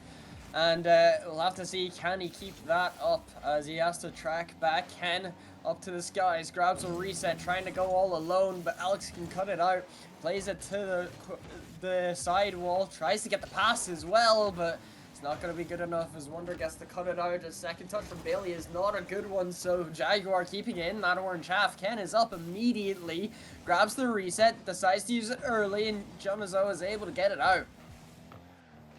Yeah, this watertight defense from Mistaken is so hard to break through, proven to be the case as well against Reiju, despite Astra smacking a couple in there, Wavy doing the same, but this time they keep that clean sheet going deep into game number 1, 2-0 lead, commanding lead as well at that. Bailey can only get one, looking for a Wonder, looking for that teammate now. As Wonder, of course, being a special player with, I mean, I only know him from 6-mans, but I know exactly what he's capable of. He can do all sorts. He's wonderful, if you will, but he's, you know, yet to prove that so far in this grand final. Final 10, Jaguar in towards the middle away. James, one more. That should be game 1 done and dusted, and it's Mistaken. 3-0 win, and really setting the tone. Yeah, Jaguar, a great finish at that 0 seconds, gets over 1 and just pops it into the near corner. Ken can't get anywhere close to it, and Mistaken Identity start this series off hot. This is exciting, isn't it? This could be the second season in a row that Rival Tier has a lower, well, not even just a lower bracket winner, a play-in winner. Identity want to be on the other side of that this time. Don't forget they were the victims last season to the best Brave roster I've seen in terms of playoffs. The iciest, if you will. That, well, Kalen, Subi, Ken, they had it all. But Identity were the victims of them. Now they look to be the aggressors towards that upper bracket Caligo, going all the way from the playoffs as well. And Caligo having no idea how they play because they haven't faced them. Of course, being that is an advantage if you are a team that haven't faced the team in the upper bracket in the grand final, because they've got to get used to it. They've got to get used to you. Likewise, you've got to get used to them, but they've got the pressure of having the chance to close it out early. And so far, they're not doing the best job at it. Not particularly, no. And I mentioned identity starting off hot, by the way, and just gonna mention that I think they took that quite literally. None of them have a shirt on. But anyway, moving on from that. Shirts be skins, as someone said in the chat. Yeah, apparently. So, game 2, Forbidden Temple, and Mistaken look to want to bring this all the way to a best of 14, basically. Wouldn't we love that? And run it back. You know what? No, wouldn't our producer love that? Shout out Barshak, by the way. Shout out Barshak Flair. Been doing this all of yesterday, all of today. It's a lot of work as well being a producer, so maybe... I know he may want to go to bed, but maybe a spectacle of a series wouldn't hurt now, would it? I wouldn't say so. I think... Oh my, that off the post nearly just found the angle straight away from Jaguar. And now Wonder trying to go the other way, but it's not going to happen. Alex just bangs it up high. Bailey trying to find one touch, trying to get some sort of attack going for Gallagher. They haven't had the chance to this series so far, as Ken bangs that ball downfield. Alex will be the first person onto it, has to take the boost, but gets demoed. That shot off the bar. And when you finally have an attempt, it needs to be better than that, and Bailey shows you exactly how it's done. Well, Bailey, quite the experienced rival player, and therefore quite the experienced goal scorer. Top shelf. Completely no chance for the goalie now, and, you know, in the whole time I've been casting tonight, that is the first time Mistaken have been in a losing position. Of course, they may well have been in other games when they dropped it, but since the start of the lower finals anyway, as this... Oh, hang on a minute, that could have been 2-0, that could still be 2-0. Jamezo stops it just in time, but dangerous stuff now, Caligo heating up. Yeah, but Bailey should have put that one away and wasn't able to find the target, as Ken trying to just keep that ball in the blue half, make sure that pressure lasts a bit longer. Jaguar one touch away, doesn't have any boost, will try to just play this 50. It works out incredibly though. Jamazo not able to find a touch, and oh my god, Ken! Well, Ken, you know what? Fairs. There's only so much you can say about certain goals, and certain goals will leave you speechless, and there's just some that you just look at and go, alright, sound. What am I supposed to do about that? And Ken doubles that lead now as well. Caligo answering back straight away. We are absolutely going to have a series on our hands here. Wonder to Bailey. Bailey out. Tries to beat Jaguar as well. Back towards Wonder as well. Looks to drop it. Jamezo stops that one, but Ken is all over him on that challenge right now. It's a 50. Jamezo stays on it as well. This could find its way into the middle, actually. Alex wants to drop it down. Awkward one, but Wonder's more than ready for that one. Wonder, being that menace, just really throwing it. Throwing the exact game plan Mistaken have got back in their own face right now. Being the nuisance of the group, if you will. And once again, proving that point as well. Being that first man, that chaser. Jamezo towards the other backboard now. It's like one of the only times in this game number 2 we've seen the orange armor. Oh, but I sound Jaguar, fair play. What the? What is going on? We've had Ken try to steal the show from Barbie, and next thing Jaguars just pinch out of absolutely nowhere. What? That's like marked by 8, that type of pinch. What's going on? I know we mentioned that this could be chaos for grand finals, but like, oh, and Wonders just passed it to Jamizo. Would you believe it? What is this? No. Right, okay, no, hold on. I know we mentioned chaos, but this is beginning to just It begins. be a joke. It's starting. Off we go. This is beginning to be a joke. The fact that this is the type of stuff that we have to deal with, but we'll have to see. Ken, a big whiff. Jaguar plays it to the backboard for some reason. They just go for the shot, but the pass back to Jamizo is not able to find the shot, so Jaguar gonna launch that ball downfield again. We're tied up, by the way. About 10 seconds ago, Mistaken were losing. This is... They're three now. What is going on? They're making waves is what they're doing. That's exactly what they're doing. They know the team chemistry. They know how to change momentum. They look down and out after 2-0, after a brilliant Ken redirect, and they've gone, actually, hang on a minute. if we just start winning, that's probably better for us than if we're just losing. So they went and scored 4, sorry, Jaguar with another one, and all of a sudden, the mistaken train has left the station and is full steam ahead. So it seems the Mistaken are trying to make Caligo their house cats. This is ridiculous. They've gone from being 2-0 down to about 40 seconds later, I want to say, being 4-2 up. And they very easily could make it 5. They're trying to make it 5. As Jaguar just pops out one high. Ken gets the first touch. Wonder, a good catch. But Jaguar is immediately pouncing onto it. As Alex, off his own corner, just gotta go alone. Try to get that pinch. Ends up leaving it then for Jaguar and start to go downfield. The counter-attack is on the verge. But it's not going to be good enough as Ken gets that 50. So it stays away from the goal line for now. Ken just plays it all the way to the side. It's in the blue corner now. Alex being the first person onto it. Gets bumped by Bailey, so Jimizo is able to keep going. Ken, one touch. Jaguar is meeting it. Tries to find Alex in the center field, but not able to. The net is wide open if anyone can do it. Whoa. Ken, oh my word, Ken. He has to put that one away. And his kid's mistaken a way to keep this 2-0 lead. That's the worst fail I've seen in ages. No pressure. All you had to do was you just had to make connection with the ball. And Ken couldn't do it, bless him. Mistaken stayed 2 ahead. That should have been an out-and-out goal. And all of a sudden, they've got it all to do again. They've got to start from square one. They've got to stop Jimizo from scoring, which they do so far. But Jaguar, similar threat now. Alex, similar threat now. Off the backboard, drops it down towards the teammate as well. Nobody reading that play into the final minute now. Wonder away, goes towards Ken, trying to redeem himself for that last chance.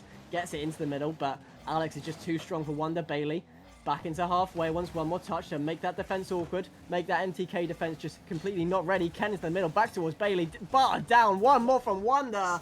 There's a goal back. That is exactly what they're after. Yeah, and that could have been 4-4 if Ken had just put away that one shot, but they do still have hope. 39 seconds remaining, 1 goal deficit. And Mistaken do not want to let go of that lead. They don't want to throw it after fighting so hard to get it in the first place. As Jaguar gets 50'd away by Ken, that could just drop in, but Alex was careful and was able to make sure it doesn't. As he misreads the bounce, Bailey could go all the way with himself. Wonder not able to read it, so Jaguar trying to pounce on the opportunity, trying to be the prey, the cause of death, really. But not able to get a shot off. A great save from Alex. Bailey is there, and Ken just had to drive into the net to make sure he didn't save his teammate's shot. Could you imagine twice in one game just letting that goal slip? Ken, you know what? Got away with one there. Bailey putting that one away. Ken with the assist as well. That attempted sideball as well. But we're tied up all of a sudden. We're in an 8-goal thriller on Forbidden Temple. And maybe Alex can make it a 9-goal thriller. Almost found the net there, but we should theoretically have our first overtime of the series, unless Alex has one more thing to say about it. Wonder goes away, up towards the other end. Bailey, round, down, overtime. I mean, you said could make it a 9-goal thriller. It's going to be no matter what now. So, it all depends on who actually gets this goal, because this one could give a very healthy lead for Mistaken if they can take it, but to tie the series up, I think Caligo will want to grab it, and Wonder gonna have to just bang that ball downfield. Jaguar is last back, so can just take one touch. Tries to pop it up high for Jimizo, but he isn't able to beat out Ken this time. The shot is on, and Alex, what a save off of the line, and Jaguar just pings it downfield. It's worth mentioning as well, both teams in this game have had a 2-goal lead thrown away. So, in a sense, it's a battle of the bottlers on Forbidden Temple so far. Jimizo into the middle, sorry. Back towards Jaguar, but can't find the net this time. Alex all the way back up. Ken off the wall, but Alex will still be there. Still ready as well. It's just so quick. Everybody on this field has the capability to be lightning pace. Bailey forcing out a save there. Well, forced into a save there, if you will. Now looks to go for the counter-attack. Leaves it for Ken as well. Goes top bins. Jaguar meets it. Jaguar tries to get it away as well with that one extra touch, but just a bit too quick for his own good there. Couldn't quite find the clear that he's looking for on this one. Sailing back into blue territory. And Bailey looking for the follow-up shot. He may have just stolen game 2. So Mistaken has double committed about 4 times in that last 20 seconds. What's going on? Because they looked incredible game 1. They looked incredible in that 40-second time period where they were 2-0 down and then came 4-2 up. And then they throw away another 2-goal lead and then just decide, you know what, we'll double commit to all hell. What is this series? I'll tell you one thing that's going on. It's points galore out here. Look at the shots. Look at the... You know what? Look at every single stat, if you will. Everybody eats. Everybody scores. Well, apart from Alex. But everybody assists at the very least. Everybody saves. Looking at the shots, 18 to 15. So, you know, all over. There is shots everywhere. There's 11 saves to 7 as well. 11 to 8, I should say. But it's pandemonium up on Forbidden Temple. That's what that one was. That was a game to remember. And don't forget, we could still have if this all goes all the way to the end of the night, we could still have a potential 12 more games here. To be honest, I don't know if I want that to happen. I'd be very happy to see this go to a bracket reset, but maybe not 2 best of 7s, please. We'll see what Mistaken have got to offer. So, 1-1 then. As it stands, it's Identity with First Blood. Caligo with the immediate response, despite a tug-of-war game, a back-and-forth game. But maybe DFH is where we set some sort of tone now, as both teams try and get control of the series. Down to a best of 5 in the first of maybe 2. But drops down as well to Jaguar. Immediate response, looks for it, can't find it. Bailey away now. Alex beaten as well. Ken there. Ken finds a shot. Ken finds a goal. Caligo up and running once again. They're looking to put this train out of business and into the scrapyard. Jamezo decided to turn his last for no reason. He could have been patient and waited for that shot, but instead he felt that he had to go and he's given away the lead. And Caligo are starting off strong in this game 3, as Ken trying to just leave that off for wonder. Jaguar does well. Jamezo 150 with Bailey and able to get the beat out then, as Jaguar will have to try turn on that one. Ken a soft touch, but it's not going to be good enough as it pops up high. Jamezo is up, grabs the reset, tries to stay with this, does well to get it over Wonder too, but Jaguar keeps it in the orange half. He ends up passing it backwards. That's not what he would have wanted. Ken now the catch, but a good save from Jamezo means that it will stay 1-0 for now, minute in, and Mistaken are gonna need to find some way back. You know what? Maybe all it took was Caligo to get warmed up, because right now they are absolutely firing on all cylinders. I feel last game may have been a missed challenge for MTK to give themselves a foothold in the series, because it seems to be that Caligo just have another gear in them. Another early 2-goal lead for them. Don't forget, last game they did concede 4 on the bounce after that. But nonetheless, they look like an absolute beast at the moment. Jaguar away. Does beat Ken, unless he can find some sort of answer. Backflips as he sees Wonder approaching. But this time nobody getting the touch. That's a low shot from Jamezo, as Alex looking to follow that one up. Bailey outwards towards Alex as well. Wants to keep it in that orange box, but Bailey just wants to send this one away slowly. Decides to juke out Jaguar real quick. Does do so, but Jamezo on the back wall. Wants to find it into the middle towards Jaguar as well. Only Ken to beat. Can't do so as well. Ken, you know, zero nerves, if you will. But Alex, now towards Jag. Now towards Alex as well. Beats one more. Wonder. No boost. Forced into a clear. Can't find it. Jamezo with the response. And all of a sudden, we've got another game on our hands. Is there a chance Mistaken have finally refound and reforged their identity, as they have made sure DSQ got forced into a mistake? They starved them of the boost. They made sure there were a lot of things going on that DSQ just could not contribute to, as that ball gets charged back downfield. Alex having to just pop it up high. Jaguar is up, trying to maybe find a pass, but it's going to be too heavy. Bailey can get that ball out. A misflip from Alex is going to leave the net wide open as well. And Caligo double the lead once again. Yep, they just Caligo up the other end and score. Ken especially doing that, just doinking it a bit too far for the goalie and Alex. And decides he wants to keep his run of wins against Mistaken Identity going for another season, especially in the grand finals anyway. As it seems to be that Ken Zero has their number right now, especially Bailey over 1 as well. Bailey, who's had quite the season. Everybody on this field has had quite the season in their own way. Wonder out. Alex towards the other side now, wants to get one more touch, but Bailey ready for the 50 as well. Enough so that it stops any immediate threat. But Jamezo off towards Jaguar, off towards a shot. Can't find the goal this time. Ken and Alex going for a 50. Alex getting the better of him this time. Jaguar beats 1. But this only going to fall as far as Ken. Jamezo now wants to get it back into the box, but it's a bit too awkward for him right now to get a proper attack going. And, you know, fair play from Jaguar for getting the shot. To Jamezo to hitting the bar. Bit of a missed chance from Mistaken there. And Caligo just clear it away. I swear I saw 6 players jump up for that ball. Anyway, moving on. Identity not able to find a way to cut this lead to 1. Jamezo pushing that ball a bit too far, so Bailey gets it around Alex, can find the shot, but Jaguar, good save off the line. Wonder is up, puts one on target, and Alex just about able to keep that one away. The reset drops it down to Wonder. Alex staying in control, keeps it in the corner. Will try to get this one over. Bailey does well. Jaguar not able to get the beat, but Jamezo popping it downfield once again. Ken just pushes it up towards the ceiling. Wonder to the sidewall, but Jamezo is able to beat out Ken this time, and we'll see if this Barbie man will be able to hold his team held high. And so far he is doing well. Yeah, right now it's quite the job that Caligo have put on in this past couple of games. Quite the show, if you will.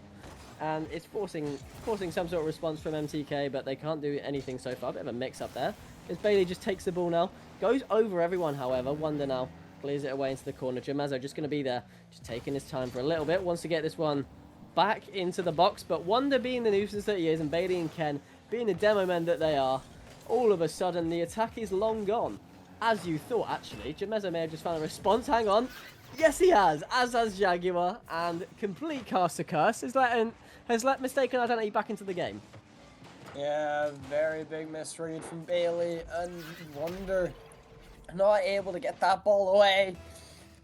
And it seems as though the Mistaken can find one back. Finally, 44 seconds remaining. A 1-goal difference.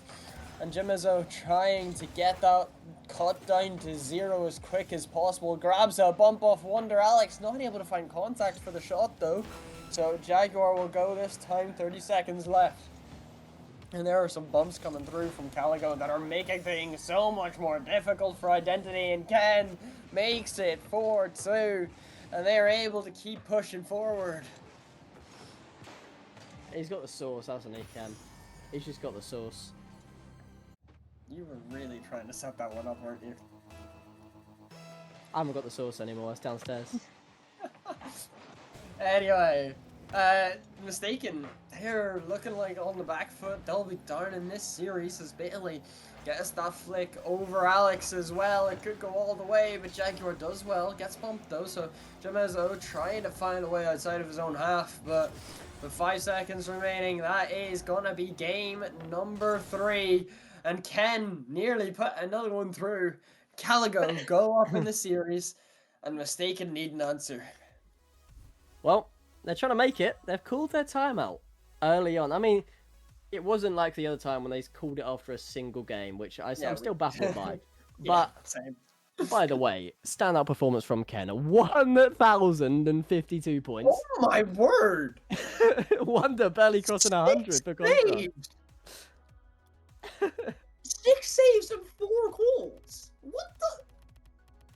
What is this man on? It's something about he hears the words mistaken identity and he goes, alright then, fine, I'll start playing properly. Yeah, because that is a ridiculous scoreline. He has double both of his teammates combined. That's ridiculous. It's ridiculous if you put it that way. That is wild. He has fully just put them on his back and gone, yeah, we're going all the way, don't worry.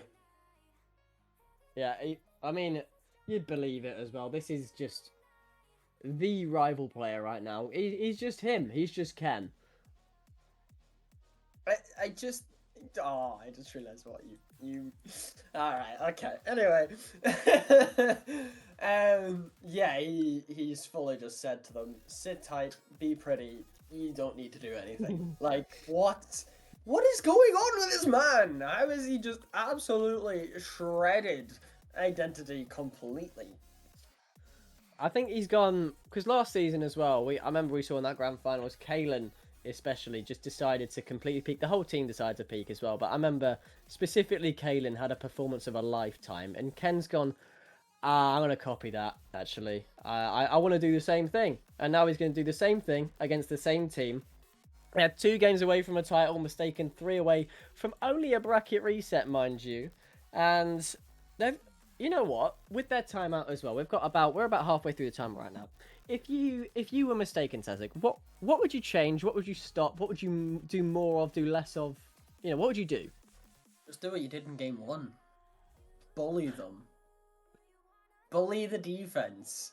The bumps and the demos helped ridiculously in game 1, and then they just stopped doing them. Yeah, and I'm wondering, they fully just stopped doing them and haven't bothered since. So I'm wondering, why just go back to what you were doing before? Yeah, I mean, unless they just got a little bit scared of the fact that Caligo are a little bit better than Raiju. Maybe it's just come as a shock, the fact that they're losing a series now instead of just steamrolling, because this is their first test in a good while. Don't forget, every single game today that they've done, that Identity have done, they've not even gone to a deciding game yet. They've not even gone to Champions Field on any of their series, including play-ins, by the way. That is 5 straight series without that. 5 straight series essentially without a gigantic test, if you will. Their last proper test was Nightfall, after they called a timeout after 5 minutes and tried to call another one after 10 minutes, but here's the Identity we know, and hopefully the Identity we love as well, trying to regain their form against Ken more than anybody else. Yeah, well, you're saying all of this, right? But at the same time, they did beat Raiju in a better difference than Caligo did. They beat them 4-0. Caligo beat them 4-1. Granted, it's only 1 game difference, but 1 game is all it takes in these series. They'd have to prove it here, though, wouldn't they? But Jameza trying to do just that. Won the ready for it, and now all the team, all are mistaken with boost right now. Jaguar to Alex to the goal to the bar instead.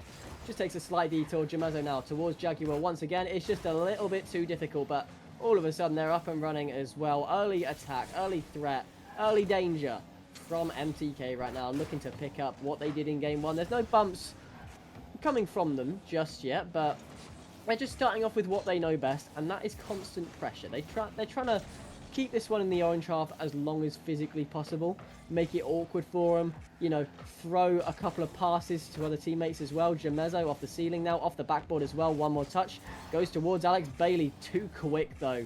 The difference between Caligo and everybody else they've played is Caligo are just a little bit quicker. Yeah, but at the same time, I don't think the speed will really matter once the bumps come through if they decide to start doing them, and Jaguars just fully gave the ball to Wonder and gave up, by the way. I wonder why he did that. The double commit came through. Yeah, I think the communication kind of needs to pick up a little bit, clearly. Yeah. What if they miscommed in the timeout? Oh, maybe. Well, they're gonna have to find some sort of answer because it's not looking the greatest. But Jaguar trying to find Jamezo over on the side, does well to do so. Pops it high, Bailey able to get one away, but it's not gonna go too far. That's a bit of a missed communication, I think, between Caligo as Wonder trying to go all the way down the other side. James not able to find a way past Bailey this time, so Ken has to play it to the side, but it's off the corner, a misread coming through, but no one was expecting it, especially from the side of Mistaken Identity, as no one was there for the follow-up. 3 whiffs coming through, so Alex gets the first touch.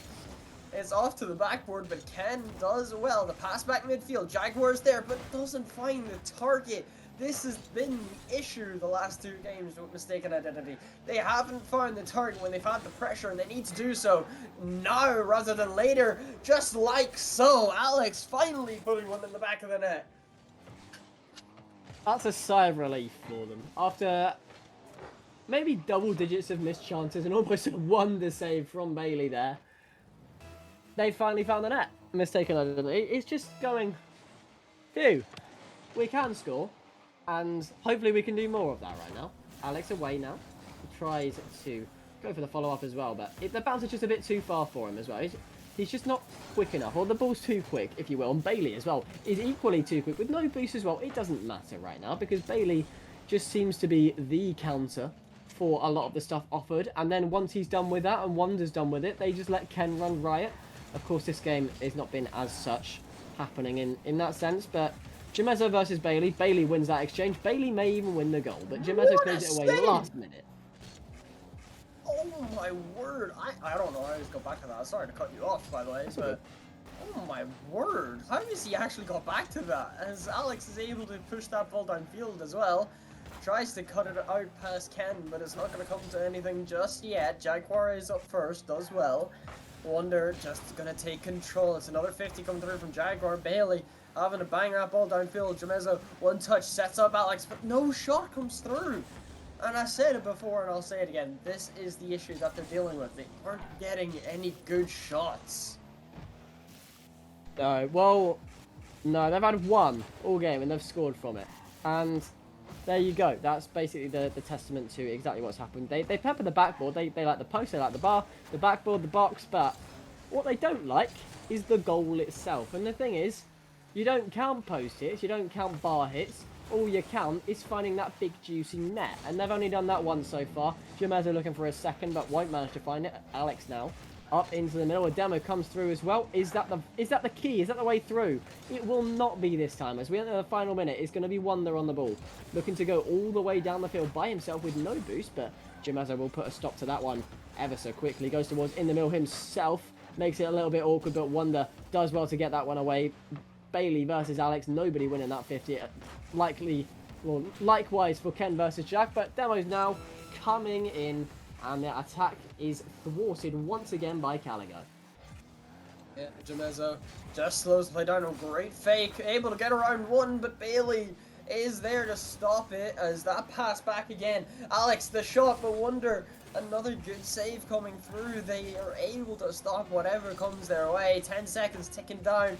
Ken just pushing that ball downfield once again. Alex is able to go. There's a demo on to Bailey as well, by the way. Alex is demoed himself as that ball drops and we have overtime in game 4. I mean, look, it's as much of a testament to this Caligo side as well. They've had all sorts of ideas thrown at them this game, but they've kept their composure, they've kept their cool, kept their patience. They're doing so well to handle all of this and still keep a solid rotation. We saw all it took was one miscom from this mistaken side, and they just let Caligo through the door. And they don't want to be doing that one again. There's a double commit. I say a double commit. It was actually one. It was only a single commit. But even still.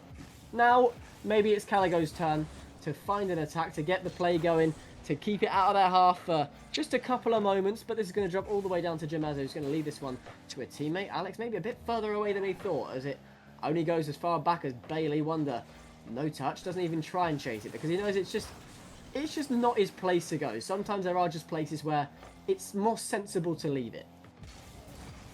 Yeah, Jaguar able to get over Ken after that misflip, but it doesn't come to anything just yet. Alex off the backboard, but Wonder does so well with that catch. Gets away too, tries to get the ball out, but Alex is up off the ceiling, gets a second touch, the 50. It doesn't find its way on target though, so Jamezo has to take the catch, gets around Ken. Wonder will be a little bit awkward with no boost, but a great bang outfield. Alex has to play that one to the corner. And Jaguar now able to get past Bailey this time. Alex off his own corner does well in the 50. Jaguar pushes it up higher, trying to get downfield. Tries to find the bump on Wonder as well, but not able to find contact. So Bailey takes control of that. And there are so many mistakes coming through from this identity side. but Alex is back in time, does well in the 50, tried to get her around the other as well, but it finally gets launched downfield as Ken not able to do too much with it. Jaguar trying to find a pass midfield, but not able to get the contact around the defense. As Bailey is up first, tries to find Ken in the skies. There's a demo coming through. The double ends up going backwards, so Bailey has to race back. Gets demoed by Jaguar. He takes control of this ball, a good 50. It plays itself into the midfield, and Ken does get it away. And Mistaken still aren't able to find an answer. No, the frying pan's heating up, but they're yet to find some sizzle. Jaguar with not a strong enough shot. Wonder with a demo all the way down the other end now. Bailey loses the 50 out to Jaguar, but Wonder just wants to play it into his own corner, keep it safe, keep it away from that zero boost, but still ever so threatening Jaguar now. As he steals Alex's boost as well, just makes it a bit better, but a misflip does not help matters here now. All the way back in the orange half as it has been for almost 8 minutes of this game now. Jamezo, one touch. All he has to offer, not enough, not even close to being enough this time. This could be an awkward run. This could be a very awkward run for the defense of Caligo, but they're more than ready for it, as they have been. They've had an answer to every single plan. As we've said already, they can do no wrong on the defense. It seems to be the case right now, but likewise, all it takes is one new idea, one well-executed play from either of these two teams, as that could have easily found the net there. Yeah, Jaguar is able to get that ball out as well. It's back into the orange corner. We'll see, can Mistaken finally do something? They've had so much of the pressure this game.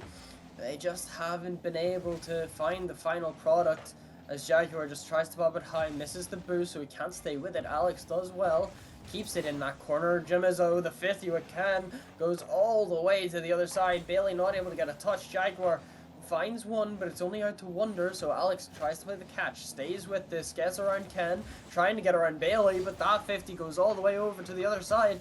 Jimazo is last man back, but does well to slow it down, give his team some time to get back, as Bailey puts a shot to the backboard. Alex, a crucial touch to make sure that double doesn't come anywhere near the net, as Jimazo trying to get around Ken, not able to this time. There's a demo on to Bailey as well, but it doesn't matter as Ken's going down the other side, but not able to find any sort of shot just yet, as Bailey trying to launch that ball downfield, and Jimazo actually helps it out.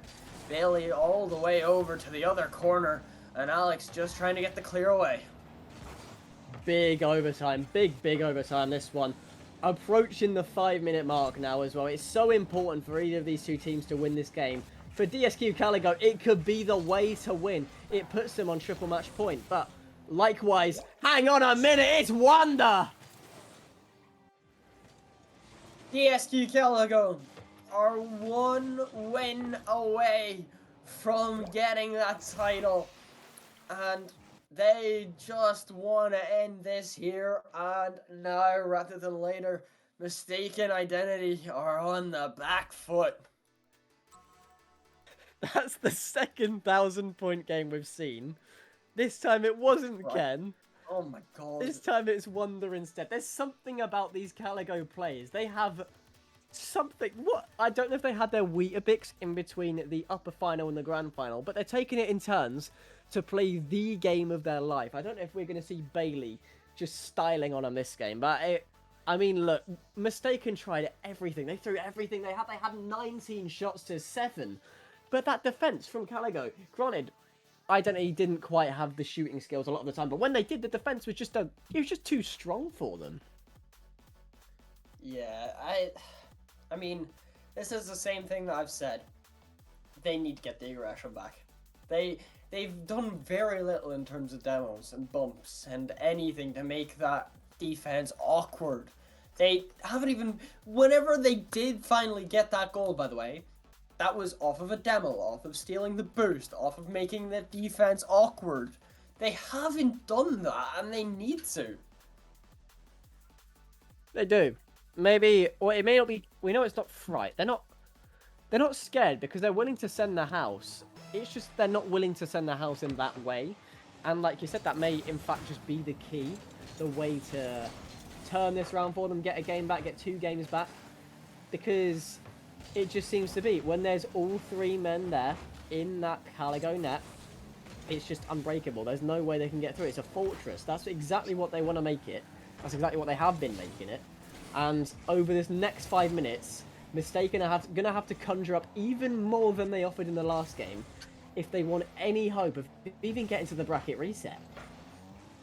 Yeah, and so far they've had the pressure again, but it's just not been enough as Bailey going downfield, the 50 comes through, goes all the way to the other side as Jimizo is able to take it, good control, able to get around one, tries to set up Jaguar, but it's off the bar, and Alex won't be able to get a shot off, but tried to pass it infield, and it just isn't good enough so far from Identity. They haven't been able to do anything. And Caligo, they're just clawing at them with ease. It's just impenetrable. That defense from Caligo, everyone knows their position. I don't understand what their plan, like how they can execute their plan so well, sorry. They just, there's always a man there.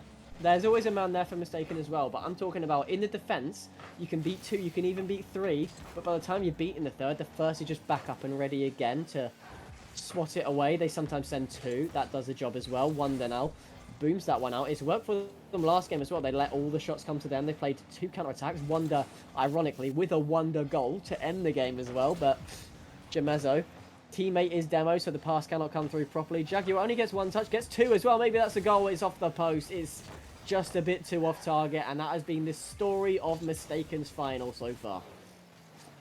Yeah, there's a Jaguar on Mistaken Identity, but right now it seems like the Caligos are the prey, the cats of prey, and they're trying to make sure that Mistaken are hurt from whatever attack comes through. But Alex, that is a big missed touch, so Jimizo and Jaguar having to come to play, and it's just not working out right now as DSQ are all over them. Jaguar not able to find a way outside of the blue half. Bailey going all the way, gets a 50 with Jimizo, Ked off the corner, but Alex will be able to get that ball out finally. Wonder demoed. There's another demo coming through on Bailey, and maybe there's a chance here, but he spawned on the right hand side, so it's just not gonna help out, and now Alex is gone from the field, and Bailey has to just play the 50. Jimizo trying to go himself, but it's a 50 again with Ken, and it's staying in this blue half. There's a shot here for Wonder. It's off of the post, and that could have been the one that made it so Mistaken just were giving up.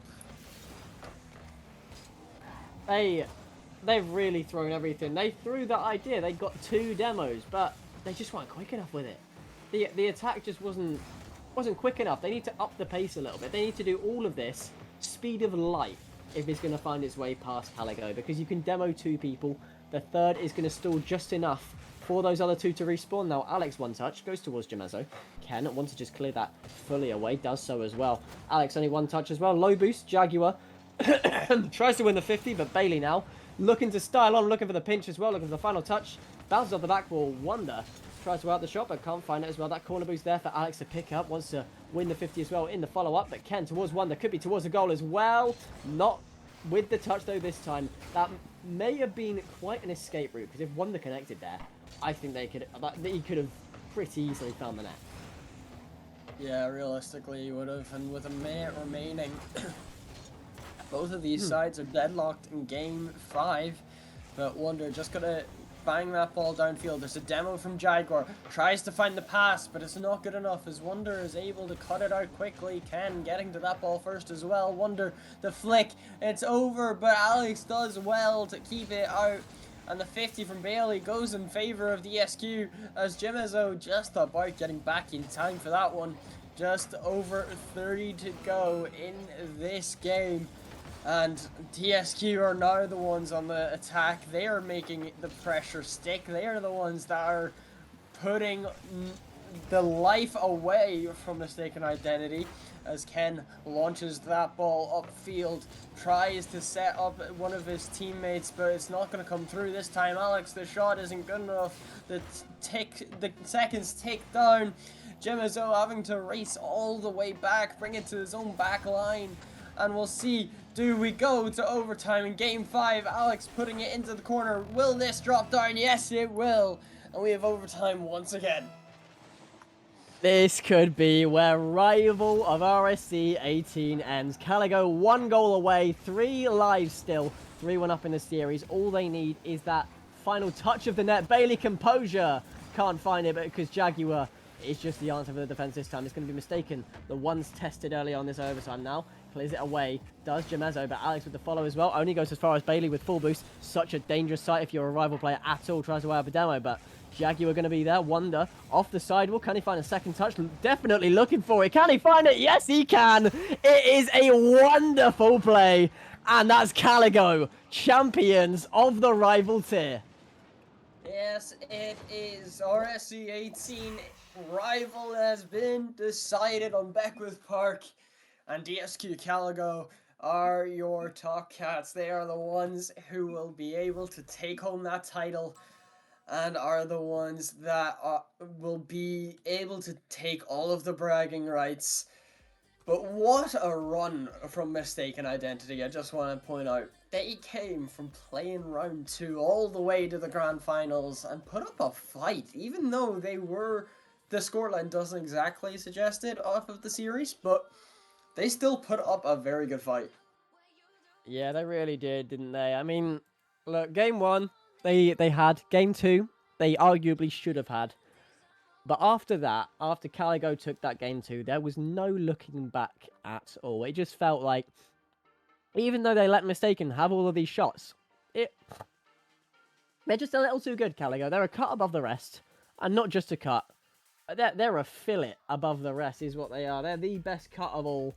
They're the one, I mean, Ken with a back-to-back, they're the ones that just look over rival now and go, you know what? It might just be a bit too easy for us, because on the day, they've only dropped 4 games in 3 series. Yeah, and I mean, it is to be expected. And your series MVP in the grand finals is Ken.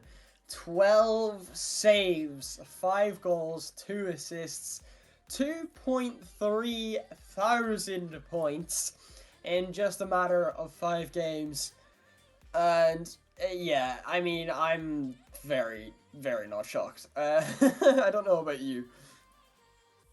No, not at all. I mean, to be fair, actually, it was between him and Wonder, really. Like, especially in those last 2 games, it was Wonder the one to, I suppose, put him to bed, if anything. Like, Ken made the bed and Wonder tucked them in. That's how you can really describe that. Yeah. Well, I mean, RSC-18 rival tier has been decided. Caligo are your champions, and we'll have an interview with them now in just a few minutes, but we're going to take a quick little break first, and then we shall be right back with that interview. This is trophi.ai, an AI Rocket League coach, and it's absolutely crazy what you can do with this. If you've ever heard of ballchasing.com, it's a lot like that, but on steroids. You can press P and a pro demo will come up, and this is what's so cool and so unique about Trophy, is that this is not seen anywhere else, and it's just a great way to kind of show you how to do a training pack without having to side by side watch a YouTube video. And this is actually really cool. Training paths. So you basically, you know the skill trees from Assassin's Creed, Spider-Man, Sekiro, you know that sort of games where you have to, you get skill points, use them, you unlock new skills. This is sort of very similar, but instead of actually getting skill points, you're actually doing the mechs. And also a cool feature as well, guys, watch this. You can slow it down. You can actually slow-mo it like this. So if you're really struggling, what you need to do, you can actually look for yourself and just have a look at the exact movements that you're doing there. Look, it's really cool. I really like it. And alongside helping with mechanics, it also has a feature that analyzes any of your saved replays. That way you can see what you're doing well and what you need to improve on. It even has this cool post-game analysis that you can see stats from the game you just played.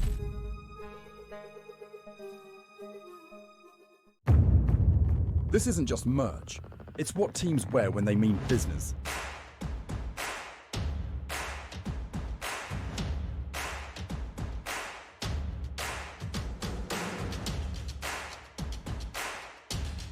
Every stitch, every print, every detail, made to perform.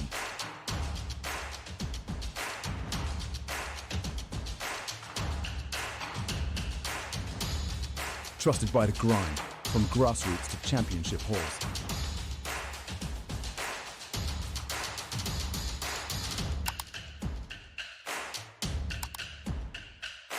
Build your team store. We're the brand that wins.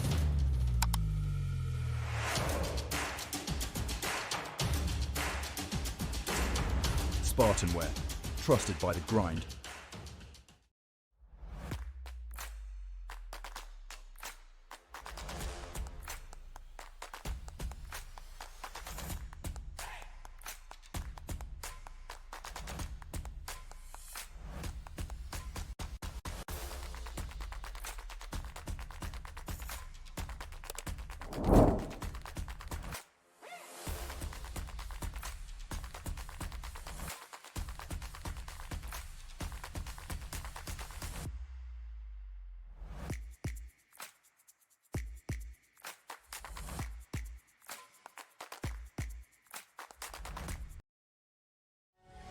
I'm the storm that meets the moon. I'm the sun that will not move. Who you think you are? Who you think you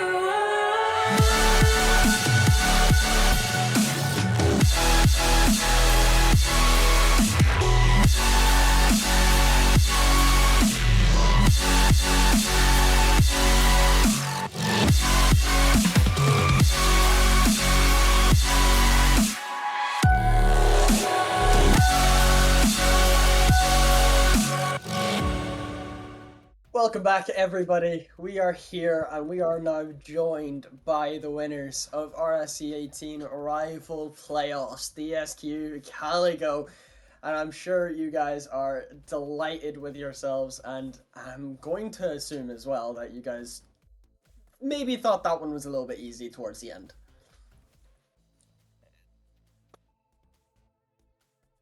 Or not. I'll kick this off. First of all, respect to every team that played today. They're all good. Just best team on the day. Shit happens. Sorry. Yeah. Can I? Whoa! Whoa. Sorry about that. Sorry about that. Heat of the moment, you're good. It's been a long day. Mm-hmm. We get it. Yeah, ask Flair that. Yeah, let's just say he hasn't had the greatest time. But hey, I mean, you guys must have been delighted with yourselves. I think there must have been a moment, maybe not in that game 5 at the start of it anyway, but throughout that series, was there like a specific point maybe earlier than the last game where you were like, oh yeah, no, we've got this, we're good. Wonder's dunk. Yeah, Wonder's dunk after 5 minute overtime. They just all started shouting, and I wasn't watching the stream, and I just It was look up and I'm crazy. just like, wow. Yeah, okay, fair enough.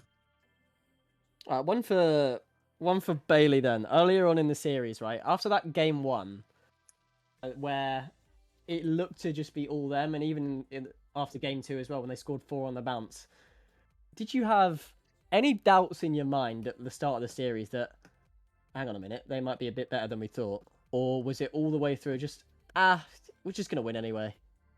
Nah, 100%. It was difficult, but I'm lucky to have 2 teammates that can pull through and have a strong mentality to get the win. So it was tough. Because What is it with these players and having such PR answers? Since when was RSC so social medially trained? Yeah. This is Apart from me, of course. Yeah. Anyway, Ken, actually, I want to come to you Yes. real quick. How does it feel back to back? By the Back way, to back is insane. I mean, like you must be delighted with yourself, and as well as that, you and Wonder dropped 1K games like it was nothing in a grand final. Well, I mean, you know, I'm blessed to have been on 2 teams with insane teammates. Do you know what I mean? Like, it's just crazy. I mean, fair enough, I guess, but like, this will go towards Ken and Wonder. Whenever it came to those games that you got the 1K points in, like, I know this will sound rude towards Bailey. I don't mean it like this, but did it feel like that was your moment? You were like, okay, there are times now where it's been a case of carrying. There hasn't been really too much team play within those games, but how did it feel during that? I will say it's not a case of, oh wow, I'm doing the best on the team. No, no, no. They gave me the chances to, put away the shots. Do you know what I mean? Like it's Alright, not a 1K thing. Sorry, go on. No, keep going. No, I've lost my train of thought. Sorry. Ah, I see. Okay. And wonder, is it the same for you, or did you feel any different, or? Well, there was an instance that I had like 100 points in one game, but we all did our thing for the team. None of it, like, everyone played their part, and yeah, it's just like I said, best team on the day one. But credit to every other team, especially MTK going through that lower bracket run. All right, well, one other one as well towards, because we've not heard his voice much tonight, towards Yo-Yo. We're going to tone down, you can say absolutely anything you want. So, yeah, the floor is yours. Just talk any thoughts you've got about today, about the season, about anything at all. Just let it all out. Trust myself with that. I'm just so proud of these boys. They've worked so hard this season, and it's amazing watching them evolve. It came in as a vibes team. Me, Bailey, Wonder. We go back quite a while, even back to the confectionery days in season 7. So I mean, it's just pure vibes. It's good to be here. I'm just a sub, man. I'm just chilling. These guys have just grinded, and I just love watching it. It's been amazing with them all. They're all great. And hopefully next season we all do great things as well. Can I add on to that? Yeah. I think Yo-Yo's found the formula for RSC. Whenever we've teamed, it's ended at the trophy. Literally, bro. I mean, hey, if it works, it works. Keep it together. I mean, all right. Well, yeah, exactly. I think I'm going to be next season 100 elo above my peak, so I don't know how that's going to work. Oh, I'm already at 55, so yeah, it's already a bit of a rough one. All right. Well, last thing, y'all can go one by one if you want, and put out any shout-outs, any people you want to thank or whatever. But I mean, congratulations, and yeah, the floor is all yours. Yeah, thank you. I mean, I want to thank Lucario, Kalen, and Lucidity. They helped us warm up, keep us warm during the breaks.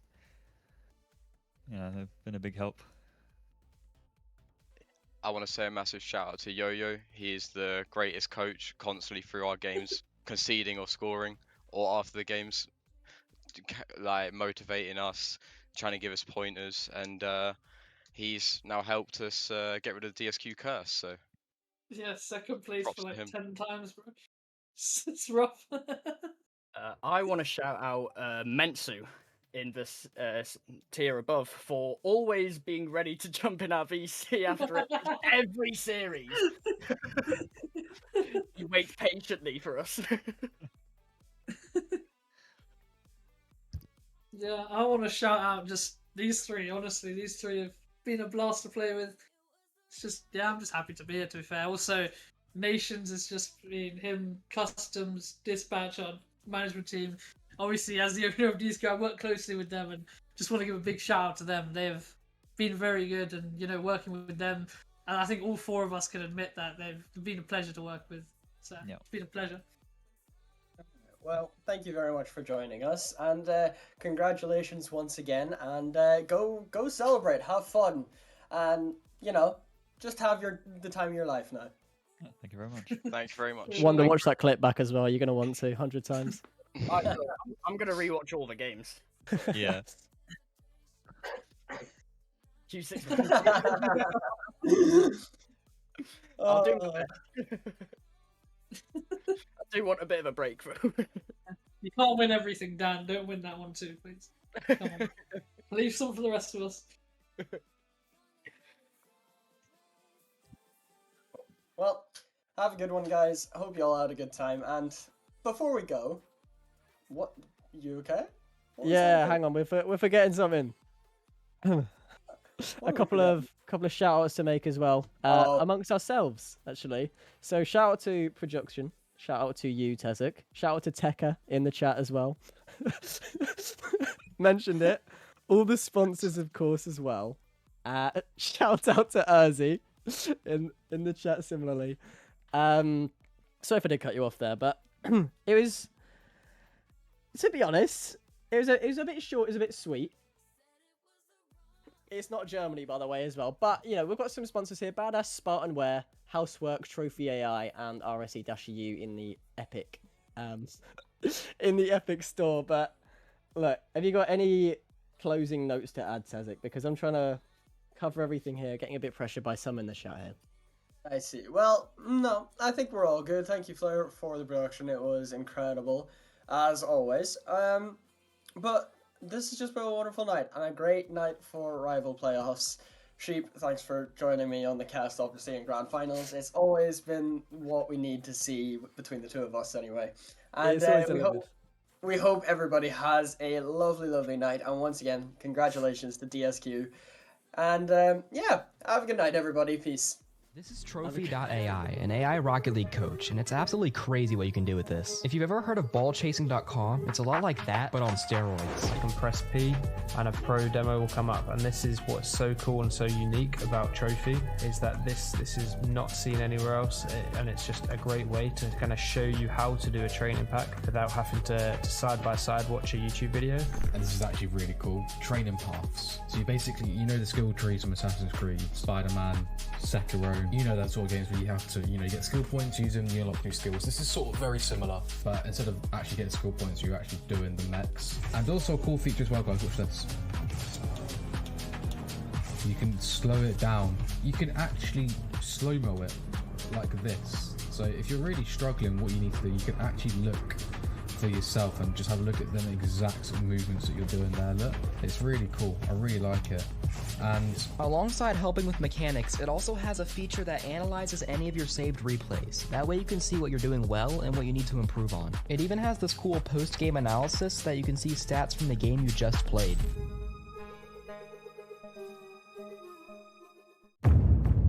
This isn't just merch. It's what teams wear when they mean business.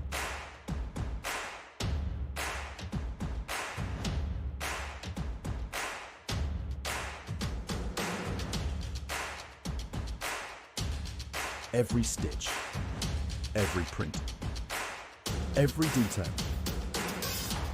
made to perform.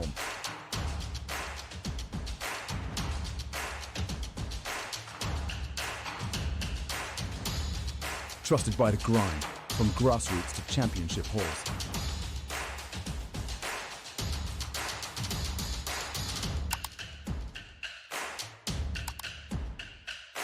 Build your team store. Wear the brand that wins.